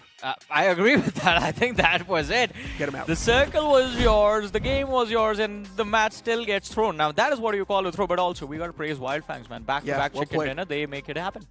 Well played from Wyld Fangs, especially in the final few moments when things were looking a little bit disadvantageous. Still, Wyld Fangs had the courage to actually push up and maybe go for that proper fight against the players of TWOB. And TWOB being TWOB, once again choking that game up.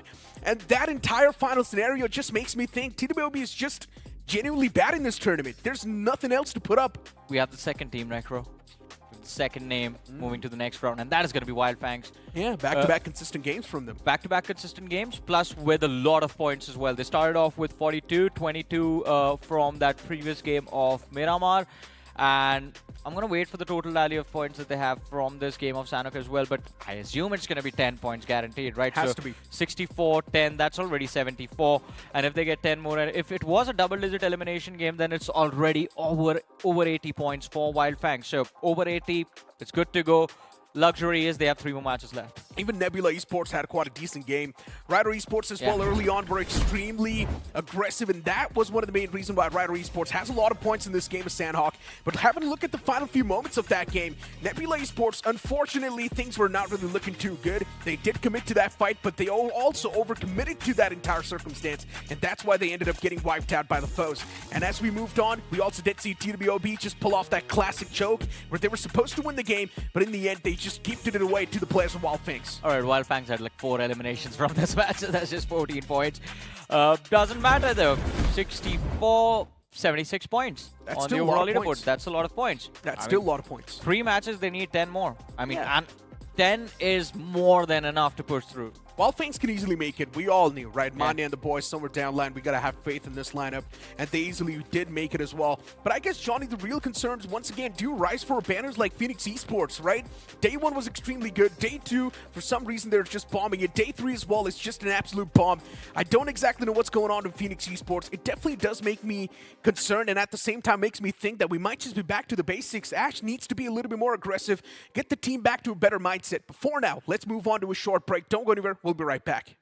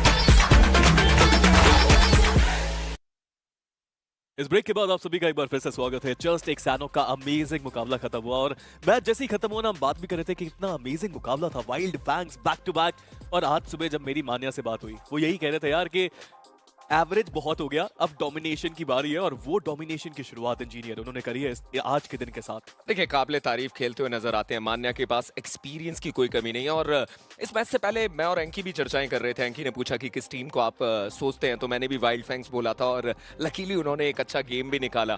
बढ़ेंगे यहाँ पर MVP की तरफ भी नजर डालेंगे कि कौन वो प्लेयर रहे जो इस मैच में बेहतर देखने को मिले। चलते हैं सीधे एमवीपी की तरफ और नजर डालते हैं कि वो कौन से प्लेयर देखने को मिलेंगे। चलिए चलते हैं एमवीपी की तरफ। एंड जैसे आपने कहा ना, it's going to be a tricky one, but Blitz के सोहम जो ब्लिट्स ने फॉर्म पकड़ी है आज के दिन में, चाहे वो पहला मैच हो, चाहे दूसरा, चाहे तीसरा, हर मैच में पॉइंट्स लेके गई है ब्लिट्स आज के दिन में। एंड दे प्लेड लाइक कि वो आज कमबैक के लिए आए थे और अब तो काफी ऊपर चले गए वो पॉइंट्स टेबल के अंदर। 5 फिनिशेस निकाले सोहम ने, 547 का डैमेज दिया।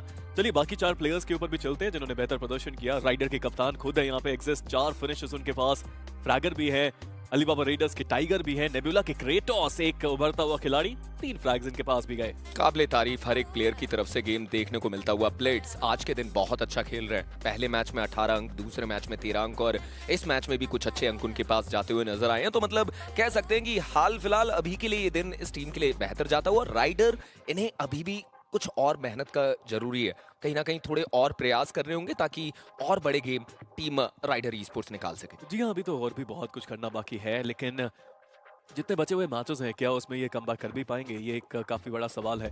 और at this point of time चलते हैं सीधा पॉइंट्स टेबल की तरफ और देखते हैं कि कितने पॉइंट्स किस टीम ने यहाँ पे निकाले। एंड यही एक पॉइंट्स टेबल है जो डिफाइन करता है कि आप क्या आगे बढ़ेंगे या नहीं बढ़ेंगे। वाइल्ड फैंग्स 14 अंक, not a lot of finishes to be honest, but back to back chicken confidence जरूर बहुत बूस्ट हुआ उनका।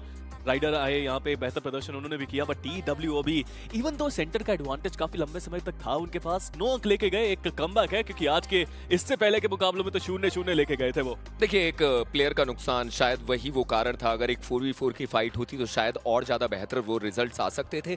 वसिस्टा ई-स्पोर्ट्स 6 अंक उनके पास भी, हालांकि सैनहॉक वो बेहतर खेलते हैं, ब्रिज क्रॉस करने में भी कामयाब हुए थे, but at the end game अपने नाम नहीं कर पाए। मैडकिंग्स बहुत सुरक्षित अपने आप को रखते हुए नजर आए, बट एट द एंड जहां तक अपने आप को लेकर जाना चाहते थे वहां तक नहीं पहुंच पाए। 5 अंक उनके पास जरूर देखने को मिलेंगे, बट कुछ ऐसे नाम जिनकी तरफ से कुछ खास रिजल्ट इस गेम में देखने को नहीं मिले। स्पेशली फीनिक्स की अगर हम चर्चाएं करें, पहले दिन इस टीम ने 3 मैचेस में 51 अंक बटोरे थे। कल के दिन मात्र 3 मैचेस में 8 अंक, और आज के दिन मात्र 3 मैचेस में अभी तक 5 अंक बटोर पाए हैं। मुश्किल बहुत है फिनिक्स के लिए। आमन, इस तरह का प्रदर्शन आप एक्सपेक्ट नहीं करते फिनिक्स जैसी टीम से, स्पेशली तब जब पहले दिन आके उन्होंने तबाही मचाई थी। और सच बताएं तो फिनिक्स के साथ जब आप इनको देखते हैं ऐसा लगता है कि जब ये अग्रेसिव खेलेंगे तभी अच्छा खेलेंगे, जब भी वो रुक के खेलने की कोशिश करते हैं शायद तब प्रॉब्लम्स उनके लिए थोड़ी सी ज्यादा बढ़ती नजर आती हैं।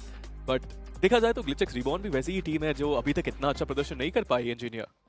देखिए बिल्कुल GLITCHxREBORN को लेकर भी चर्चाएं करें तो सैनहॉक का वो गेम था जहां पर उन्होंने एक अच्छा चिकन निकाला था पिछले बीते कुछ दिनों में, बट आज का दिन उतना बेहतर GLITCHxREBORN के लिए नहीं जा रहा। बट अब चीजें बदलने वाली हैं स्पिरो, हम जानते हैं कि ग्रुप्स में बदलाव होने वाले हैं और अब ग्रुप ए ज्वाइन करता हुआ नजर आएगा। और हम ये भी जानते हैं कि ग्रुप ए एक ऐसा ग्रुप है जहां पर हर एक टीम परफॉर्म कर रही है। Mysterious4, Autobotz, आप Revenant Xspark को ले सकते हैं, और उसके अलावा भी आप कुछ और टीम्स को काउंट कर सकते हैं जो अच्छा एक कंसिस्टेंसी दिखाते हुए नजर आ रहे हैं। जी हाँ, उनको काफी समय मिला प्रैक्टिस का और अब प्लेयर्स मुझे लगता है वो फ्रेश होंगे यहाँ पे आके मैच के अंदर अच्छा प्रदर्शन करने के लिए। और जिस भी टीम्स का आपने नाम लिया ना वो तो अच्छा खेल ही रही है, बट ग्रुप ए की एक्चुअली अगर देखा जाए तो बहुत सारी टीम्स हैं जो अच्छा यहाँ पे प्रदर्शन करती हुई नजर आ रही हैं। एक खतरनाक ग्रुप, जब ग्रुप ड्रॉ हुआ था तभी हम यहाँ पे बात कर रहे थे इस बारे में कि it's dangerous group lower bracket के अंदर, एंड अच्छा लग रहा है देख के कि वो अच्छा कर रहे हैं। बट ग्रुप सी उनको अब एडजस्टमेंट करनी पड़ेगी। जब आप 6 मैचेस लगातार खेलते हैं, 3 एक ग्रुप के साथ 3 दूसरे ग्रुप के साथ, एडजस्टमेंट्स वो मायने रखती हैं कि आप क्या बेहतर कर पाएंगे या नहीं इन आने वाले 3 मैचेस में। देखिए बिल्कुल सही कहा, और ग्रुप सी में कुछ ऐसे भी नाम है जो अच्छा परफॉर्म करते हुए नजर आए हैं, बट अब 3 ही मैचेस बचे हुए हैं। मतलब आज के दिन के बाद सारी टीम्स के वो बराबर मैचेस हो जाएंगे, और उसके बाद थोड़ा सा आकलन हम भी लगा पाएंगे कि कौन सी वो टॉप 4 टीम्स हैं जो लगभग उस क्वालिफिकेशन के पड़ाव को पार कर चुके हैं। मतलब एक एक्सपेक्टेड कट ऑफ जो हम रखते हैं वो 80 से लेकर 85 का, कौन सी वो टीम्स हैं जो उस पड़ाव को पार कर पाएंगे। जी हाँ, काफी सारे सवाल यहाँ पे जरूर रहेंगे बिकॉज प्रॉब्लम्स हो रही हैं कई टीम्स को रोटेशन के चलते, कई टीम्स को टॉप क्लैशेस में दिक्कत हो रही है। बट आई पर्सनली फील कि TWOB अब थोड़ा तो चिल होके खेल पाएंगे, क्योंकि ठीक है यार डिसेंट पॉइंट्स आ गए, शुरुआत तो हुई है, प्रेशर भले ही होगा उनके ऊपर बट प्रेशर को पार पाके लिमिट्स के बियॉन्ड जाना पड़ेगा। बट अभी के लिए हम चलते हैं एक छोटे से ब्रेक की तरफ। ब्रेक के बाद वापस आएंगे अगले मैच के साथ जो कि होगा एक शानदार मुकाबला।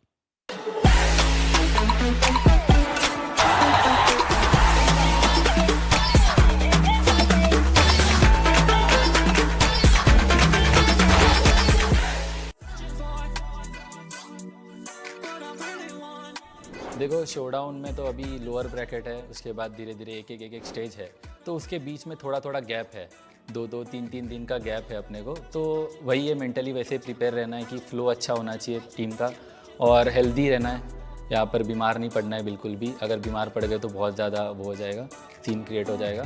तो वही है, वही मेंटेलिटी वही है। अभी तक आई थिंक लास्ट टूर्नामेंट अभी जस्ट ही ख़त्म हुआ है, तो हमें बेरली टीम के साथ मैं 7 मैचेस खेला हूँ एंड बाकी टीम में माहौल तो अच्छा ही है। अभी हमारी एकदम न्यू टीम है, तो सबसे इम्पोर्टेंट है माइंडसेट वो जीतने का, क्वालिफाई करते रहने का एंड एंड में जीतने का होना चाहिए। तो उस पार्ट में हम अच्छे चल रहे हैं, बट प्रैक्टिस उतनी नहीं हो पा रही है, बट माइंडसेट है। सो स्टेप बाय स्टेप लेके चल रहे हैं एंड स्टेप प्रोसेस यही है कि हम एक राउंड को एक टाइम पे देख रहे हैं कि टॉप 12 आना है, देन टॉप 12 आना है। तो ऐसे राउंड टू राउंड फोकस कर रहे हैं। अभी जैसे लोअर ब्रैकेट है तो हमारा पूरा फोकस लोअर ब्रैकेट पे है। फॉर्मेट तो एक्चुअली बहुत ज़्यादा ही अच्छा है, एंड आई थिंक 50% चांसेस हैं, तो इससे तो बेटर अब कुछ मांग नहीं सकते हैं, डिमांड नहीं कर सकते हैं। मैं कॉन्फिडेंट हूँ कि हो जाएगा, क्योंकि इस बार का जो फॉर्मेट है वो अच्छा है। पहले थोड़ा फॉर्मेट ऐसा होता था कि 30% ऑफ टीम क्वालिफिकेशन कर रही है राउंड्स में,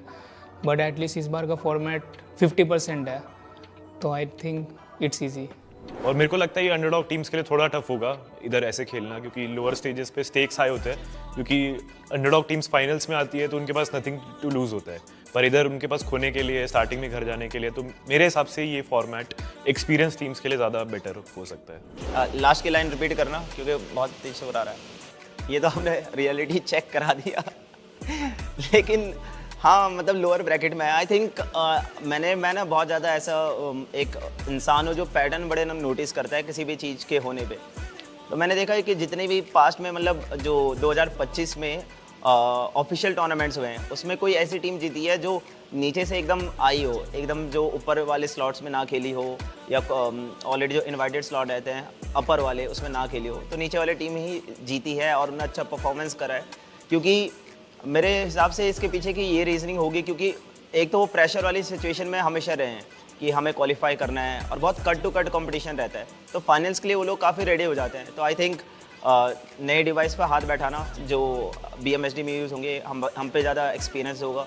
एंड ओवरऑल मतलब जो हमारे स्ट्रेटजीज़, जहाँ पे हम स्ट्रेटजीज़ हमारी अच्छी नहीं थी, वो हम स्ट्रेटजीज़ रेक्टिफाई कर सकते हैं, अपने मिस्टेक से रेक्टिफाई कर सकते हैं। तो मैं तो खुश हूँ भाई, मुझे लोअर में मिला, एटलीस्ट मिला। यहाँ तक जो खेल के आया हूँ बहुत चीज़ें देखी है मैंने, और मेरी टीम ने भी बहुत सारी चीज़ें फेस करी है, तो आई थिंक मेरी टीम भी कॉन्फिडेंट है, मैं उन पर कॉन्फिडेंट हूँ कि हम लोग आसानी से कर लेंगे। कंपटीशन आई थिंक हम एक पिछला इवेंट जो खेले हैं, एक third party event, I think उसमें हमारी इनफ प्रैक्टिस हो गई है कि टॉप 12 तो हमारे लिए ईजी रहेगा। बाकी आई नो कंपटीशन टफ है, तो हम भी हमारा बेस्ट देंगे। अंदर की फीलिंग इज़ लाइक कि हमेशा ही वही सपना था जब से गेम स्टार्ट करा है कि बाहर ही जाना है, तो जब भी अपॉर्चुनिटी रहता है तो एक हमेशा शायद रोंगटे खड़े हो जाते कि करना है, तो अभी भी वो जोश तो है। देखो, सबका ही सपना होता है, जो भी खेल रहा है स्पोर्ट्स, सबका सपना यही है कि भाई ग्लोबल जाना है, इंटरनेशनल में खेलना है, अच्छा खेलना है।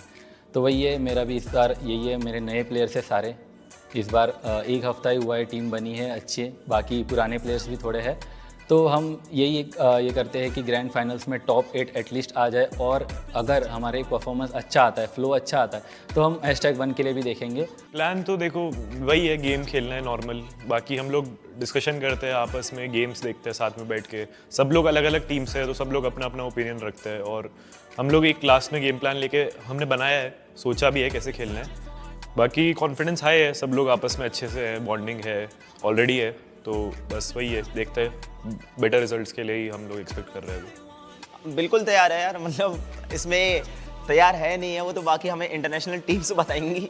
मैं तो अपनी तरफ से तैयार हूँ, मतलब मैंने कपड़े वपड़े पैक कर लिए हैं, सब कुछ मैं रेडी हूँ, पासपोर्ट वगैरह रेडी है, तो हम तो अपनी तरफ से रेडी है। बाकी इंटरनेशनल टीम बताएंगे कि हम लोग रेडी कितना है। और बाकी मजाक के अलावा मैं बोलूँ तो मैं बहुत कॉन्फिडेंट हूँ अपने स्ट्रेटजीज़ को लेकर, क्योंकि मैं बाहर का जो गेम प्ले रहता है मैं रीड करता हूँ, स्टडी करता हूँ, एंड मुझे उतना फ़र्क नहीं दिखाई देता। मुझे लगता है जो बाकी बोलते हैं कि स्किल सेट का बहुत डिफरेंस है, मुझे नहीं लगता। आई थिंक इंडिया में बहुत सारे ऐसे प्लेयर्स हैं, इंक्लूडिंग माई टीम, जिनमें ऐसे प्लेयर जो बाहर जाके अगर सिर्फ प्योर रॉ गन स्किल्स की बात करें, कम्पीट कर सकते हैं बाहर वाली टीम से। तो आई थिंक स्किल का नहीं है, एक्सपीरियंस का है, उसमें हम थोड़ा बहुत लैग करते हैं पीछे, लेकिन आई थिंक हो जाएगा और बहुत बढ़िया परफॉर्मेंस आ सकती है अगर इंडिया से कोई भी टीम जाए।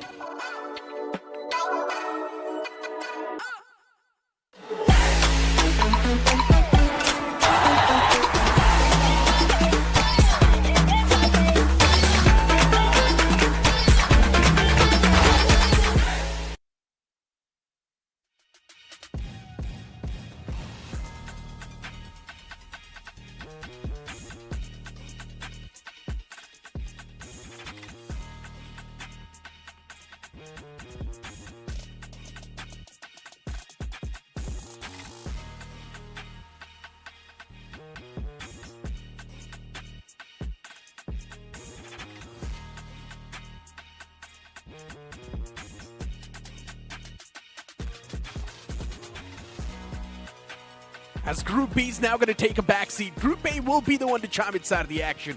We've got names like SINEWY Esports, Autobotz Esports, Revenant Xspark, who are doing extremely good at the top of the table, but there are also a few names who are still struggling down at the bottom. I'm speaking of Team Insane Esports as well, and even Altitude. Yes. And of course, there is going to be a lot at stake here as well, because today is all about trying to make a comeback to try and make their name and qualify into the next phase here. Being in the top 12 by the end of all these 4 days here in the lower brackets is going to be where each and every single team wants to be in. But all things considered here, can they be consistent enough to score those points is going to be the question here as well. We saw a lot of scuffles coming in. We saw early on between both Phoenix as well as Ryder Esports in Bootcamp. Are we going to see that here in this game here again? I don't think so, right? Seems like they are in two different groups this time. Exactly. But you know what? Without wasting any more time, let's just head on towards the upcoming map of Sanhok.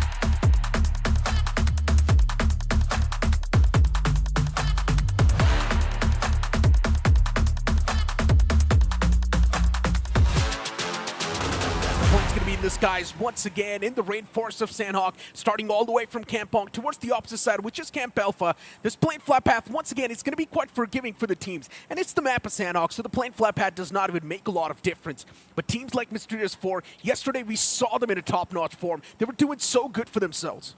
Yes, and speaking of the fights here, this is going to be a very, very interesting one to see how things are going to be happening for as well. Personally, I want to see how GENxFM is going to be doing in this particular game, considering the fact that they have swapped out between Sheik as well as Goku from time to time here as well.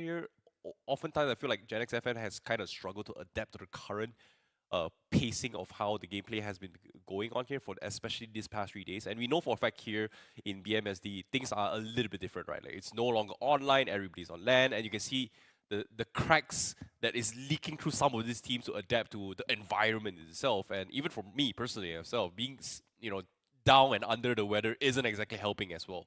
Tamilan Esports right next to the players at GENxFM. Yeah. You had a conversation about them, and there's a big chance these two teams might just lock horns. Speaking of Tamilan Esports, around the mid-40s, they need a lot of points to actually make that climb in the top 12 and be there in the comfortable spot as well. For Altitude Esports, things have been a little bit different. They're pretty good in their 4v4 fights, but for some reason, when it comes to that survival aspect of the game, that's where they lack. But looking at this circle, shifting towards the Camp Alpha Island, now this is where the real chaos will brew up. Yeah, speaking of chaos here as well, I'm very curious to see what the cutoff is going to be like as well. Like I think at the start of the day, the expected cutoff on the top 12 was somewhere around 42 points. If you times 2 that, it would be 84 points-ish. So I would say by the end of these 4 days, having 84 points is where you're going to be safe, for sure. Like getting 84 points. I personally think the cutoff's actually going to be lower. I think it's going to be 74. Yeah, a lot of you guys are expecting it lower as well. Yeah, like, because I genuinely do think teams at the top, they will start creating that vacuum. They will start striking down foes. They will start being a little bit more frag heavy in the final few moments, which makes a lot of sense, right? Before moving to the quarterfinals, just get your gun game better. And I think Nebula Esports' game plan was like a little bit of a shaky run for them in day number 1, but day 2, day 3, they started to pick themselves up a little bit better as well. I think I had a conversation with Kratos. He was like a little bit worried on his gameplay here and there.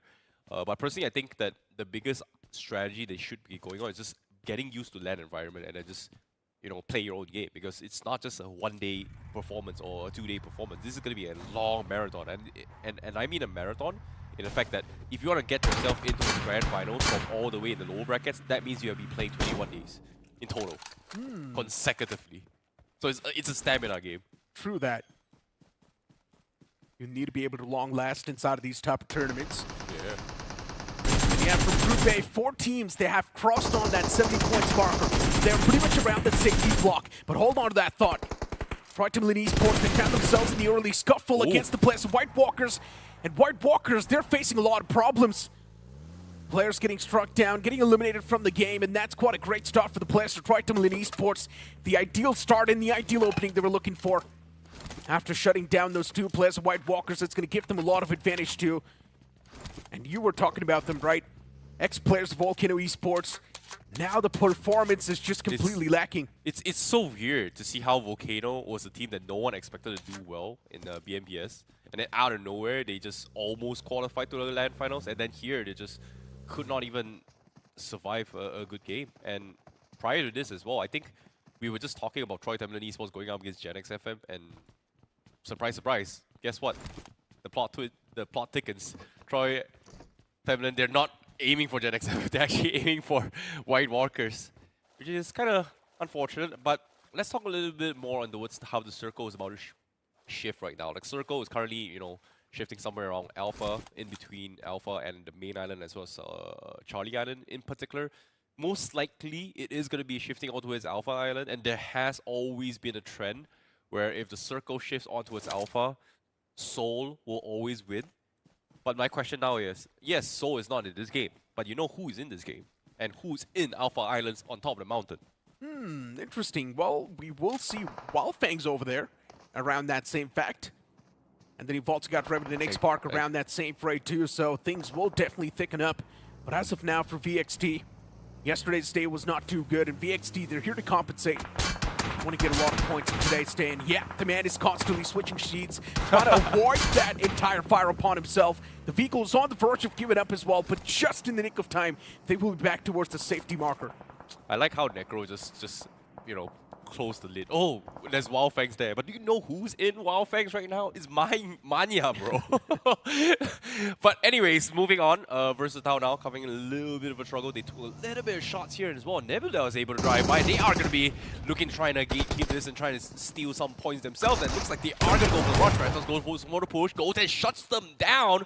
And that's going to be a 1-for-1 trade, but Goten, he is going to get surrounded, but eventually goes down, and Nebula Esports will pick themselves a couple of points. Goten gets absolutely overwhelmed. Too many players, Nebula on the plate, and he was not able to eat any of them. He did find that knock, but no confirmations to back it up. While Nebula Esports, 2 finishes racked up, things looking extremely good. For Wyld Fangs as well, towards the top left island, they're looking pretty okay for themselves. Nebula, after eliminating that player from Revenant Xspark, they're just going to be feeling even better. Yeah, definitely. Like, considering that Nebula Esports, they are in somewhat of a role. They are currently playing a total of 6 games just for today itself. And for them to get that kind of momentum to keep on going just proves that, you know, that they are ready for anything, right? Like, having those kind of mentality, the stamina to actually pull through every single gameplay, that's going to be very, very important for them. But my biggest question here is going to be on TWOB. What happened to the old TWOB? Because this current roster feels like we have veterans from the scene for quite some time.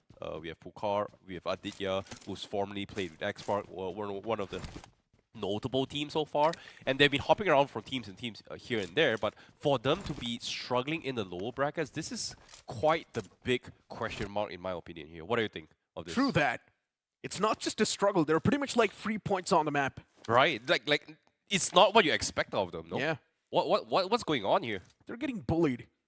And the only possible conclusion that I can come to is that this combination's not working that well. Are you trying to say they're just washed, aren't you?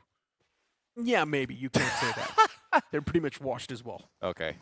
Maybe they need to find new teammates. They need to find new combinations that they can try and work around with. But this one's definitely not working out. There's no way you throw a game of Sanhok where you've got every single piece of advantage. You've got the zone on top of you. You've got the cover to play with. But you still choke that final fight.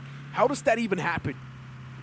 Well, sometimes in life, things can get a little bit of difference of road track.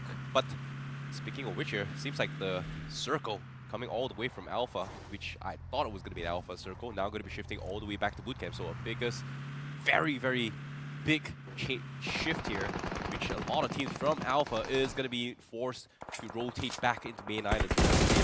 A tough spot here. TWOB rotating by, gets picked off as well. Team Insane is able to find a couple players, even White Walkers as well.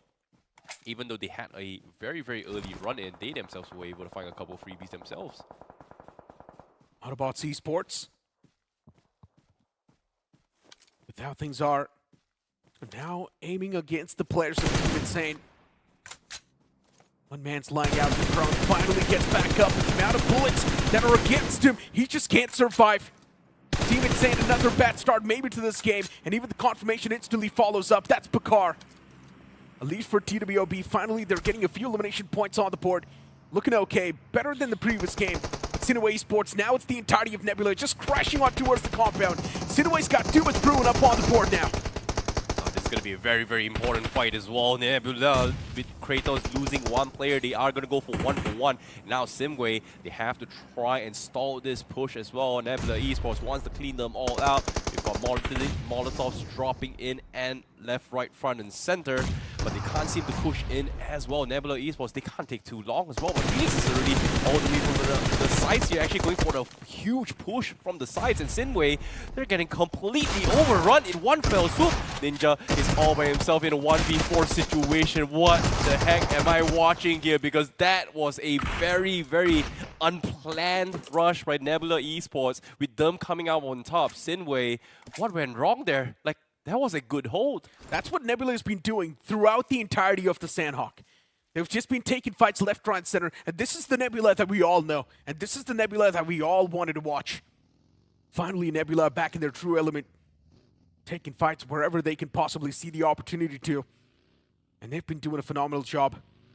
VXT on the screen, a team that likes to play it passive, but we know for them the game plan's not been working out that well. Yesterday, VXT absolutely bombed their games. We expected a lot more, but they were just not falling through. And now for VXT, every single game, they need to make sure they're compensating for what happened yesterday. Well, seems like coming from Versatile, there's a lot on the line they have to actually figure out as well. It's been a while since we've seen this roster come alive, right? Like, this is not a lightweight roster when we think about it, right? If you think every single player from Versatile was at the top of the game at one point, and for them to be struggling in the lower brackets, that's also a big question mark for me. But before that, let's take a look at a replay on how things happened between that fight of Nebula Esports as well as SINEWY. I wasn't really sure what SINEWY was actually thinking. They had a good defense and all, but considering the fact that they allowed them to actually go in for flag, especially for Phoenix from this right side, completely push without punishment, and then dropping a couple of nades to just stall them and get the reset in, and then just take them down, was just, okay, that was a little bit unexpected in my part. What are these zone shifts? Now the zone taking a curveballing shift down south. GENxFM Nebula finding themselves in the power spot. And you've also got StreamO on the right side, Tamilan Esports right next to him, even Blitz on the other side. Revenant Xspark, they can easily breach in as well if they want. There's also Team Altitude on the left. And Wyld Fangs, all the four players next to each other. So even Wyld Fangs, they need to find that breaching point. And Wyld Fangs easily will too. Hey man, as the saying goes, an ex-retired legend once said, scam. It's a scam. Maybe a prank? That can it also might be a prank word. too. If you know, you know, guys. If you know, you know. But all things considered here, Altitude, they are going to be taking a little bit of a later approach here. Seems like they will be trailing along the edges of the circle to try and get inside the zone. No vehicles, not sure whatsoever, but it seems like they are going to be A-okay. But Tamilan Esports, they are having a hit to it against StreamO. Spirit going to be stuck outside in terms of the corner here, looking to try to win a couple fights himself, but his health is a little bit too low. And Tamilan Esports, they are able to get a couple nice nades in. Dazzle, beautiful nade comes through, gets the takedown. Now Spirit has to go in for the reset, but he's all by himself. He goes for the full reset, but he doesn't have any friends now. He's all by himself, and guess what? A third party, the perfect third party coming from Autobotz Esports to spoil the dreams of Tamilan Esports as well as StreamO, just like that. Just can't do a lot in that given scenario. In Autobotz Esports, since they've got all the four players standing, of course they've got the default advantage. But that one man from StreamO, even he could not do anything. Yeah. For Tamilan Esports, it's a decent start to the day, but they've only got 3 men standing, so that's a little bit of a concern. Wyld Fangs, with all the 4 players standing, they've got 0 elimination points racked up so far. So Wyld Fangs as well, they need to be a little bit more aggressive. They're taking that massive rotation from all the way from the southern side, back in the blue. Phoenix Esports on the screen, eyeing out the place of Blitz. Blitz in the far right. Across the water. The place is spotted before Phoenix Esports can finally realize there's also VXT in the back. And what a spray that was! Shiraji turns around and slaps one of the players down. Okay, Shiraj, that is some insane game sense right there. Well, He may have knocked NinjaJot, but he himself gets traded off by Blitz from across the other side of the terrain. Now, Versatile, they have to go in for the reset here as well. NinjaJot needs to be picked off. They're still debating if they want to go through with this as well. Stage 3 circle has got to hurt. Still very, very possible to pick him up, but Stage 4 is where things get a little bit spicy here. Meanwhile, Phoenix Esports, Ash, going to be showing himself across the mountains here. In this case, near alongside bootcamp shorelines. Stands up, shows himself a little bit with the shorties, scares them away. But there's only so much he can do. He needs to rotate inside the zone, and he can't really do that just because there is a team across known as Versatile that needs to go through the zone as well. And because of this stalemate, both teams, or in this case, this three-way showdown is hurting all three teams. True that. Even the zone actually shifting right on top of the players of GENxFM. And then you've also got Wyld Fangs on the southern side. But for Blitz, they just want to punish the players of Phoenix Esports, and that's the only thing they are focused on. Autobotz Esports taking a fight against the players of White Walkers. That's another man down. Utility should be able to find the confirmation as well. And look at Tamilan Esports sneaking on the players of Autobotz Esports. Autobotz needs to be careful of Tamilan Esports making that pounce any time now. And this is what I was talking about. Tamilan Esports, they've already kickstarted things. But even Team Insane is now taking those shots against Tamilan Esports.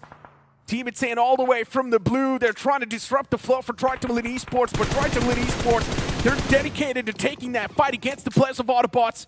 And Autobotz have already taken a lot of damage. The man once again gets knocked out by the blue. Autobotz getting absolutely shut down by the players of Tamilan Esports. This is what you call disrupting the flow. Well, this is definitely disrupting as well. It's been a while since we've seen Dazzle us with his footwork, but this time he's got a lot on this plate here as the circle is about to shut through. White Walkers with 2 men against the wall somehow still holds on.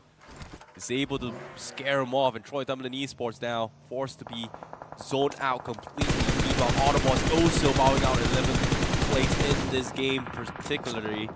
As Flash now gonna try and get a couple more picks themselves, but eventually Tamilan Esports, they tried to make that rush but just could not survive at all. That is just very, very unfortunate here, but that's the nature of how Sanhok is begin, right? Like, it's very circle-centric. You know, it's either you hit it or you miss it, or in this case, Revenant Xspark now. Scouts, the Remnants are coming from Versatile. They were a little bit late to the zone, and NinjaJot finally gets claimed here. True that. Revenant Xspark.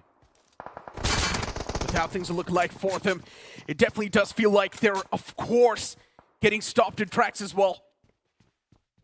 For Wyld Fangs, they're still alive, but they are not looking too dominant. They're not the Sigmas anymore.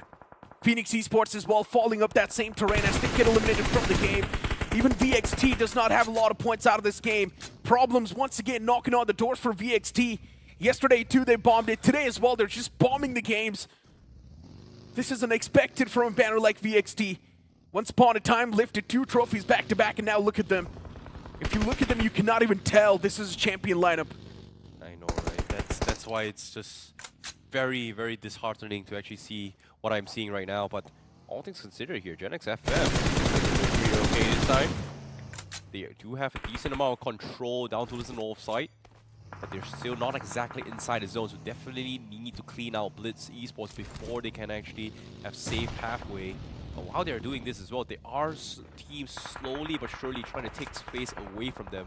And that is going to be a little bit of a predicament here, because did I just see Blitz lose one of the members just by falling off a vehicle? Seems like it. But Blitz, no matter what's going on, one thing is for sure, bouncing back from this position is going to be impossible. Another man for Blitz is knocked out, and now it's just down to Soham. One man was taking so much damage from the blue. It's going to be impossible for the guy to sustain it. He's got one more first aid to play with. He needs to pop that first aid, but does he have enough time? That's my question. No one's going to be the answer. He realizes it himself, and then he just accepts the fate. Yeah, gets eliminated here. Now 6 teams left, only 18 remaining, and GENxFM looking very, very healthy in this particular round here. Same can be said for Nebula. And even for Wyld Fangs, they're doing pretty okay. But the question here is, GENxFM, look at this. They have all this cover to work with, but the only thing they need to do left is just take space and take some sort of control, and they are going to be A-okay. Wyld Fangs taking a very, very interesting approach to this game, playing under the bridge, setting themselves a couple of nice bunkers with those vehicles, but aside from that, they're not getting a lot of frags. And I like the idea that they're playing very, very defensive, but at the same time, it's gotten them to this stage. Now, how do they close the game? And look at the next zone shift. Oh, wow. Favoring the players of GENxFM. This has to be their game. Maybe even Nebula Esports, if they play the cards right, this can be their game as well. Okay as well, to be honest. And the fact that Revenant Xspark is still alive with a two-man squad. If you remember Revenant Xspark, they lost out on those two-player squad early on, and now they've still got 2 more men standing. Revenant Xspark has been playing quite a sneaky game too. Only 2 elimination points racked up, but I don't think they're aiming for the eliminations anymore. They just need a few consistent points and place themselves in a decent spot. Team Altitude, all the 4 players surviving. We talked about how Altitude are pretty good with their firefights, but the survival aspect, they lack a little bit. But now the players are out in the open, taking a lot of damage from the players of GENxFM across the fray. Things are looking good as of now. I'm surprised Altitude, with this smoke, they're able to survive all these commotions, but they've used up so much utilities. But Wyld Fangs, they themselves are in a little bit of a tough spot themselves, but GENxFM will try and clean them up as quickly as they can. Eventually, will be able to find a couple more as well. And like you said, they do have the high ground, they do have those controls, and all they need to do is just start racking up some serious points here. Goku's looking towards Altitude. They're looking at Revenant Xspark as well. Look at the greed coming in from GENxFM. They want to take everything in this game. But despite all the shots being made in every single direction, they need to get those connections here. And well, speaking of that, that's a connection right there. Altitude down and out from the game with just 1 finish racked up. Unfortunate. But looking at the amount of teams that are alive, 5 teams still there in the game. GENxFM Esports, 3 finishes racked up. Things looking good and dandy. That's going to be Trace knocked out. Another man from Revenant Xspark is still there around the fray, but even he gets wrapped up. GENxFM from the top is just raining down death and destruction. No matter who stands against him will be eliminated. Nebula Esports, as I mentioned, if they play their cards right, this game can be theirs too. Yeah. It's going to be very, very important, but a massive game coming from Nebula this particular round here with 10 finishes in the bag. They themselves are in prime position here, but they have 2 options, clean out Wyld Fangs or clean out GENxFM. But no matter what happens, they are going to be the center of attention between all these teams here just because they're taking 2 fights at the same time. And speaking of 2 fights here, Phoenix goes down. That's going to be Sev now looking for an opener here, but he himself gets traded off. Very, very quick hit taps coming through. As Wyld Fangs will have to slow down the push here. And this opens up an opportunity for GENxFM to actually snatch the chicken dinner away because of this misplay from Nebula. True that. And Wyld Fangs now, the Blues on the move. So Wyld Fangs as well, they need to push themselves outside the comfort zone. The amount of shots Nebula are taking, Wyld Fangs, I highly doubt they can survive this wrath. Utility from White Tiger finds a connection. And Nebula, problem strike. But Wyld Fangs with just 3 men surviving, the Blues on the back. I don't really see a possible way they can position themselves, but even for Nebula Esports, things not looking good. It's GENxFM now switching their focus on top of the players of Wyld Fangs. And even for Nebula, problems do start to strike. It's just the final 3 teams standing as White Tiger's now out in the open, nowhere to go. The man's also going to be taking a lot of damage from the Blue. He's pinned behind the tree, but eventually gets eliminated. That's it from the guy. Kratos behind the rock. Just 1 last man surviving from Nebula. He's going to try his best to try and fight back, but even he can't do anything. That's it from the guy, Kratos. He will be wrapped up in a sheet too, and that's a solid game. This is what GENxFM needed, and that's what they got. Definitely a very, very important game coming from GENxFM. And it seems like this is a very, very important one that definitely deserves a spot here. Play their position well, convert those games and those points. And this is going to be very, very important for them to actually continue their grind to qualify into the top 12 here. A massive performance coming from them, but at the same time, shout out towards both Nebula Esports as well as Wyld Fangs, because very, very consistent stuff coming in from today in general. Every single game they've played have been just phenomenal. Yeah. And for Nebula Esports, I guess this is probably the best game they've had so far, right? Getting the elimination points, getting the placement points as well, topped off at the same time. And I'm pretty sure that's what Nebula was looking for. Elimination points, they can easily get those. But placement points, that's where Nebula was struggling. Yeah, that was something that they were just very, very, I would say, not cautious about their decision makings, right? Like they're always in the situation where if they see a place that they think they should fight, they'll just fight regardless of the scenarios here. And because of that, they just don't care about third parties, fourth parties, and everything. But at the same time, the way how Nebula has been playing so far is like they take fights so quickly that people just don't expect things to wrap up so quickly. True that. But now moving the conversation on towards Revenant Xspark as well, right? We had a conversation about how comfortable Revenant Xspark is at the overall standings. But I still do believe that Revenant Xspark, if they do manage to get a few more points, it can be a stark statement before moving towards the quarterfinals. And the good momentum can easily help you put yourself in quite a decent mindset as well before moving towards the quarterfinals. The way things started off for Revenant Xspark, it was quite shaky in this game. Well, for all things considered here, Revenant Xspark had an amazing day number 1. Day 2, a little bit shaky. Day 3, well, to be honest, not really a great day for them as well. But if you think about it here, considering the amount of points that they have gotten here, do they really care if they get points or not at this stage? Yeah, I guess. But it's more about making that statement. It's more about getting the good momentum before you roll in towards the quarterfinals, right? We know in quarterfinals, the level will be amped up, the gameplay will be amped up as well, and the intensity will be all-time high. So you need to be at your best performance. And Revenant Xspark, after watching a few shaky performances on day 2, for some reason, I have a doubt that maybe Revenant Xspark can choke up when it matters the most. Well, that's a very sensitive thing to actually talk about here as well, but I do not disagree with your point. Like, as much as I want to disagree with it, I can't disagree or completely agree with that point as well, because and when it comes to competition in esports as well, anything can actually change. A lot of factors come towards account as well. It may be health, it might be mental, it might be physical, it might be devices, etc., and yada yada, which a lot of things do oftentimes affect the overall gameplay. But I feel like as a pro, especially now where it is a grind, there's a lot of things they have to factor in as well. Choose your fights wisely. That's gonna be the tip here. Exactly, and I'm pretty sure in the upcoming games they will try their best to choose their fights wisely. Before now, it's time for us to toss to a short break before we head on towards the 5th game.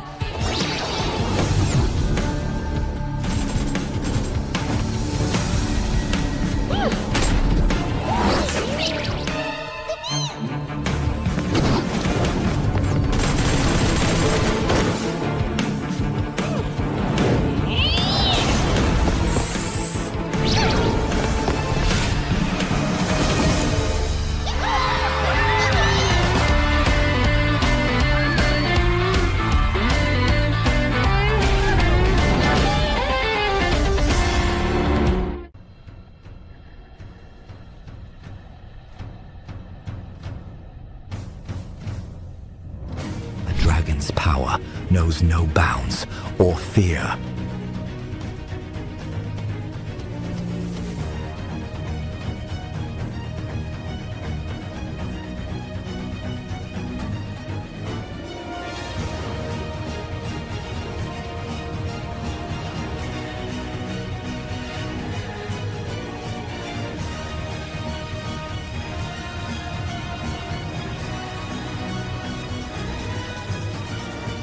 Ready to wield it? Fight with the dragon's might.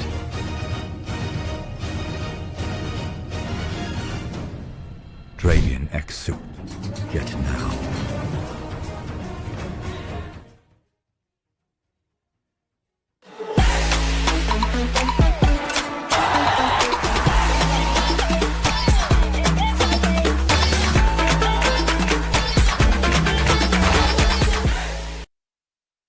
क्या बात है, कुछ समय पहले हम दोनों casting कर रहे थे और हम ही रहेंगे जो कि एनालिस्ट भी करने वाले। मेजी, स्वागत है आपका फिर से। पिछली बार आप कंप्लेन कर रहे थे कि आपका मैंने स्वागत नहीं किया, बट इस बार मैं आपका बेहतर तरीके से स्वागत कर रहा हूँ।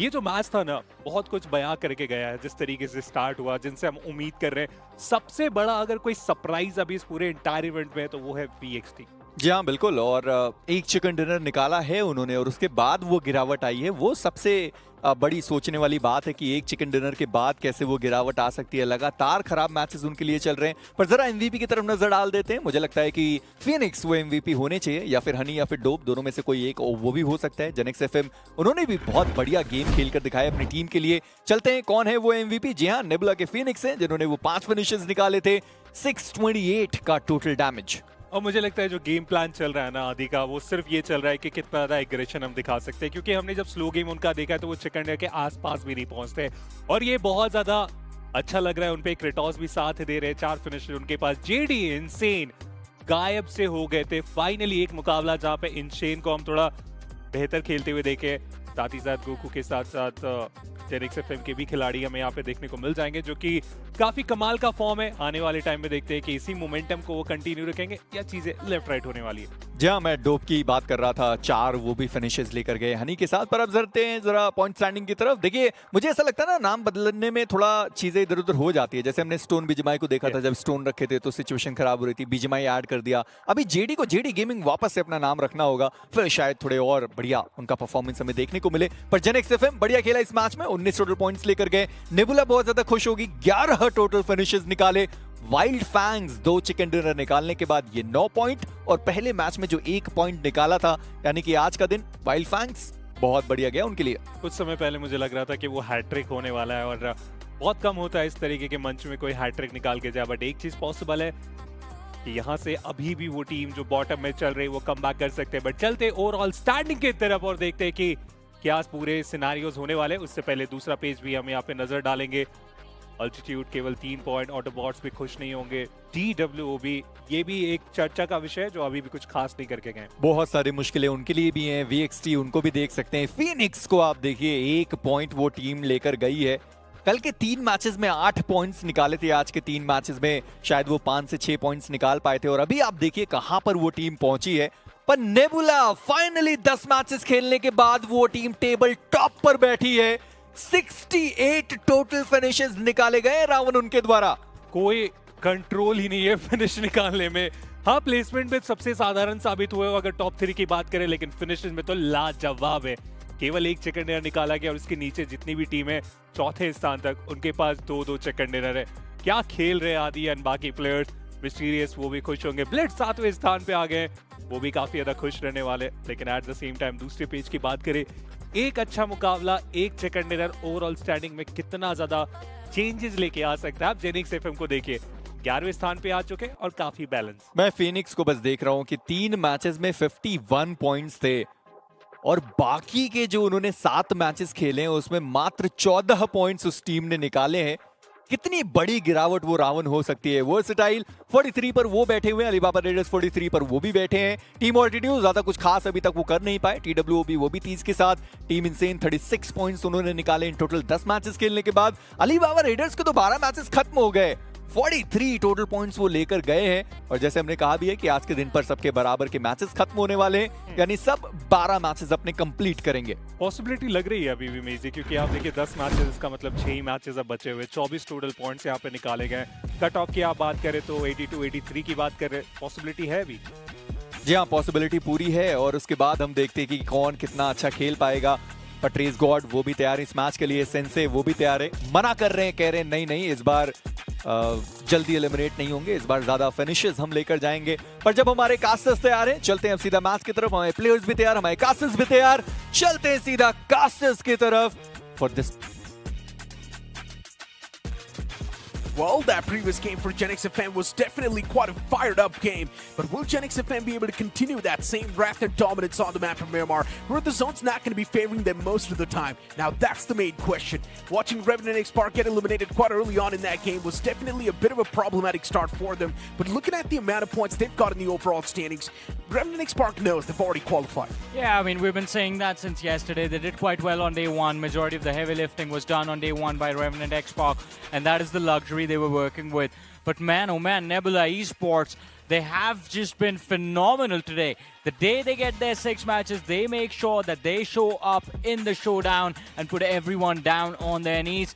And of course, 2 more matches left. Can they cross the century? That's a big question, and probably Nebula Esports is also going to move on ahead and be the first team to cross that 3 points marker, right? 100 points will be achieved by Nebula Esports after this game, which will be absolutely insane from them. We also had a conversation about StreamO at the start of the day. We had a lot of expectations from this banner, but for some reason, StreamO after that first game, we have seen a massive dip in the performance. Yeah, that is true, but hopefully it is going to be opportunity for them to strike. Miramar up next. Let's see how things turn out.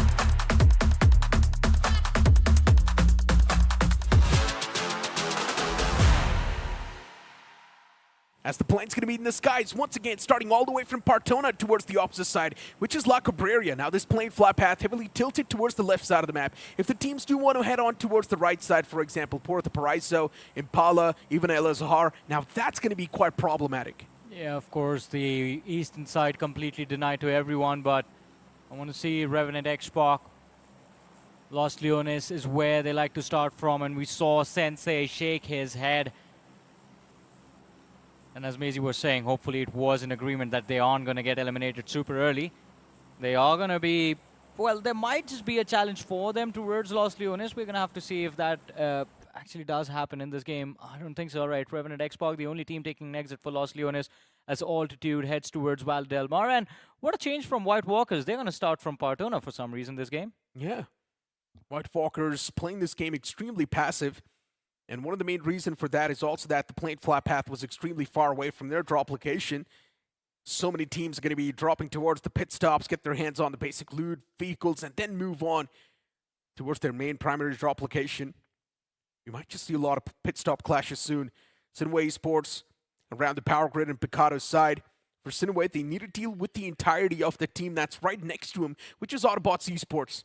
You've also got Team Insane heading towards San Martin. And maybe for Team Insane, it's going to be smooth glide. But look at this zone. Completely opposite of the plane flat path.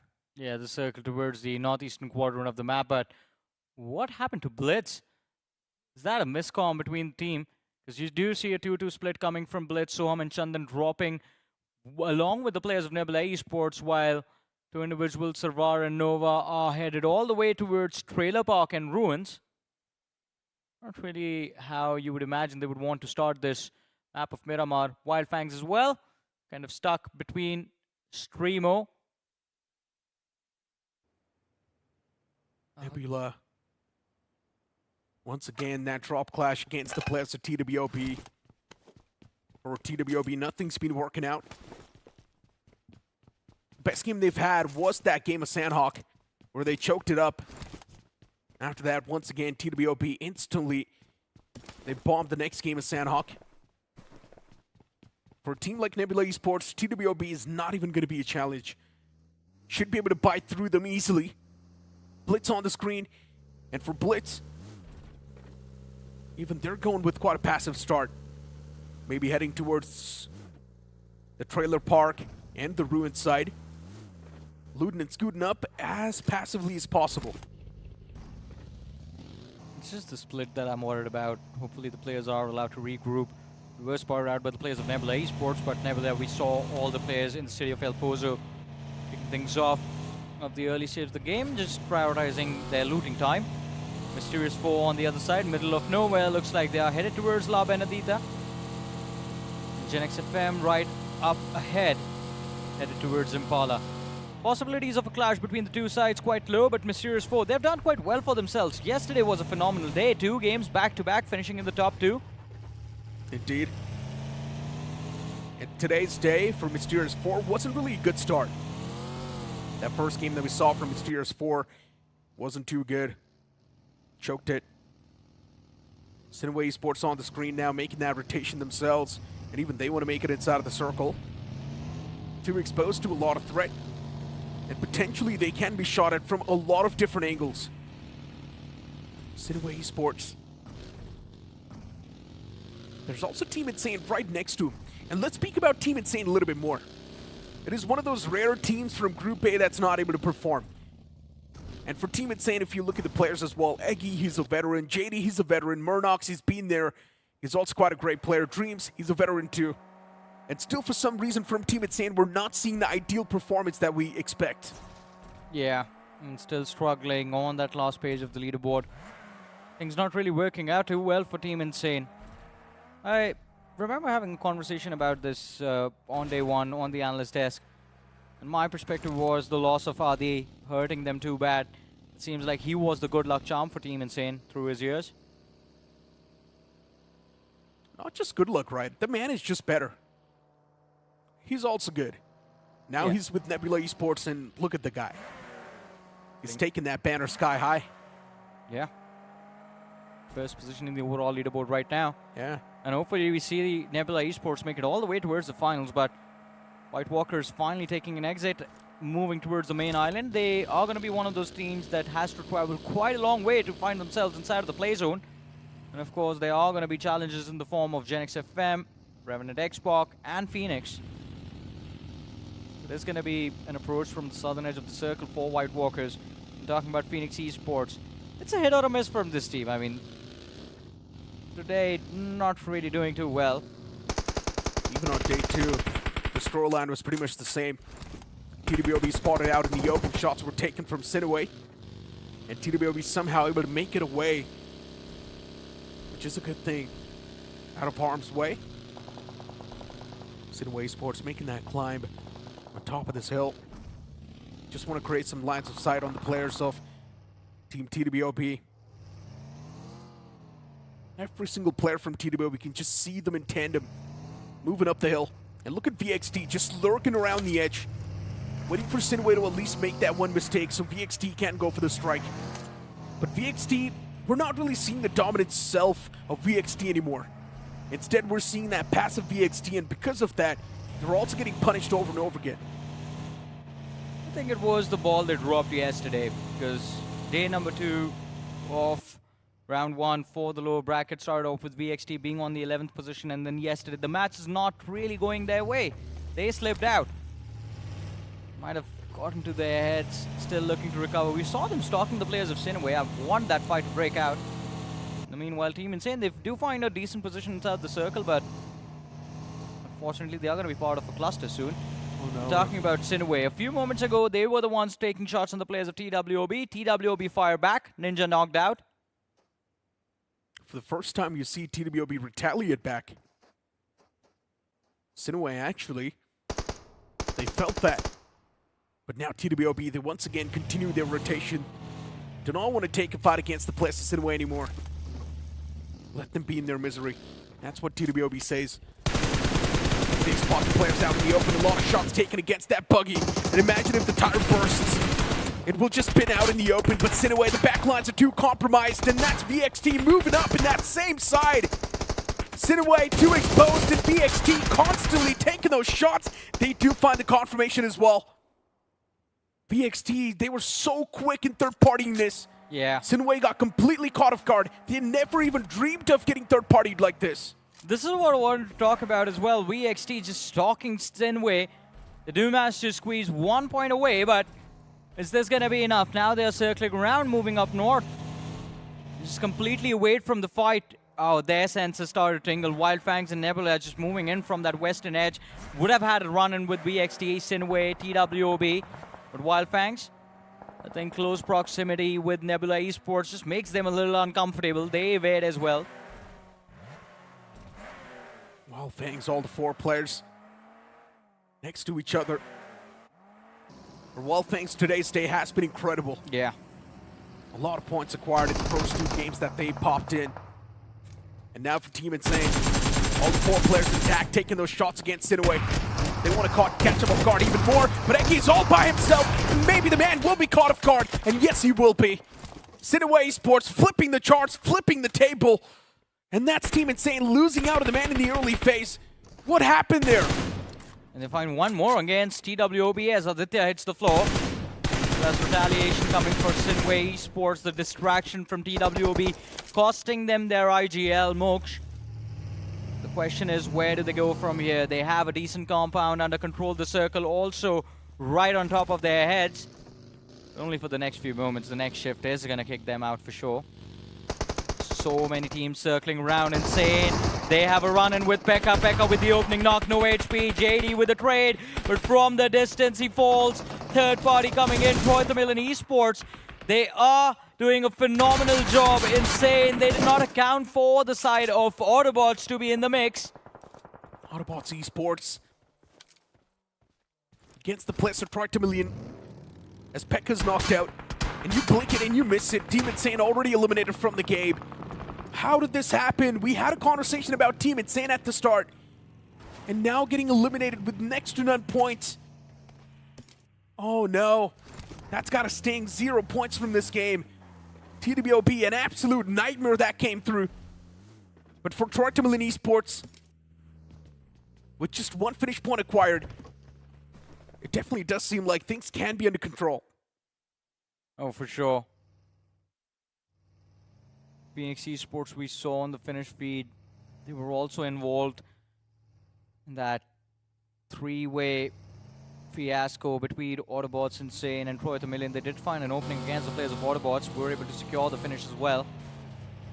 Where do they go from here? Stuck on that southeastern edge of the circle, about 100, 200 meters inside. That's where the cluster is starting to develop as well. Revenant Xspark on the other end. They do find one of the players from the side of Mysterious4. An easy knock finish converted. Mysterious4. We saw the 3 players next to each other. They're now Mysterious3. Majority of the team still waiting for the next zone to pop up. For the next zone to reveal itself. Altitude is still making that rotation from the southern side. SINEWY Esports.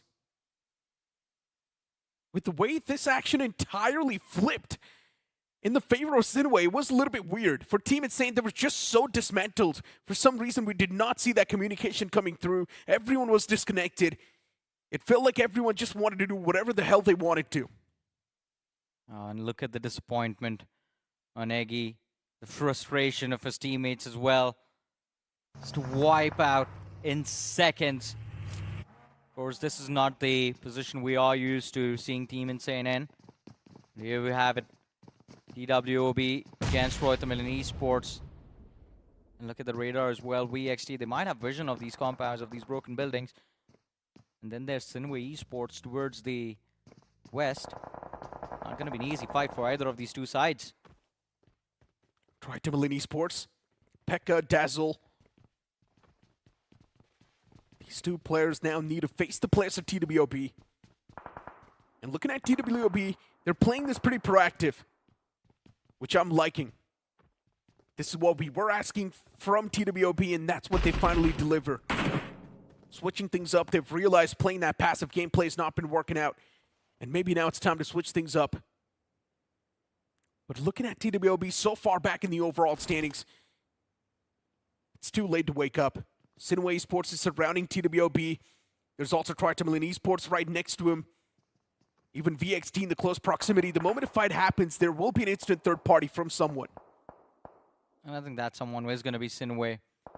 He's looking at the position. Rexboy has been left up north. Other 2 players moving down south. They are surrounding that broken building, but they're just waiting for the fight to kick off. On the other side of things, Blitz Esports, Chandan does fire at the players from the side of GENxFM, but shots fired do not make contact. That spells some trouble for the players of Blitz. They keep checking towards their right. I believe they are looking to spot out the players of Nebula Esports. That's going to be a big challenge. Nebula just barely inside the edge of the circle. Blitz, for them, the easier fight is going to be against the players of GENxFM. GENxFM. The compound they've got, it's outside of the zone. They need to push in. They also spot the players of Blitz. GENxFM knows now making that rotation is going to be even tougher. They've got Blitz on the tail, and look at Blitz. They're just blitzing through the players of GENxFM. Now ram their vehicles in the same compound. There's that one man from Blitz all the way in the back of the blue. He's also taking a lot of damage, but Blitz, they do manage to find the first opener. They were so quick in wrapping up the players of GENxFM, and GENxFM does not even know what exactly hit them. They never expected this sort of an approach from the players of Blitz. GENxFM completely caught off guard, now with just 2 players left standing. And for Blitz Esports, this should be an easy fight that will be converted. I mean, it should be, considering they found 2 already. Nova 21 taking a lot of damage. That rear left tire also goes out of commission.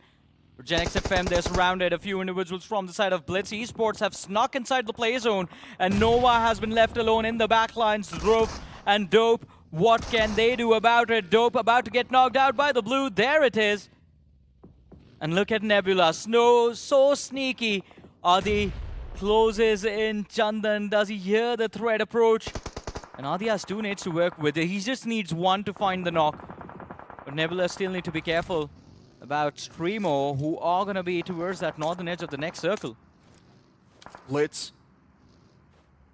The players are definitely softened up, but that does not mean they're weak. Nebula Esports. They know they've qualified. Nothing to lose. They can pretty much just go all out. And Nebula is one of those teams that's now already practicing for quarterfinals.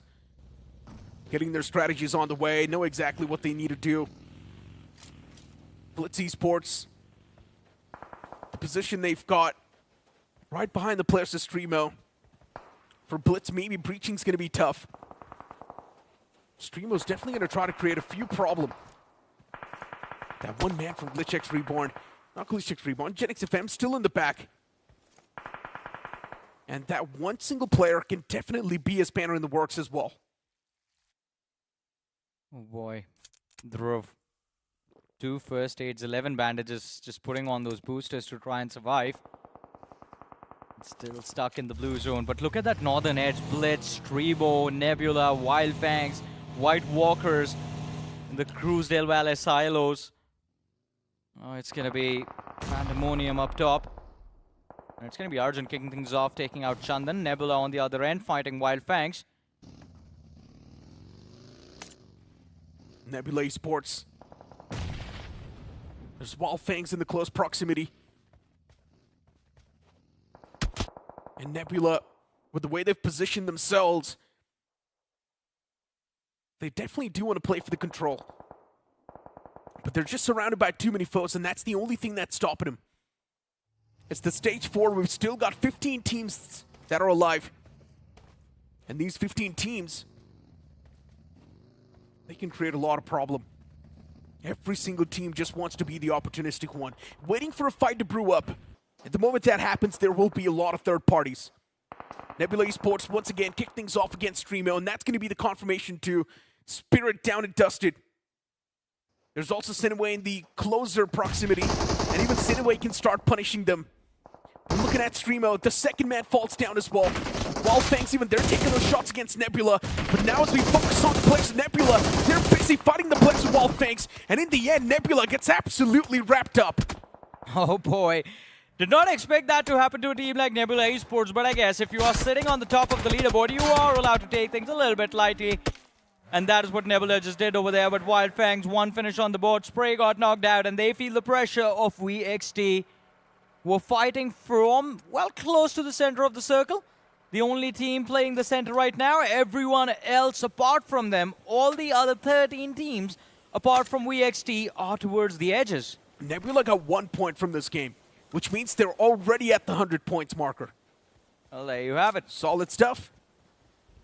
The first team to reach triple digits in the overall standings. Nebula Esports.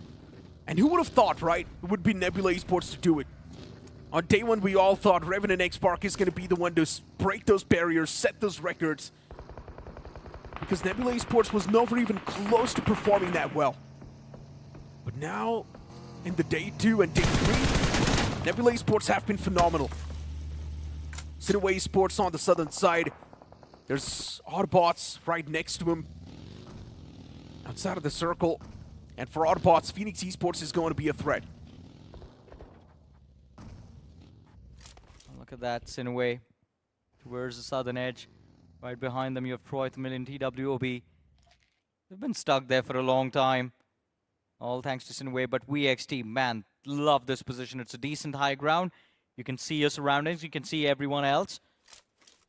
But VXT, they're going to have to be careful. They are going to be stuck in this building for a long time, and that means no refills for the ammunition, no refills for the utility. They will have to pick and choose their fights.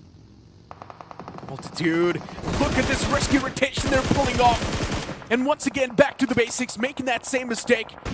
Altitude is extremely great in their 4-4 fights, but getting caught off guard in rotation like this, you just can't do anything. Always the communication, the calls have been a problem for Altitude. In firefights, they're good, but rotation-wise, they're terrible. And Revenant Xspark, 3 points from this match. Yeah, this game they survived for like about 20 minutes already, but it's still the top 14 teams in the game. Let's see if they can find a break inside of the top 5. Phoenix Esports, Shiraj, 2 finishes secured, still hungry for more. And the position is quite decent actually towards the southern edge, but they're gonna have to fight for control against the players of Revenant Xspark from one side and Autobotz on the other. Look at that, the Mini 14 goes off. But Phantom, no contact with those shots on the other end. A reap from the backlines has dished out a lot of damage. Phantom is going to be forced behind cover. Autobotz put under pressure as Ash comes to the rescue of his teammate. And Veron is going to be the man securing the opening knock against Autobotz as Lobster hits the floor. Indeed. Phoenix Esports, with just a 3-man squad, definitely doing a fantastic job of applying a lot of pressure on the teams around them. But TWOB, they start to break apart once again. Tamilan Esports, a 3-man squad, looking strong once again. And Tamilan Esports is slowly and steadily devouring the entirety of TWOB. That's another man down. They're the only player standing with just a pump shotgun to back him up. And for Tamilan Esports, with a massive man advantage, they know for them, the fight's already sealed. And that could not even do anything. Quite unfortunate over there. Another early exit for TWOB. On the other side of things, Phoenix, they were running low on ammunition. They are still running low on ammunition. This is a very important fight for them to win. And well, Siraj finds the opener. It's one more man in the backlines. Ralphie fighting for his life. Veron, he's gotten close, but this could be the last magazine for him. 16 rounds remain. No utility. He's going to have to close in and fight with the DBS instead. Last man left alive for Phoenix Esports. And well, Autobots, they get eliminated. Phoenix Esports, where do they find the ammo? He does. There's a crate right there. Now, can he find a break in the top 8? Oh, the nade isn't going to land close. Oh my god, the nade was so close. Extremely precise. And it's all thanks to that one dip. It actually rebounded off of that ridge in the back. But yeah, for Wyld Fangs now, this is going to be a day with destiny. Eliminating that man from Blitz, instantly finding themselves in an okay spot inside of the circle. It's not the best, but it's okay. At least it's there in the circle. You've got a few ridges to play with, but StreamO's here to capitalize. 3 men from StreamO. Pushing in tandem, and Wyld Fangs, not a lot of places they can try and explore. White Tiger, the man patches himself up at the last nick of time, but now for StreamO, they need to head on and take the battle against the players of Wyld Fangs. There's also Blitz right in the sidelines, looking at third party. But Wyld Fangs, they're not someone who you can take down that easily. For StreamO, they lose out on the man in the back lines, and now the 3 players in the front with a lot of pressure on top of their heads. Well, look at that, Wyld Fangs, they have taken a few knocks on them as well. Spray God, last man alive, spotted out. The damage from the blue is going to be a little too much for him to deal with. The first aid is going to come online, or maybe not. There he goes, Spray God out of the way. StreamO still survive. Wyld Fangs eliminated from this match, but Blitz Esports, they start to feel the pressure. The rotations from this team have been phenomenal, but I think it is their time to bow out as Soham gets knocked out. Chandan in the back lines in a very awkward spot. StreamO up front, VXT up top. Where does he go? StreamO, with how things are looking for them, all the 4 players on the board, 7 finishes converted to. This is insane. And just before this game, I was talking about StreamO and how after that first game, we haven't seen the same performance being replicated. And here we go. StreamO just does extremely good. 7 finishes already on the board. Things starting to line up. VXT on the screen. Towards the top left. There's also StreamO on the other side. For VXT, they do have a lot of intel to play with. And this is another one of those teams that is there on the struggling side. And that should have not been the case. They had a decent run on day 1. Then again, hopefully the last day things click for VST. Tomorrow they are going to have 4 matches, including this one. It was 6 matches remaining. Even if they have a big game on Erangel, I think they do find a safe haven inside of the top 12. But that does mean they're going to have to get a 20 bomber either in this game or the next. Revenant Xspark on the verge of delivering yet another explosive game. The next zone does pop up, but it's going to be centering on up once again. Altitude, Bunny, Blitz, and White Walker's 2 players. They're the only players inside the circle, but look at this. It's a little bit awkward, but Trace does come out on top. Slaps him down. Autobotz Esports eliminated from the game. That was the final glimmer of hope that was standing. Yeah, and now even that fades away, but Sensei needs to be careful. No finishes on the board for him right now, and he's trying to pick a fight against the players of Mysterious4. Calls for backup, Fierce arrives. Trace and Goten on the flanks. Revenant Xspark, this setup looks nice, but Goten needs to stay alive. Revenant Xspark need to control the edge of the circle, but as soon as I say that, Sensei gets knocked out from the backline. TWOB from SINEWY, the last man surviving, just puts Trace God out of commission. And Revenant Xspark, all of a sudden, the dominoes have started to fall. And Mysterious4, they're going to charge forward. Fierce, can he pull this off? Sensei trades the knock. It's a 2v2 situation. No HP on him, though. Sensei falls. Fierce finds the second. Mysterious4 on the verge of getting eliminated. It's down to Omega. And the Molotov from Fierce will at least push him back. And the charge comes through. Fierce not looking to back down with the UMP as well. But what is going on? Snowjot, he's just constantly causing more chaos for him. And the distraction, it was enough. Revenant Xspark, they are left bleeding. Fierce gets knocked out. Goten is going to be the last man left alive. And they can't really do a lot in that position. Mysterious4, the way they played that scenario, it was brilliant. It was hilarious. But at least they're able to get the reset, so that's a good thing. Fallen players back up on their feet, and Revenant Xspark still left knocking on the doors of Mysterious4. 11 finishes racked up from Revenant Xspark.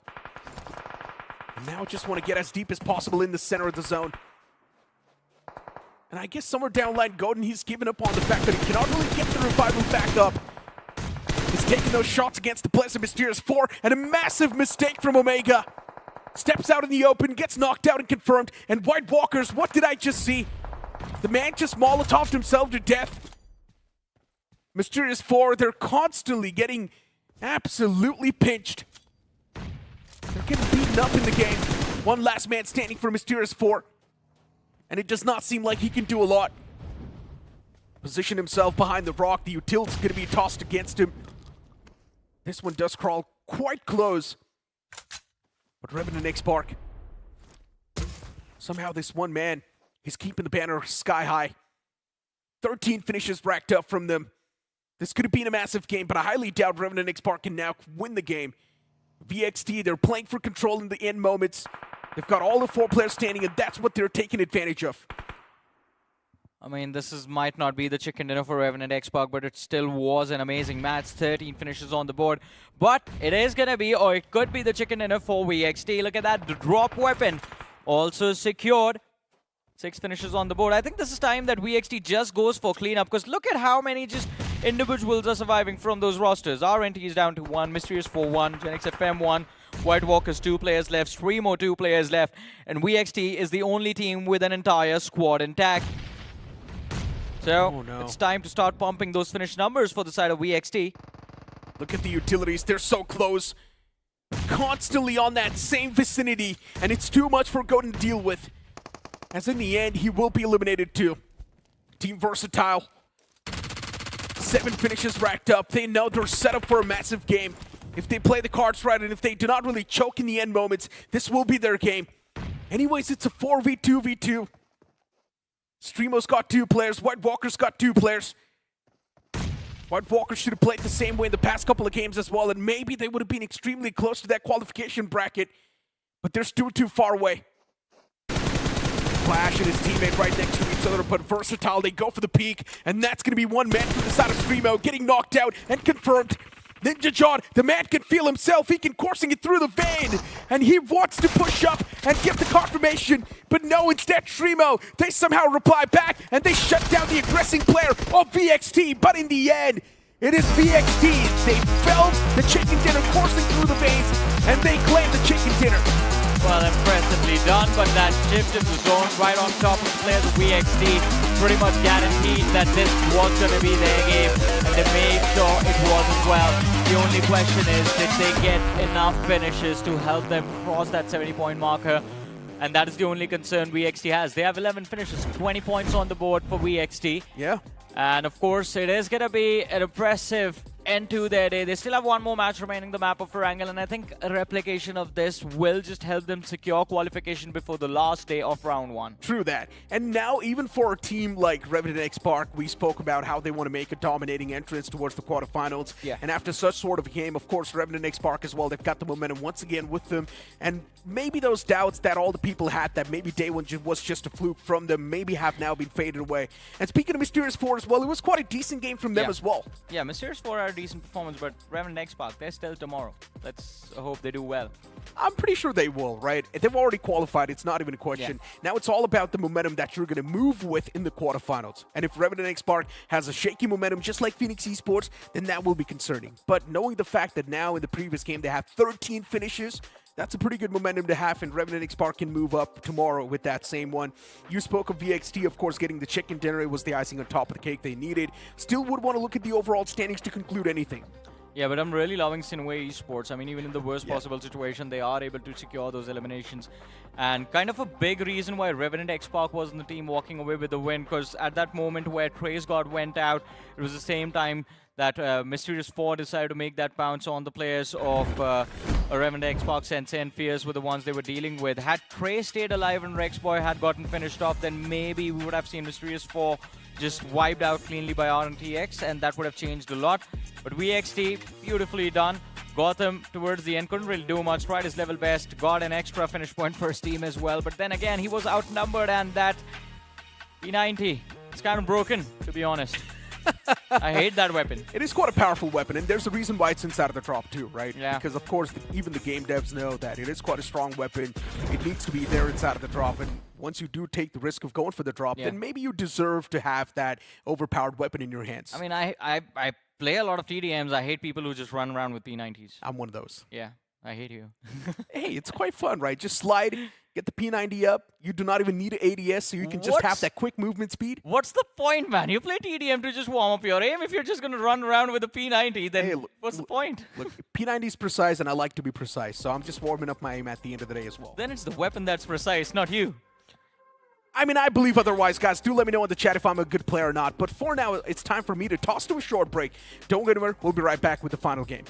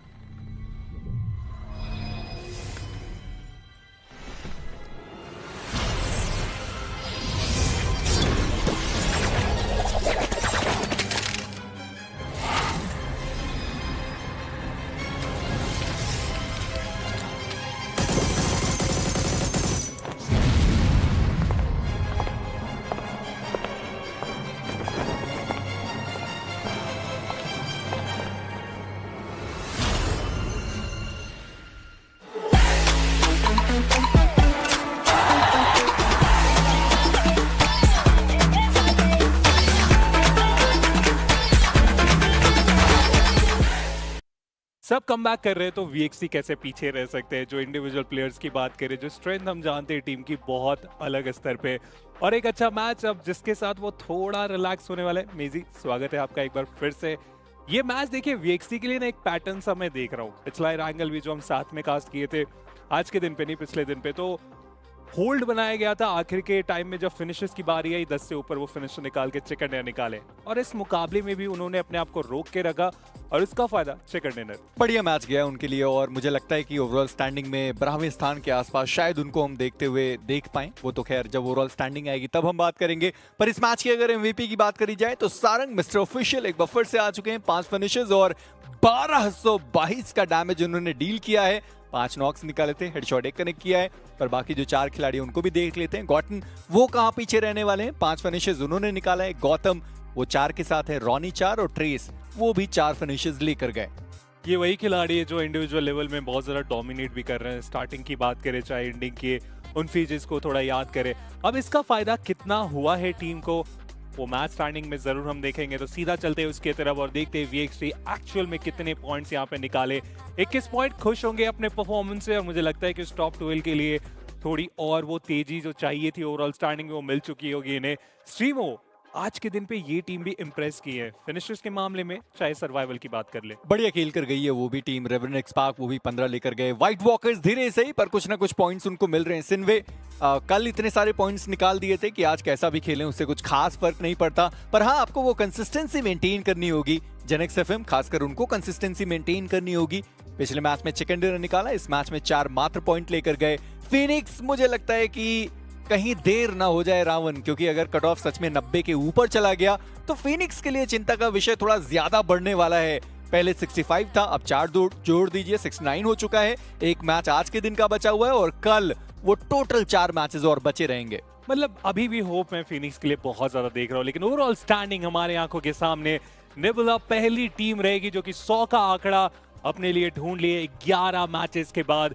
Average बहुत प्यारा जा रहा है इनका। Revenant एक्सपार्क एक अच्छा मुकाबला और सीधा फिर से दूसरे स्थान पे आ जाएंगे। सिनवे थोड़ी सी गिरावट है लेकिन फर्क पड़ने वाला है नहीं। और इस कट ऑफ के लिहाज से अगर बात करें तो इस लॉबी इस मैच स्टैंडिंग में ब्लिट्स के नीचे यहाँ पे कहानी थोड़ी सी लेफ्ट राइट होने वाली है। जी हाँ, नेबुला, और जैसे हमने इनके बारे में चर्चाएं भी की है ना कि आदि जब भी टीम बनाते हैं शानदार टीम बनाते हैं, और जब भी प्लेयर लेकर आते हैं ना बिल्कुल आप कह सकते हैं कि हीरा लेकर आते हैं, हीरा। और वो 3 हीरे उनके पास हैं। और नेबुला वो भी खुश हैं, आदि वो भी खुश हैं, Mysterious4 वो भी 79 के साथ।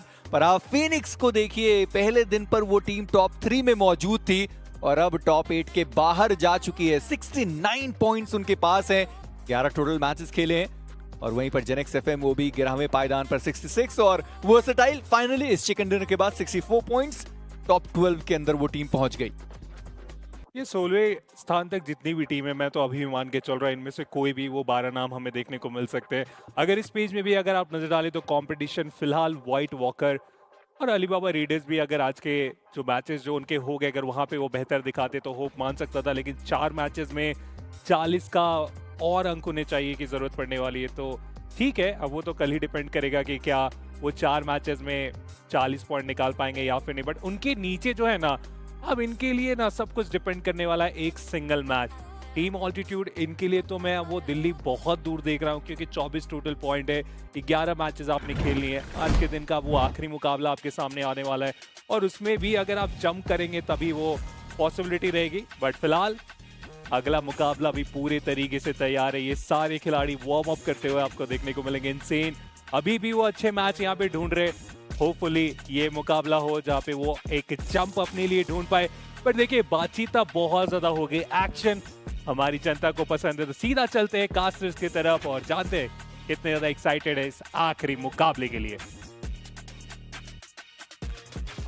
One final game left before we conclude the second last day of the lower brackets in the BGMI Showdown. Johnny, I'm pretty excited to see who are we going to see being eliminated from these lower brackets. Yeah, me too, man. I mean, it's going to be intense for sure. And that is what Robin also wanted to know, I guess, on the analyst desk.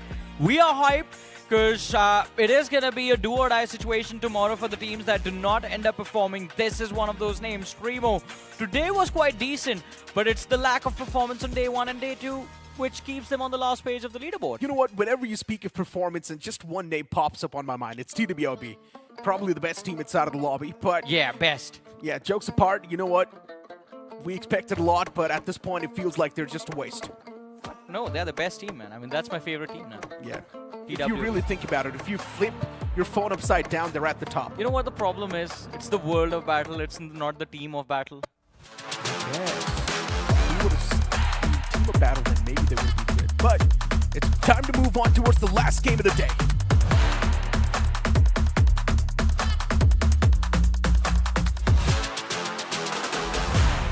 As the plane's going to be in the skies once again, starting all the way from Lipovka towards the opposite side, which is Sosnoka military base. This plane flight path tilted extremely towards the bottom right. If the teams do want to head on towards Georgia Pole or even Zarki, shooting range Severny, now that's going to be an extremely tough stretch. Yeah, it's a pretty short flight path, to be honest. One of the shortest ones we have seen in the map of Erangel, and it's definitely putting a lot of important positions out of commission.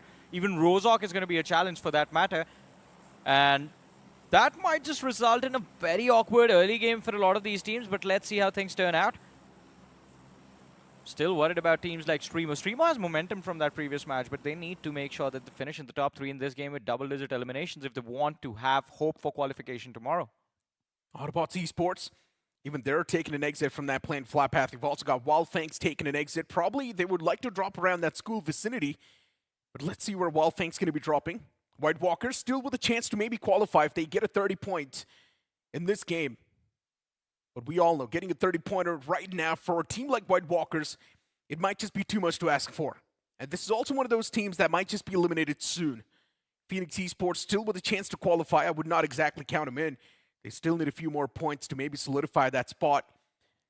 And somewhere down the line, we're also seeing that vacuum being created by the top-tier teams, right? The teams that have found themselves on the top of the board, they're constantly fragging out. And look at the zone once again on the opposite side of the plane flight path. Oh man, this is going to be so awkward, this match.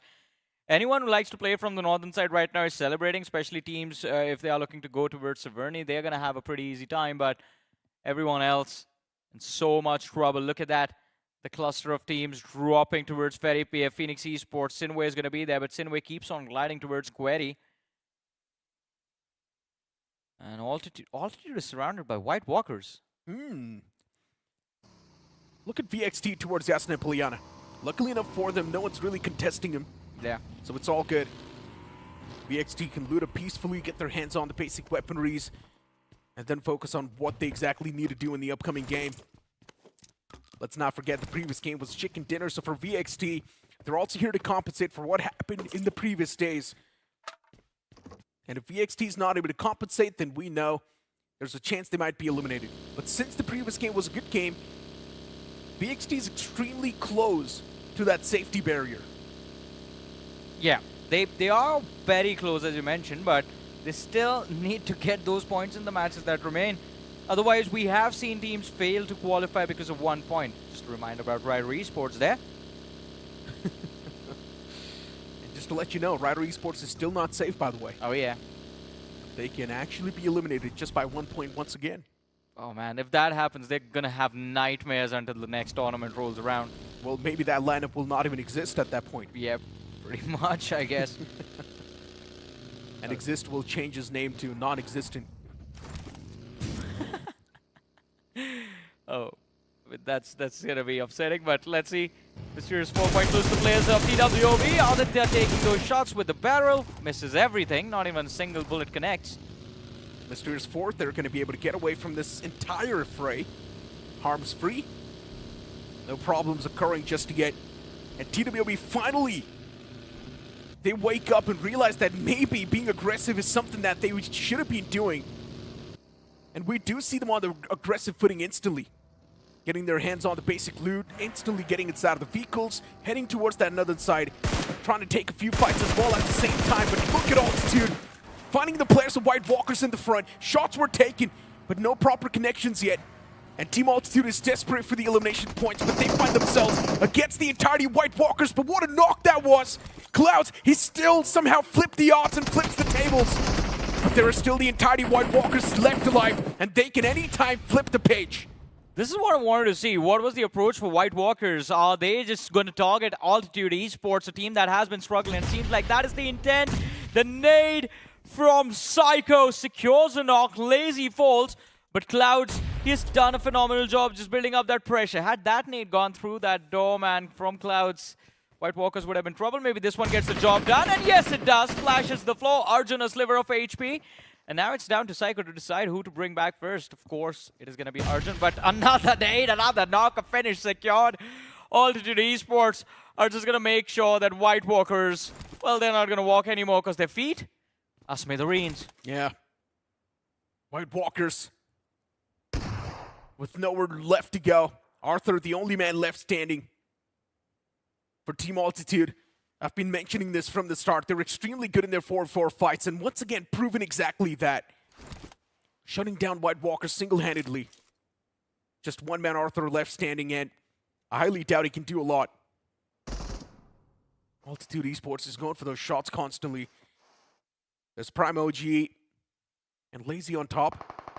Clouds is right next to him. Together, they're doing a phenomenal job. But look at TWB in such an awkward spot. There's Mac right underneath the bunker. But does Nova21 know that there's Mac right underneath him? That's my question. TWB, they once again bomb yet another fight. How do you mess it up? TWB, there's no way you mess another fight up once again. Come on, at least go out with a bang. Oh boy, Blitz Esports.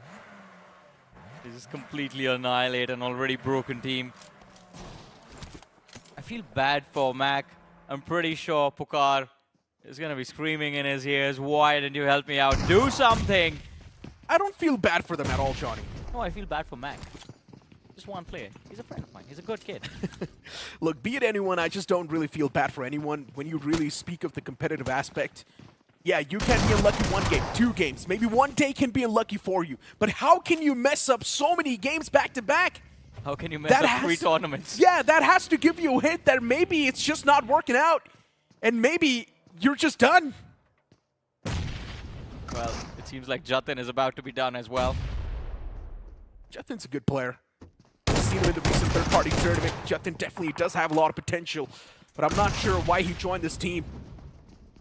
And at this point in time, this potential, it will be shut down by the players of Blitz soon. They've got the man advantage. That's the last match from TWB as well. Mac just got finished off, and there you have it. TWB eliminated from the game on the 15th position. Not a big surprise. That's a feels bad, man. Really? You literally just said you don't feel bad for anyone. I feel bad for Jatin, actually, if you think about it.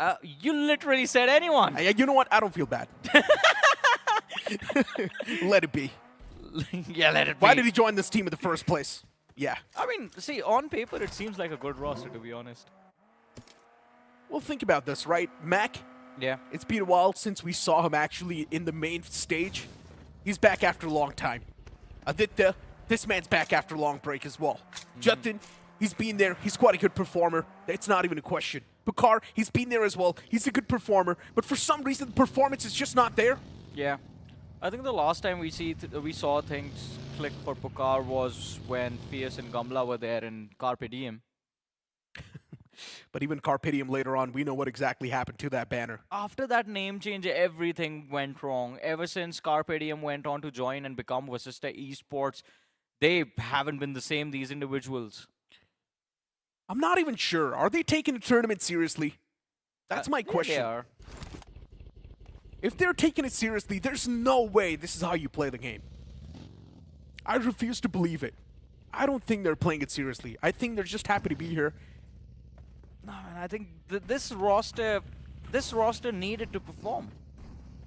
A lot of hopes from them. It's kind of similar to seeing Eggy with Team Insane not do well. Because Eggy, we have seen in brilliant plays from him in the past as well. We all remember Team Eggy. Yeah. Let's hope for Team Insane they actually do get something done in this last game. If they do manage to acquire the chicken dinner, things can be better. And for some reason, for Team Insane as a roster, it does not feel like they're adaptive enough. They're not able to understand the game that exactly is going on around them and what sort of a playstyle the teams possess around them. And that's why Team Insane is just not able to match up with the pace of the lobby. Oh, but look at that finish feed. WXD taking on the players of Wyld Fangs, and they found an opening as well. Nebula Esports on the other side show up. Third party coming through, but Nebula is going to have trouble brewing for them soon. Revenant Xspark, I saw them on the radar right behind them. I wonder how that is going to turn out. In the meanwhile, GENxFM, they seem to be going after StreamO over here. StreamO, two players next to each other, Ragnar and Godin. And to be honest, for Godin, I'm not even sure what he could have done in that spray. It's completely fine. He was not able to find those connections. Still, the players were pretty far away, but look at StreamO. The man does want to bring in the rescue operation. He knows his teammates out in the open, and if StreamO steps out in the open for too long, they will be eliminated too. GENxFM is constantly having their eyes pinned. They get the confirmation towards Spirit, and the man's done. Confirmation coming through. StreamO now lacking numbers, as you said. GENxFM, I mean, they aren't really willing to commit to the fight. They're just circling around and round. Might have gotten the attention of Goten from Revenant Xspark. Revenant Xspark as well. So the problem with all of these teams that are playing from the northern half of the circle is that the only position of cover is, well, the Severity City and the few compounds out into the open fields down south. And all of those spots are already taken, so yeah, not a lot of options for Revenant Xspark to work with. They just have this high ground to play with. Revenant Xspark. 0 finishes on the board. A bit of a passive start in this game. It's fine though. Phoenix Esports, for them after the day one, things have been on a downhill slope. Ash once again is back to the basics. I was so happy after day one that we're finally seeing an aggressive Ash. But the moment I say so, in the day two, Phoenix Esports is just completely lost once again. Yeah, Phoenix, I mean, day 2, day 3, not really going well. And I believe at this point, you might have to just, like, start playing for survival, just get those 10 points, however possible. Rex Boy from the flank. Just a few shots connect, and he instantly runs indoors. The amount of shots that are taken against the guy from Phoenix. SINEWY is quite tunnel vision just on Phoenix. They aren't even... SINEWY knows there's a fight through and soon towards Severny. So I guess SINEWY just wants to be the opportunistic one in third party. Yeah, that can be the idea, but you still have to be aware of your surroundings. Can't just stay focused on one squad. Right now they reset, switch over to StreamO in the backline. Smoke's taking a few shots, a few contacts made.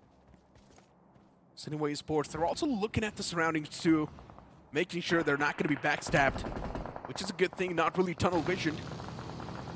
GENxFM, they're on a move themselves. The place where they're moving, they're going to find themselves in a massive pickle. The team in the front, they of course have a massive advantage, but GENxFM, they still strike back. Solid stuff as Wyld Fangs, they're on the verge of being dismantled. But even for GENxFM, there are a lot of those teams going for the third party. And look at Zep, even he closes on up. He knows the foes are inside of the shack, he needs to toss a Molotov. He does have the molly available, but he did not toss it. And Wyld Fangs eliminated from the game, just accepting their fate. Do you hear that? The amount of bullets that are fired towards the shack right now. I mean, there's so much commotion. And I believe it's, I think it's Team Insane that is taking these shots. Either Team Insane or WXD, someone from the nearby vicinity just emptied out like 3 different magazines to try and take out the last survivors from GENxFM, but they still stay alive.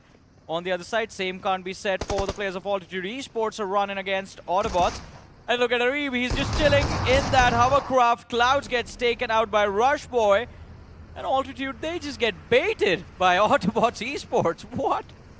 Autobotz Esports. It's one of those teams that knows how to survive. In Altitude, we saw what exactly happened to them at the start. Eliminating a team, getting a solid start. Those elimination points definitely helped him. But now Altitude is lost. Just this one man, Lazy, and he does not know where to go. He's just driving around. Lazy knows he's done for. He's just wasting time at this point. Yeah, man, this is going to be the end for Journey Altitude in this game. And he's headed towards the shoreline right now. Unfortunately for him, he's also surrounded by the players of Nebula. As you see south of Adi, that's Lazy. Although Nebula Esports, a lot of attention up front. Sees a vehicle moving forward. Has to be careful. On the other side of the ridge, lying in wait is going to be the squad of VXT. Right, Tamilan Esports. With the way the vehicles are parked, they found themselves in quite a prime spot. GENxFM in the close proximity, then you've also got Blitz around them. SINEWY in the back lines, and SINEWY does want to make that pounce in the zone as well. Mysterious4, today's day has been a little bit lackluster, but it's fine.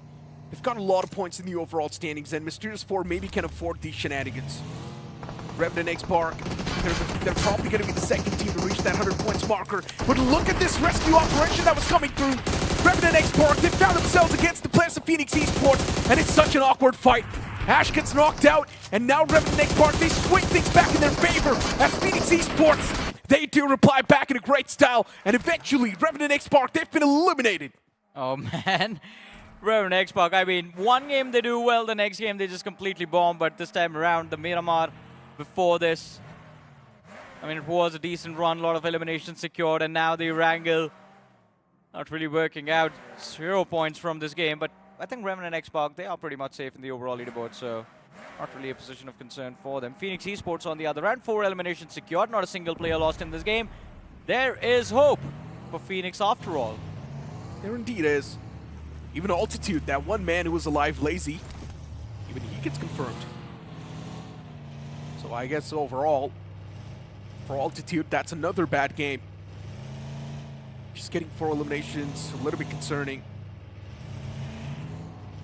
Quite the problems that they're going through. Altitude is another one of those teams on the last page. Things that haven't been working out for them.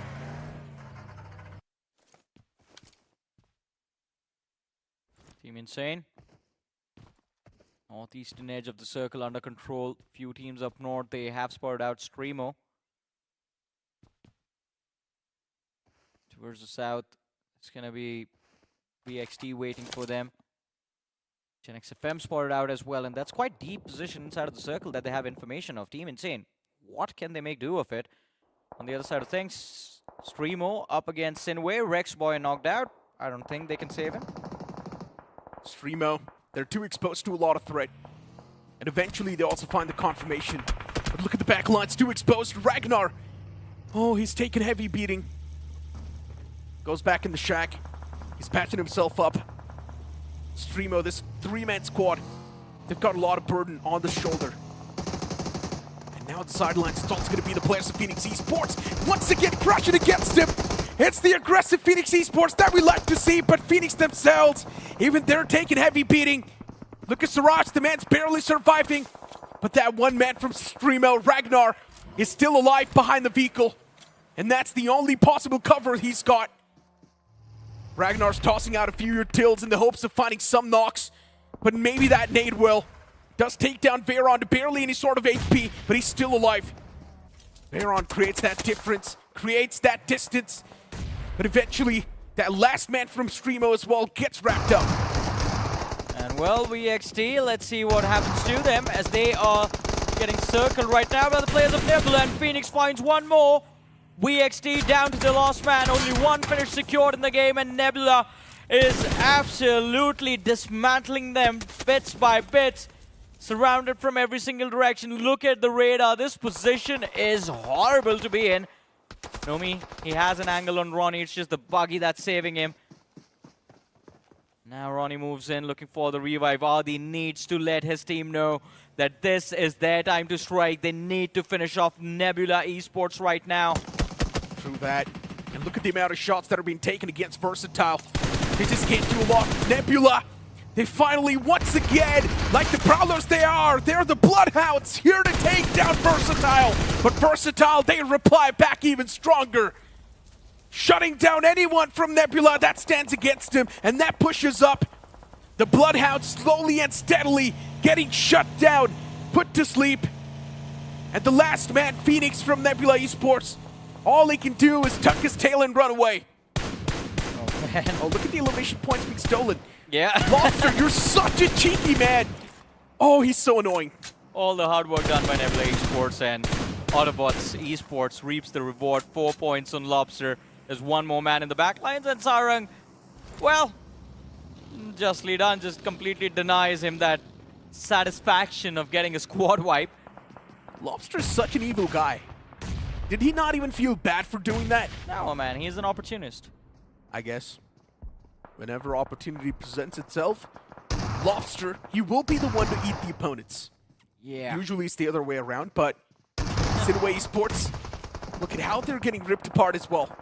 Ninja falls down a while ago, even there, another man from SINEWY was taken care of. Yeah, Rex Boy.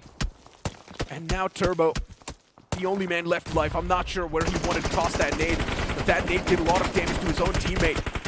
A few smokes lobbed out so that his teammate can safely cross on towards the doorway, and that happens. Oh man, GENxFM is still alive in the shack. My goodness. And insane as they try to move in towards Throof. They get destroyed and Throof gets the last man as well. GENxFM, this has to be the luckiest team in the game right now. 5 finishes racked up from just this one single guy. Yeah, he's got the god with him. It's not even just one guy, 5 finishes. It's the fact that how did they get those finishes? Yeah, now he's going to burn alive. Bye-bye. Yeah, no place for the guy to stay alive. The shack, it was incinerated. And with that, even the player inside of it. SINEWY Esports 2, they follow up that same trail as they've been eliminated from the game. And even GENxFM, they have followed up that same trail. At least GENxFM did get those 5 elimination points racked up. But now Phoenix Esports, they made that mad dash towards the compound on the opposite side. And Blitz, now they've got the man advantage. Siraj, the man's barely surviving on his liver of HP, but he needs to buckle up and start fighting back. With just a PP Bison in his hand, the shotguns up close and personal will have the massive advantage. And Siraj, he needs to create that distance, but it's not going to matter. And he had no helmet as well. Where did that go? I mean, quite an awkward fight. Phoenix Esports eliminated on the 6th position with 5 eliminations. But Necro, look at this. Look at the teams that are surviving with 4 players. There's Tamilan Esports, but they aren't doing too great. Blitz Esports is there, and Autobotz. Blitz already on 11 eliminations. If they can keep all 4 players alive, healthy, and secure the chicken dinner, we might just see a massive bounce back from Blitz. Yeah, who would have thought Blitz would be one of those teams to make such a great comeback in the overall standings. In the past, also known as Rivalry NRI, they did dominate in 2024. But now just look at him. A complete opposite side of the spectrum performance. Even at the start of 2025, this team was looking good. But now with the name change over here in the Showdown, they're once again performing to their fullest limits. Autobotz Esports, Lobster with 6 finishes, and he's the only player with any sort of finishes from Autobotz. And just look at the amount of space Autobotz is controlling. They control the entirety of the southern side. I highly doubt anyone's going to be able to steal this game away from Autobotz Esports unless the man who's spread out gets knocked out and confirmed.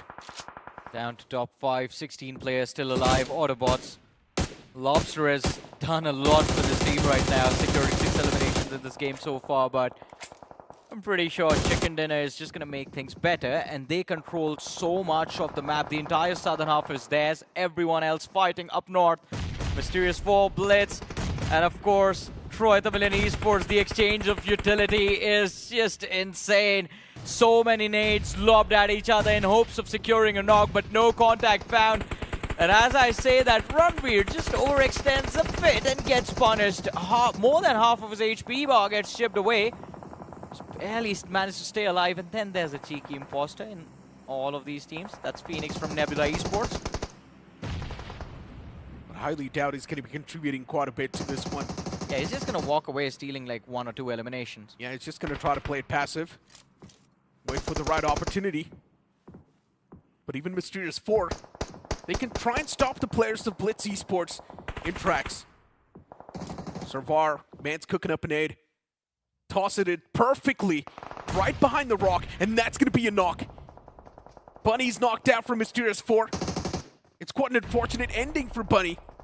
But Mysterious4, they're still surviving with 2 of those players in the back. Autobotz Esports, with all the control they've got, they're playing it insanely well. But look at these shots from Servar. Disgusting. That burst finds a knock. Blitz Esports, they're also being a problem in the foot for the players of Autobotz Esports, even though they're so far away. Autobotz, that high ground advantage is working wonders for them. But Phoenix, oh no, he has been spotted out, and so finally gives him the attention that he needs. Arib backing off at the right time. Mysterious4 might be done for over there. Game coming to an end earlier than they expected. 0 finishes, only a few placement points to work with in this game. On the other side of things, Blitz Esports, 14 eliminations from this match. Sarvar, well, he has gone to war. Chandan finally gets knocked out by Ralphie, but if they recover Blitz, I think the only thing that will be missing for them is going to be that chicken dinner. Long nade, another one following up. Phoenix finally looking to cause some trouble for the players of Blitz Esports. He can move a little bit further east and just get a little bit closer. So I'm knocked out. Tamilan Esports. Akshu, he went down in the trade, but numbers advantage still with Tamilan in this fight against Blitz Esports. And while all of this is happening, Autobotz is just chilling. Tamilan Esports is in a lot of problem. But luckily enough for them, that's the only compound that's available inside of the circle too. As you mentioned, even Autobotz Esports on the southern side, not even partaking inside of this fight. Just waiting for the teams to eliminate themselves slowly and steadily. But look at Phoenix. He spots that man of Autobotz Esports. Tap shots taken, but no connections found yet. One of the men from the side of Autobotz Esports. Now he creates that off angle of Reeb. Right behind the hovercraft. He's got a solid cover to play with. He's taking those shots against the Blitz. He also finds the confirmation against Tamilan Esports. Tamilan Esports is moving out in the open, but they've found themselves in harm's way. As Sarwar, he made the pounce. He does find the first knock, but he instantly gets traded off. Blitz, with just Nova 21 left alive, he will do the job. And there it is. Autobots hit double digits in terms of finishes as well. 10 eliminations secured. Just the last man from the side of Blitz remaining. Nova 21. It's going to be a miracle if he secures the chicken dinner from the small little house. Run out into the open. The knock is going to be secured. Looks for the finish and he converts. And now, can he pull off a miracle? 2 players from the side of Autobots remain. Nova, he has the first stage. No smokes on him to cut off that angle. And I believe he does not have the information about where Arib is. He's going to run, charge towards Ralphie, who cancels the nade. And Nova now wants the angle, but denied by Ralphie. The chicken dinner in the hands of Autobots, but man, oh man, massive props to Blitz. That was an impressive performance. That was a nuclear performance from Blitz. Yeah. 18 finishes on the board. Yeah, we're not able to secure that chicken dinner. Could have been those extra bit of placement points, but it does not matter. They've already done the job. They've already made the cut. Autobotz Esports, the same thing can be said for them as well. And Autobotz Esports is probably one of the most consistent team in the lower brackets. And this man is responsible for it. Lobster, just an absolute monster. And I can't even imagine what's going to happen to Autobots once Arib's also hits its peak form, because Lobster isn't the only man who has impressive skills. In the last third-party tournament, we saw Arib rise up to the challenge when Lobster took a back seat. And well, they just keep on going. True that.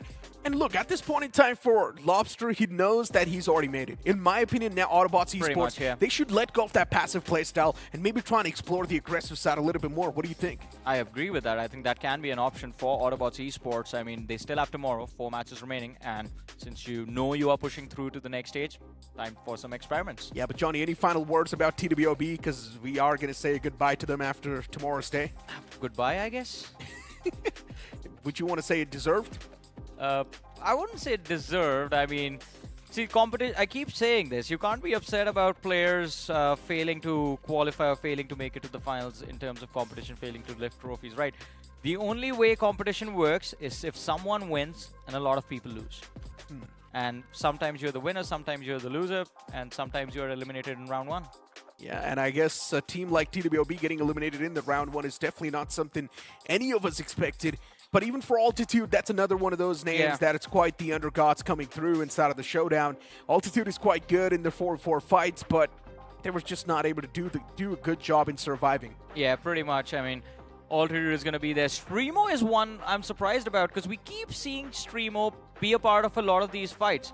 Yeah. But for some reason, they're still on the last page. Yeah, for StreamO, in my opinion, tomorrow's day, there are still a few glimpses that are left over for them to maybe make that bounce back. If StreamO do end up getting a lot of finish points and in one decent game, there's a big chance they might just be able to squeeze themselves in that top 12. I mean, hopefully, man. I'm going to go back home and pray for StreamO tonight.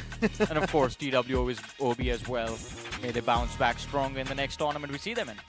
Yeah, that's what we've been saying for the past 2 years. Yeah, but imagine how bad the run in the first 3 days has to be that there's 1 day remaining, 4 matches left, and we have given up.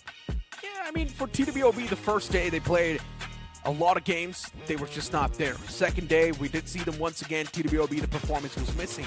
Today, we saw them play all the 6 games. Not even a single game TWOB was able to do good. That game of Sanhok was probably the best game they've had so far, but it's all because of the zone just popping on them over and over again. And you pretty much mess up a game where you have every single right to win it. Yeah, that is true. That game of Sanhok, I mean, it was a beautiful dream until it turned into a nightmare in the very end. But on that note, I mean, today was a brilliant day for Wyld Fangs. Yeah, even Wyld Fangs was doing quite good, right? And to be honest, even we did see Phoenix Esports wake up slowly and steadily in the end moments. Did you see that final game? Phoenix Esports was just all guns blazing, going for the fights left, right, center. I mean, to be fair, they did not have any other option. They had to get those points. But I believe the best performing team for the day has to be Nebula Esports, touching that 100-point marker. But on that note, the matches for today are done and dusted. And ladies and gentlemen, before we break down the action, we're going to go on a very short break. Stay tuned. We'll be back.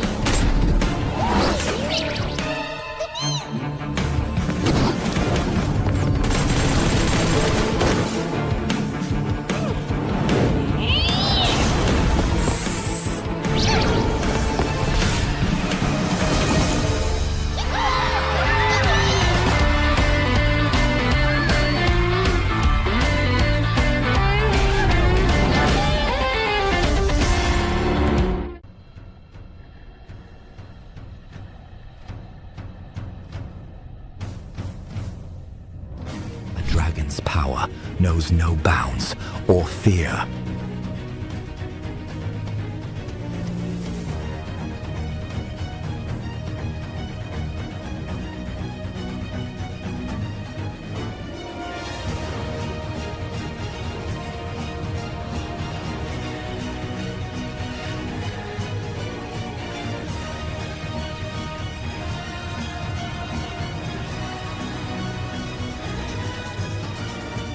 Ready to wield it? Fight with the dragon's might.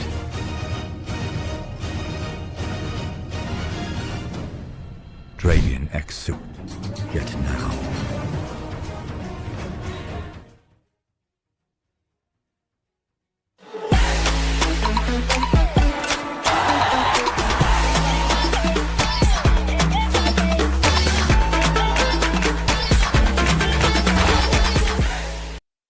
सब अगर comeback कर रहे हैं, सब dominate कर रहे हैं, सब फिनिशर निकाल रहे हैं और आखिर में चिकन डिनर निकाल रहे हैं, तो ऑटोबॉट्स कैसे पीछे रह सकते हैं? उन्होंने भी दिखा दिया कि हम में भी वो दम कम है, बस उस मौके की तलाश कर रहे थे और कितना अच्छा मौका रहा मेजी, क्योंकि आज के दिन का ये आखिरी मुकाबला, सबके मैचेस इक्वल हो चुके हैं और उसी वक्त उन्होंने चिकन डिनर निकाल के एक बहुत प्यारा चंप ले लिया। देखिए, मैं मानता हूँ कि सबसे बड़ी जो बात रही उनके लिए वो ये थी कि इन्फॉर्मेशन की उनके पास कोई कमी नहीं थी।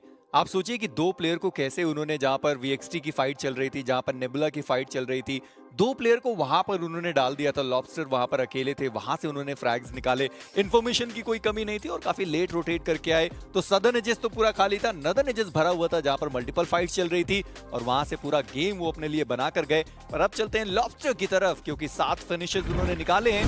डैमेज कितना दिया है बस वो मुझे देखना बाकी है।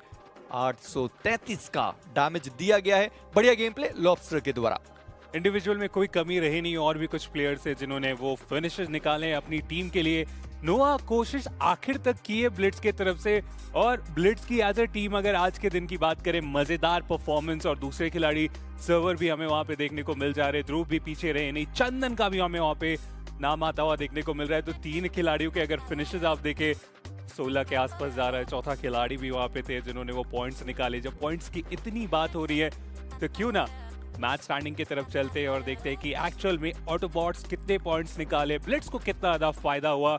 ऑटोबॉट्स 21 टोटल पॉइंट्स यहाँ से निकाल के जाने में हुए कामयाब। चिकन डिनर उनके पास है, लेकिन ब्लिट्स फिनिशेस में कोई कमी थी नहीं, इसलिए देखिए 24 पॉइंट के साथ वो टॉप पे है। 18 टोटल फिनिशेस निकाले गए। बस मैं इंतजार करूंगा ओवरऑल स्टैंडिंग का कि इस मैच के बाद ब्लिट्स वो कहां पर हैं, क्या टॉप 3 के अंदर सच में वो पहुंच गए। पर ऑटोबॉट्स उन्होंने भी अपना काम कर दिया है। रावण 21 के बाद सीधा 8, इतनी बड़ी गिरावट। ट्रॉय तमिलन वो 8 के साथ हैं, नेबुला वो 7 के साथ आते हैं। फीनिक्स उन्होंने भी ये मैच ठीक ठाक तरीके से खेला है। ऑल्टीट्यूड 4 पॉइंट से वो काम बनेगा नहीं।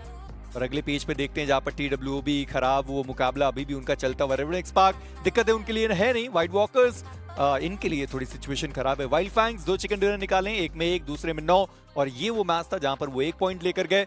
ठीक ठाक प्रदर्शन वाइल्ड फैंग्स का भी। बट VXT को मानो एक मैच के बाद दूसरे मैच में आई डोंट नो क्या हो जाता है। इस मैच में केवल 3 पॉइंट्स निकाले। ओवरऑल स्टैंडिंग में बहुत ज्यादा चीजें उनके लिए खराब हो सकती है। देखना चाहूंगा VXT का है तो क्यों ना ओवरऑल स्टैंडिंग की तरफ नजर लेके चलते हैं। आज का दिन समाप्त होने के बाद मैच सारी टीम्स के लिए बराबर है, तो कौन है टॉप पे, कौन है उस कट ऑफ के पास। तो पहले स्थान पे नेबुला, कोई दिक्कत की बात है ही नहीं। 3 टीम्स यहाँ पे मेजी जो कि 100 का आंकड़ा क्रॉस कर चुके हैं अपने 12 मैचेस खेलने के बाद, और उसके बाद की भी टीम जो टॉप 8 में बहुत ज्यादा सेफ। और अब आप ये बताइए कि किसने सोचा था कि 12 मैचेस कंप्लीट होने के बाद ये वो टीम होंगी जो टॉप 3 और सबसे पहले 100 का आंकड़ा क्रॉस करने वाली है।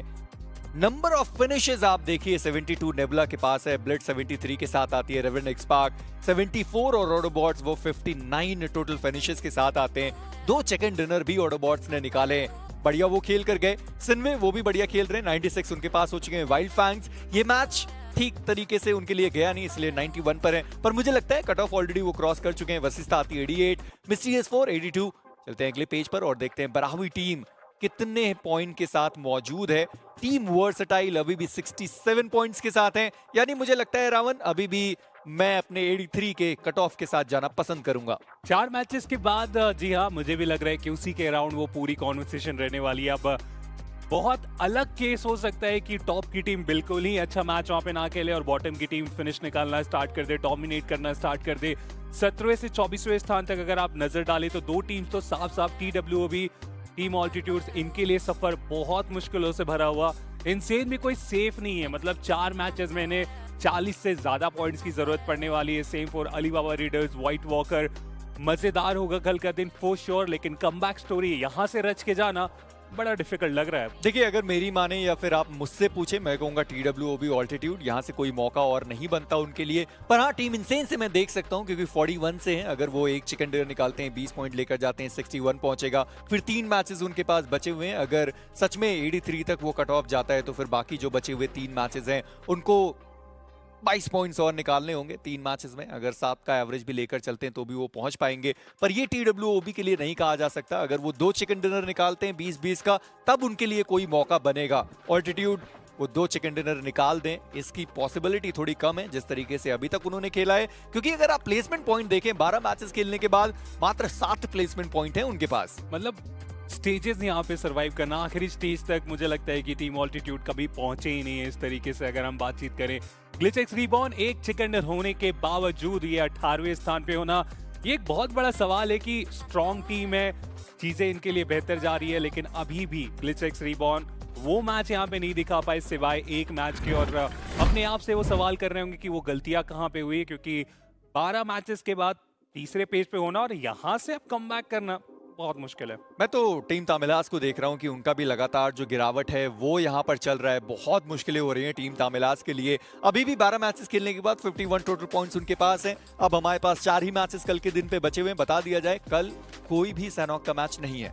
मजा आएगा कल के दिन पे, मतलब एरांगल, मिरामार, वो सारी चीजें आपको वो टाइम देगा कि आप अच्छे तरीके से डोमिनेट करके जाए। बट फिलहाल आज के मैचेस यहाँ पे जरूर समाप्त हो चुके हैं, लेकिन एक बहुत प्यारा सा इंटरव्यू आपके लिए वहाँ पे तैयारी करके रखा गया है। एंकी वो पूरी तरीके से तैयार है, तो सीधा चलते हैं एंकी की तरफ और जानते हैं क्या है वहाँ के मंजर। Day number 3 is often considered as a day of comeback और आज मल्टीपल टीम्स करके गई है कमबैक। पर अभी के लिए मेरे साथ 2 ऐसे शख्स मौजूद हैं जिन्होंने डे नंबर 2 को किया डोमिनेट। मेरे साथ मौजूद है सिनवी स्पोर्ट्स के IGL मोक्ष और साथ में उनके असॉल्टर निंजा। आप दोनों का ही स्वागत है। मोक्ष, सबसे पहला सवाल आपसे, is this tournament personal for you, क्योंकि BGIS 2024 था, हैदराबाद की धरती पे वो हुआ, वहां पे आपकी टीम क्वालिफाई नहीं की थी, क्या मीन करता है टूर्नामेंट आपको?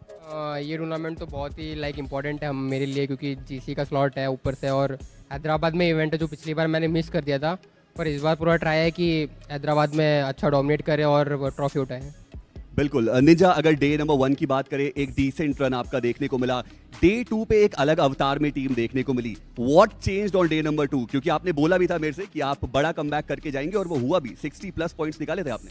हाँ जी, पूरा कॉन्फिडेंस में थे। मतलब अगर डे 2 में पॉइंट्स ना आते तो आगे जाके प्रेशर बढ़ता हम पे डे बाय डे। हम तो जल्दी खत्म करना चाह रहे थे, बस वही था माइंड में कि मारना है आज, मार दिया। क्या बात है, मारना है आज, ये सोच के आए थे और मार दिया। पर मोक्ष, what changed on day number 3 यार? क्या बढ़िया आपका डे नंबर 2 था, ऐसा लगा कि ये टीम अब इसी मोमेंटम को आगे बढ़ाएगी, पर आज के दिन पे 3 मैचेस और मात्र 6 पॉइंट्स, आपने थोड़ा इजी ले लिया क्या लॉबी को? हमने इजी तो नहीं लिया, पर हम थोड़ा नया ट्राई कर रहे थे। हम नॉर्मली अर्ली रोटेट करते हैं, पर आज थोड़ा स्लो खेल रहे थे हम, तो उसके कारण थोड़े कम पॉइंट्स आए, थोड़ा न्यू ट्राई कर रहे थे हम आज। चलिए, कुछ नया आपने ट्राई किया, वो उतना ज़्यादा वर्कआउट नहीं किया may be. But Ninja, global championship, अभी मोक्ष ने बोला कि उसका एक स्लॉट यहाँ पर हमें देखने को मिल रहा है। What do you think your team has कि आप वो ग्लोबल चैंपियनशिप का स्लॉट डिजर्व करते हैं? क्योंकि 48 टीम्स टोटल फाइट करेंगी उस चीज़ के लिए, आपकी टीम में ऐसा क्या अलग है? हमारी टीम में कोऑर्डिनेशन सब कुछ अच्छा है, हर एक अपना रोल पे बहुत अच्छा खेलते हैं। रेक्स बॉय भी अपने जगह पे फिनिशर्स निकालता है, विशु भी अपना जगह बहुत अच्छा है, मैं भी अभी मार रहा हूँ क्लचेस, वो तो आईजेल पता ही है आपको, जहाँ भी जोन जहीं पे भी जाए दिला देता है। क्या बात है, सर्कल वगैरह सब बढ़िया चल रहा है। बट मोक्ष, अब जब आप ऑलरेडी क्वालिफाई हो चुके हैं लगभग, क्योंकि वो कट ऑफ जो हम एक्सपेक्ट करके चल रहे हैं वो क्रॉस कर दिया आपकी टीम ने, कल के दिन पे कुछ टारगेटिंग, क्या प्लान है कल के दिन का? ऐसा प्लान तो नहीं है, पर क्या पता कल दिख जाए। पर मेरे हिसाब से तो अपने जो भी टीम क्वालिफाई करने के लिए खेल रही है तो टारगेट तो नहीं करेंगे, पर हम। क्या बात है, टारगेटिंग से थोड़ा बचा जाएगा। Thank you so much guys for joining, आप प्लीज अपनी जगह ले लीजिए। तो ये है सिनवे ई स्पोर्ट्स, और साफ साफ कहना है कि भाई क्वालिफाई जरूर हो चुके हैं, लेकिन ड्रॉप क्लैशेस को अवॉइड ही किया जाएगा। अब देखिए, द डे ऑफ कमबैक तो हो चुका है समाप्त, कल के दिन पे होने वाला है द डे ऑफ डिसीजन, और कौन सी वो टीम होगी जो टॉप 12 में रहेगी और जाएगी सीधे क्वार्टर फाइनल्स के अंदर, और कौन सी वो 12 टीम्स होंगी जो फ्लाइट पकड़ के जाएंगी घर and they will be back to the grind. ये जानने के लिए कल के दिन पे जरूर हमारे साथ जुड़े। आज का दिन करेंगे हम यहीं पे समाप्त। Thank you so much for tuning in. Make sure कि आप कल भी सेम टाइम सेम जगह पे ट्यून इन करें। तब तक के लिए अपना और अपनों का खूब सारा ख्याल रखिए। Tata, bye bye and take care.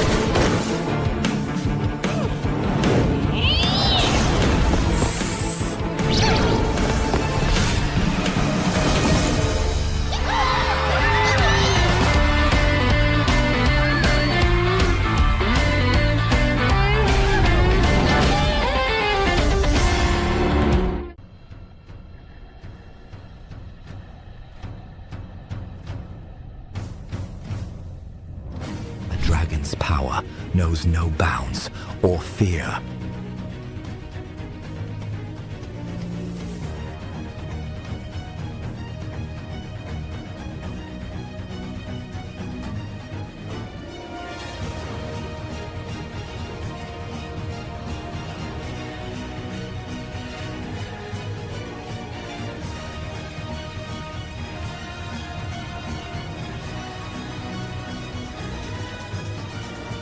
Ready to wield it?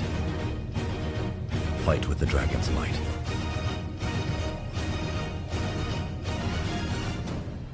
Dragon X suit. Get now.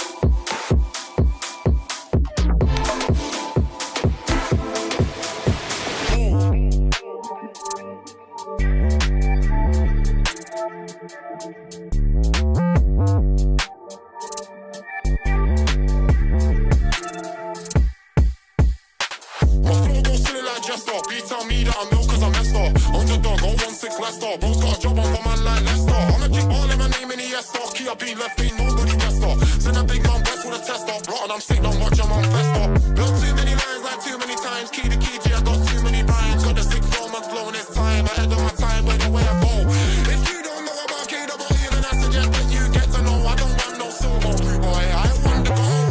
My flow goes silly like Jester. B tell me that I'm ill cause I'm messed up. Underdog, 016 Leicester. Bro's got a job on for man like Leicester. I'm a keep all in my name in the Esther. Key up being left, ain't nobody tester. Send a big man back with a tester. Rotten, I'm sick, don't watch him on fester. Built too many lines like too many times. Key to key, G, I got too many rhymes. Got the 6 4 months blowing this time. Ahead of my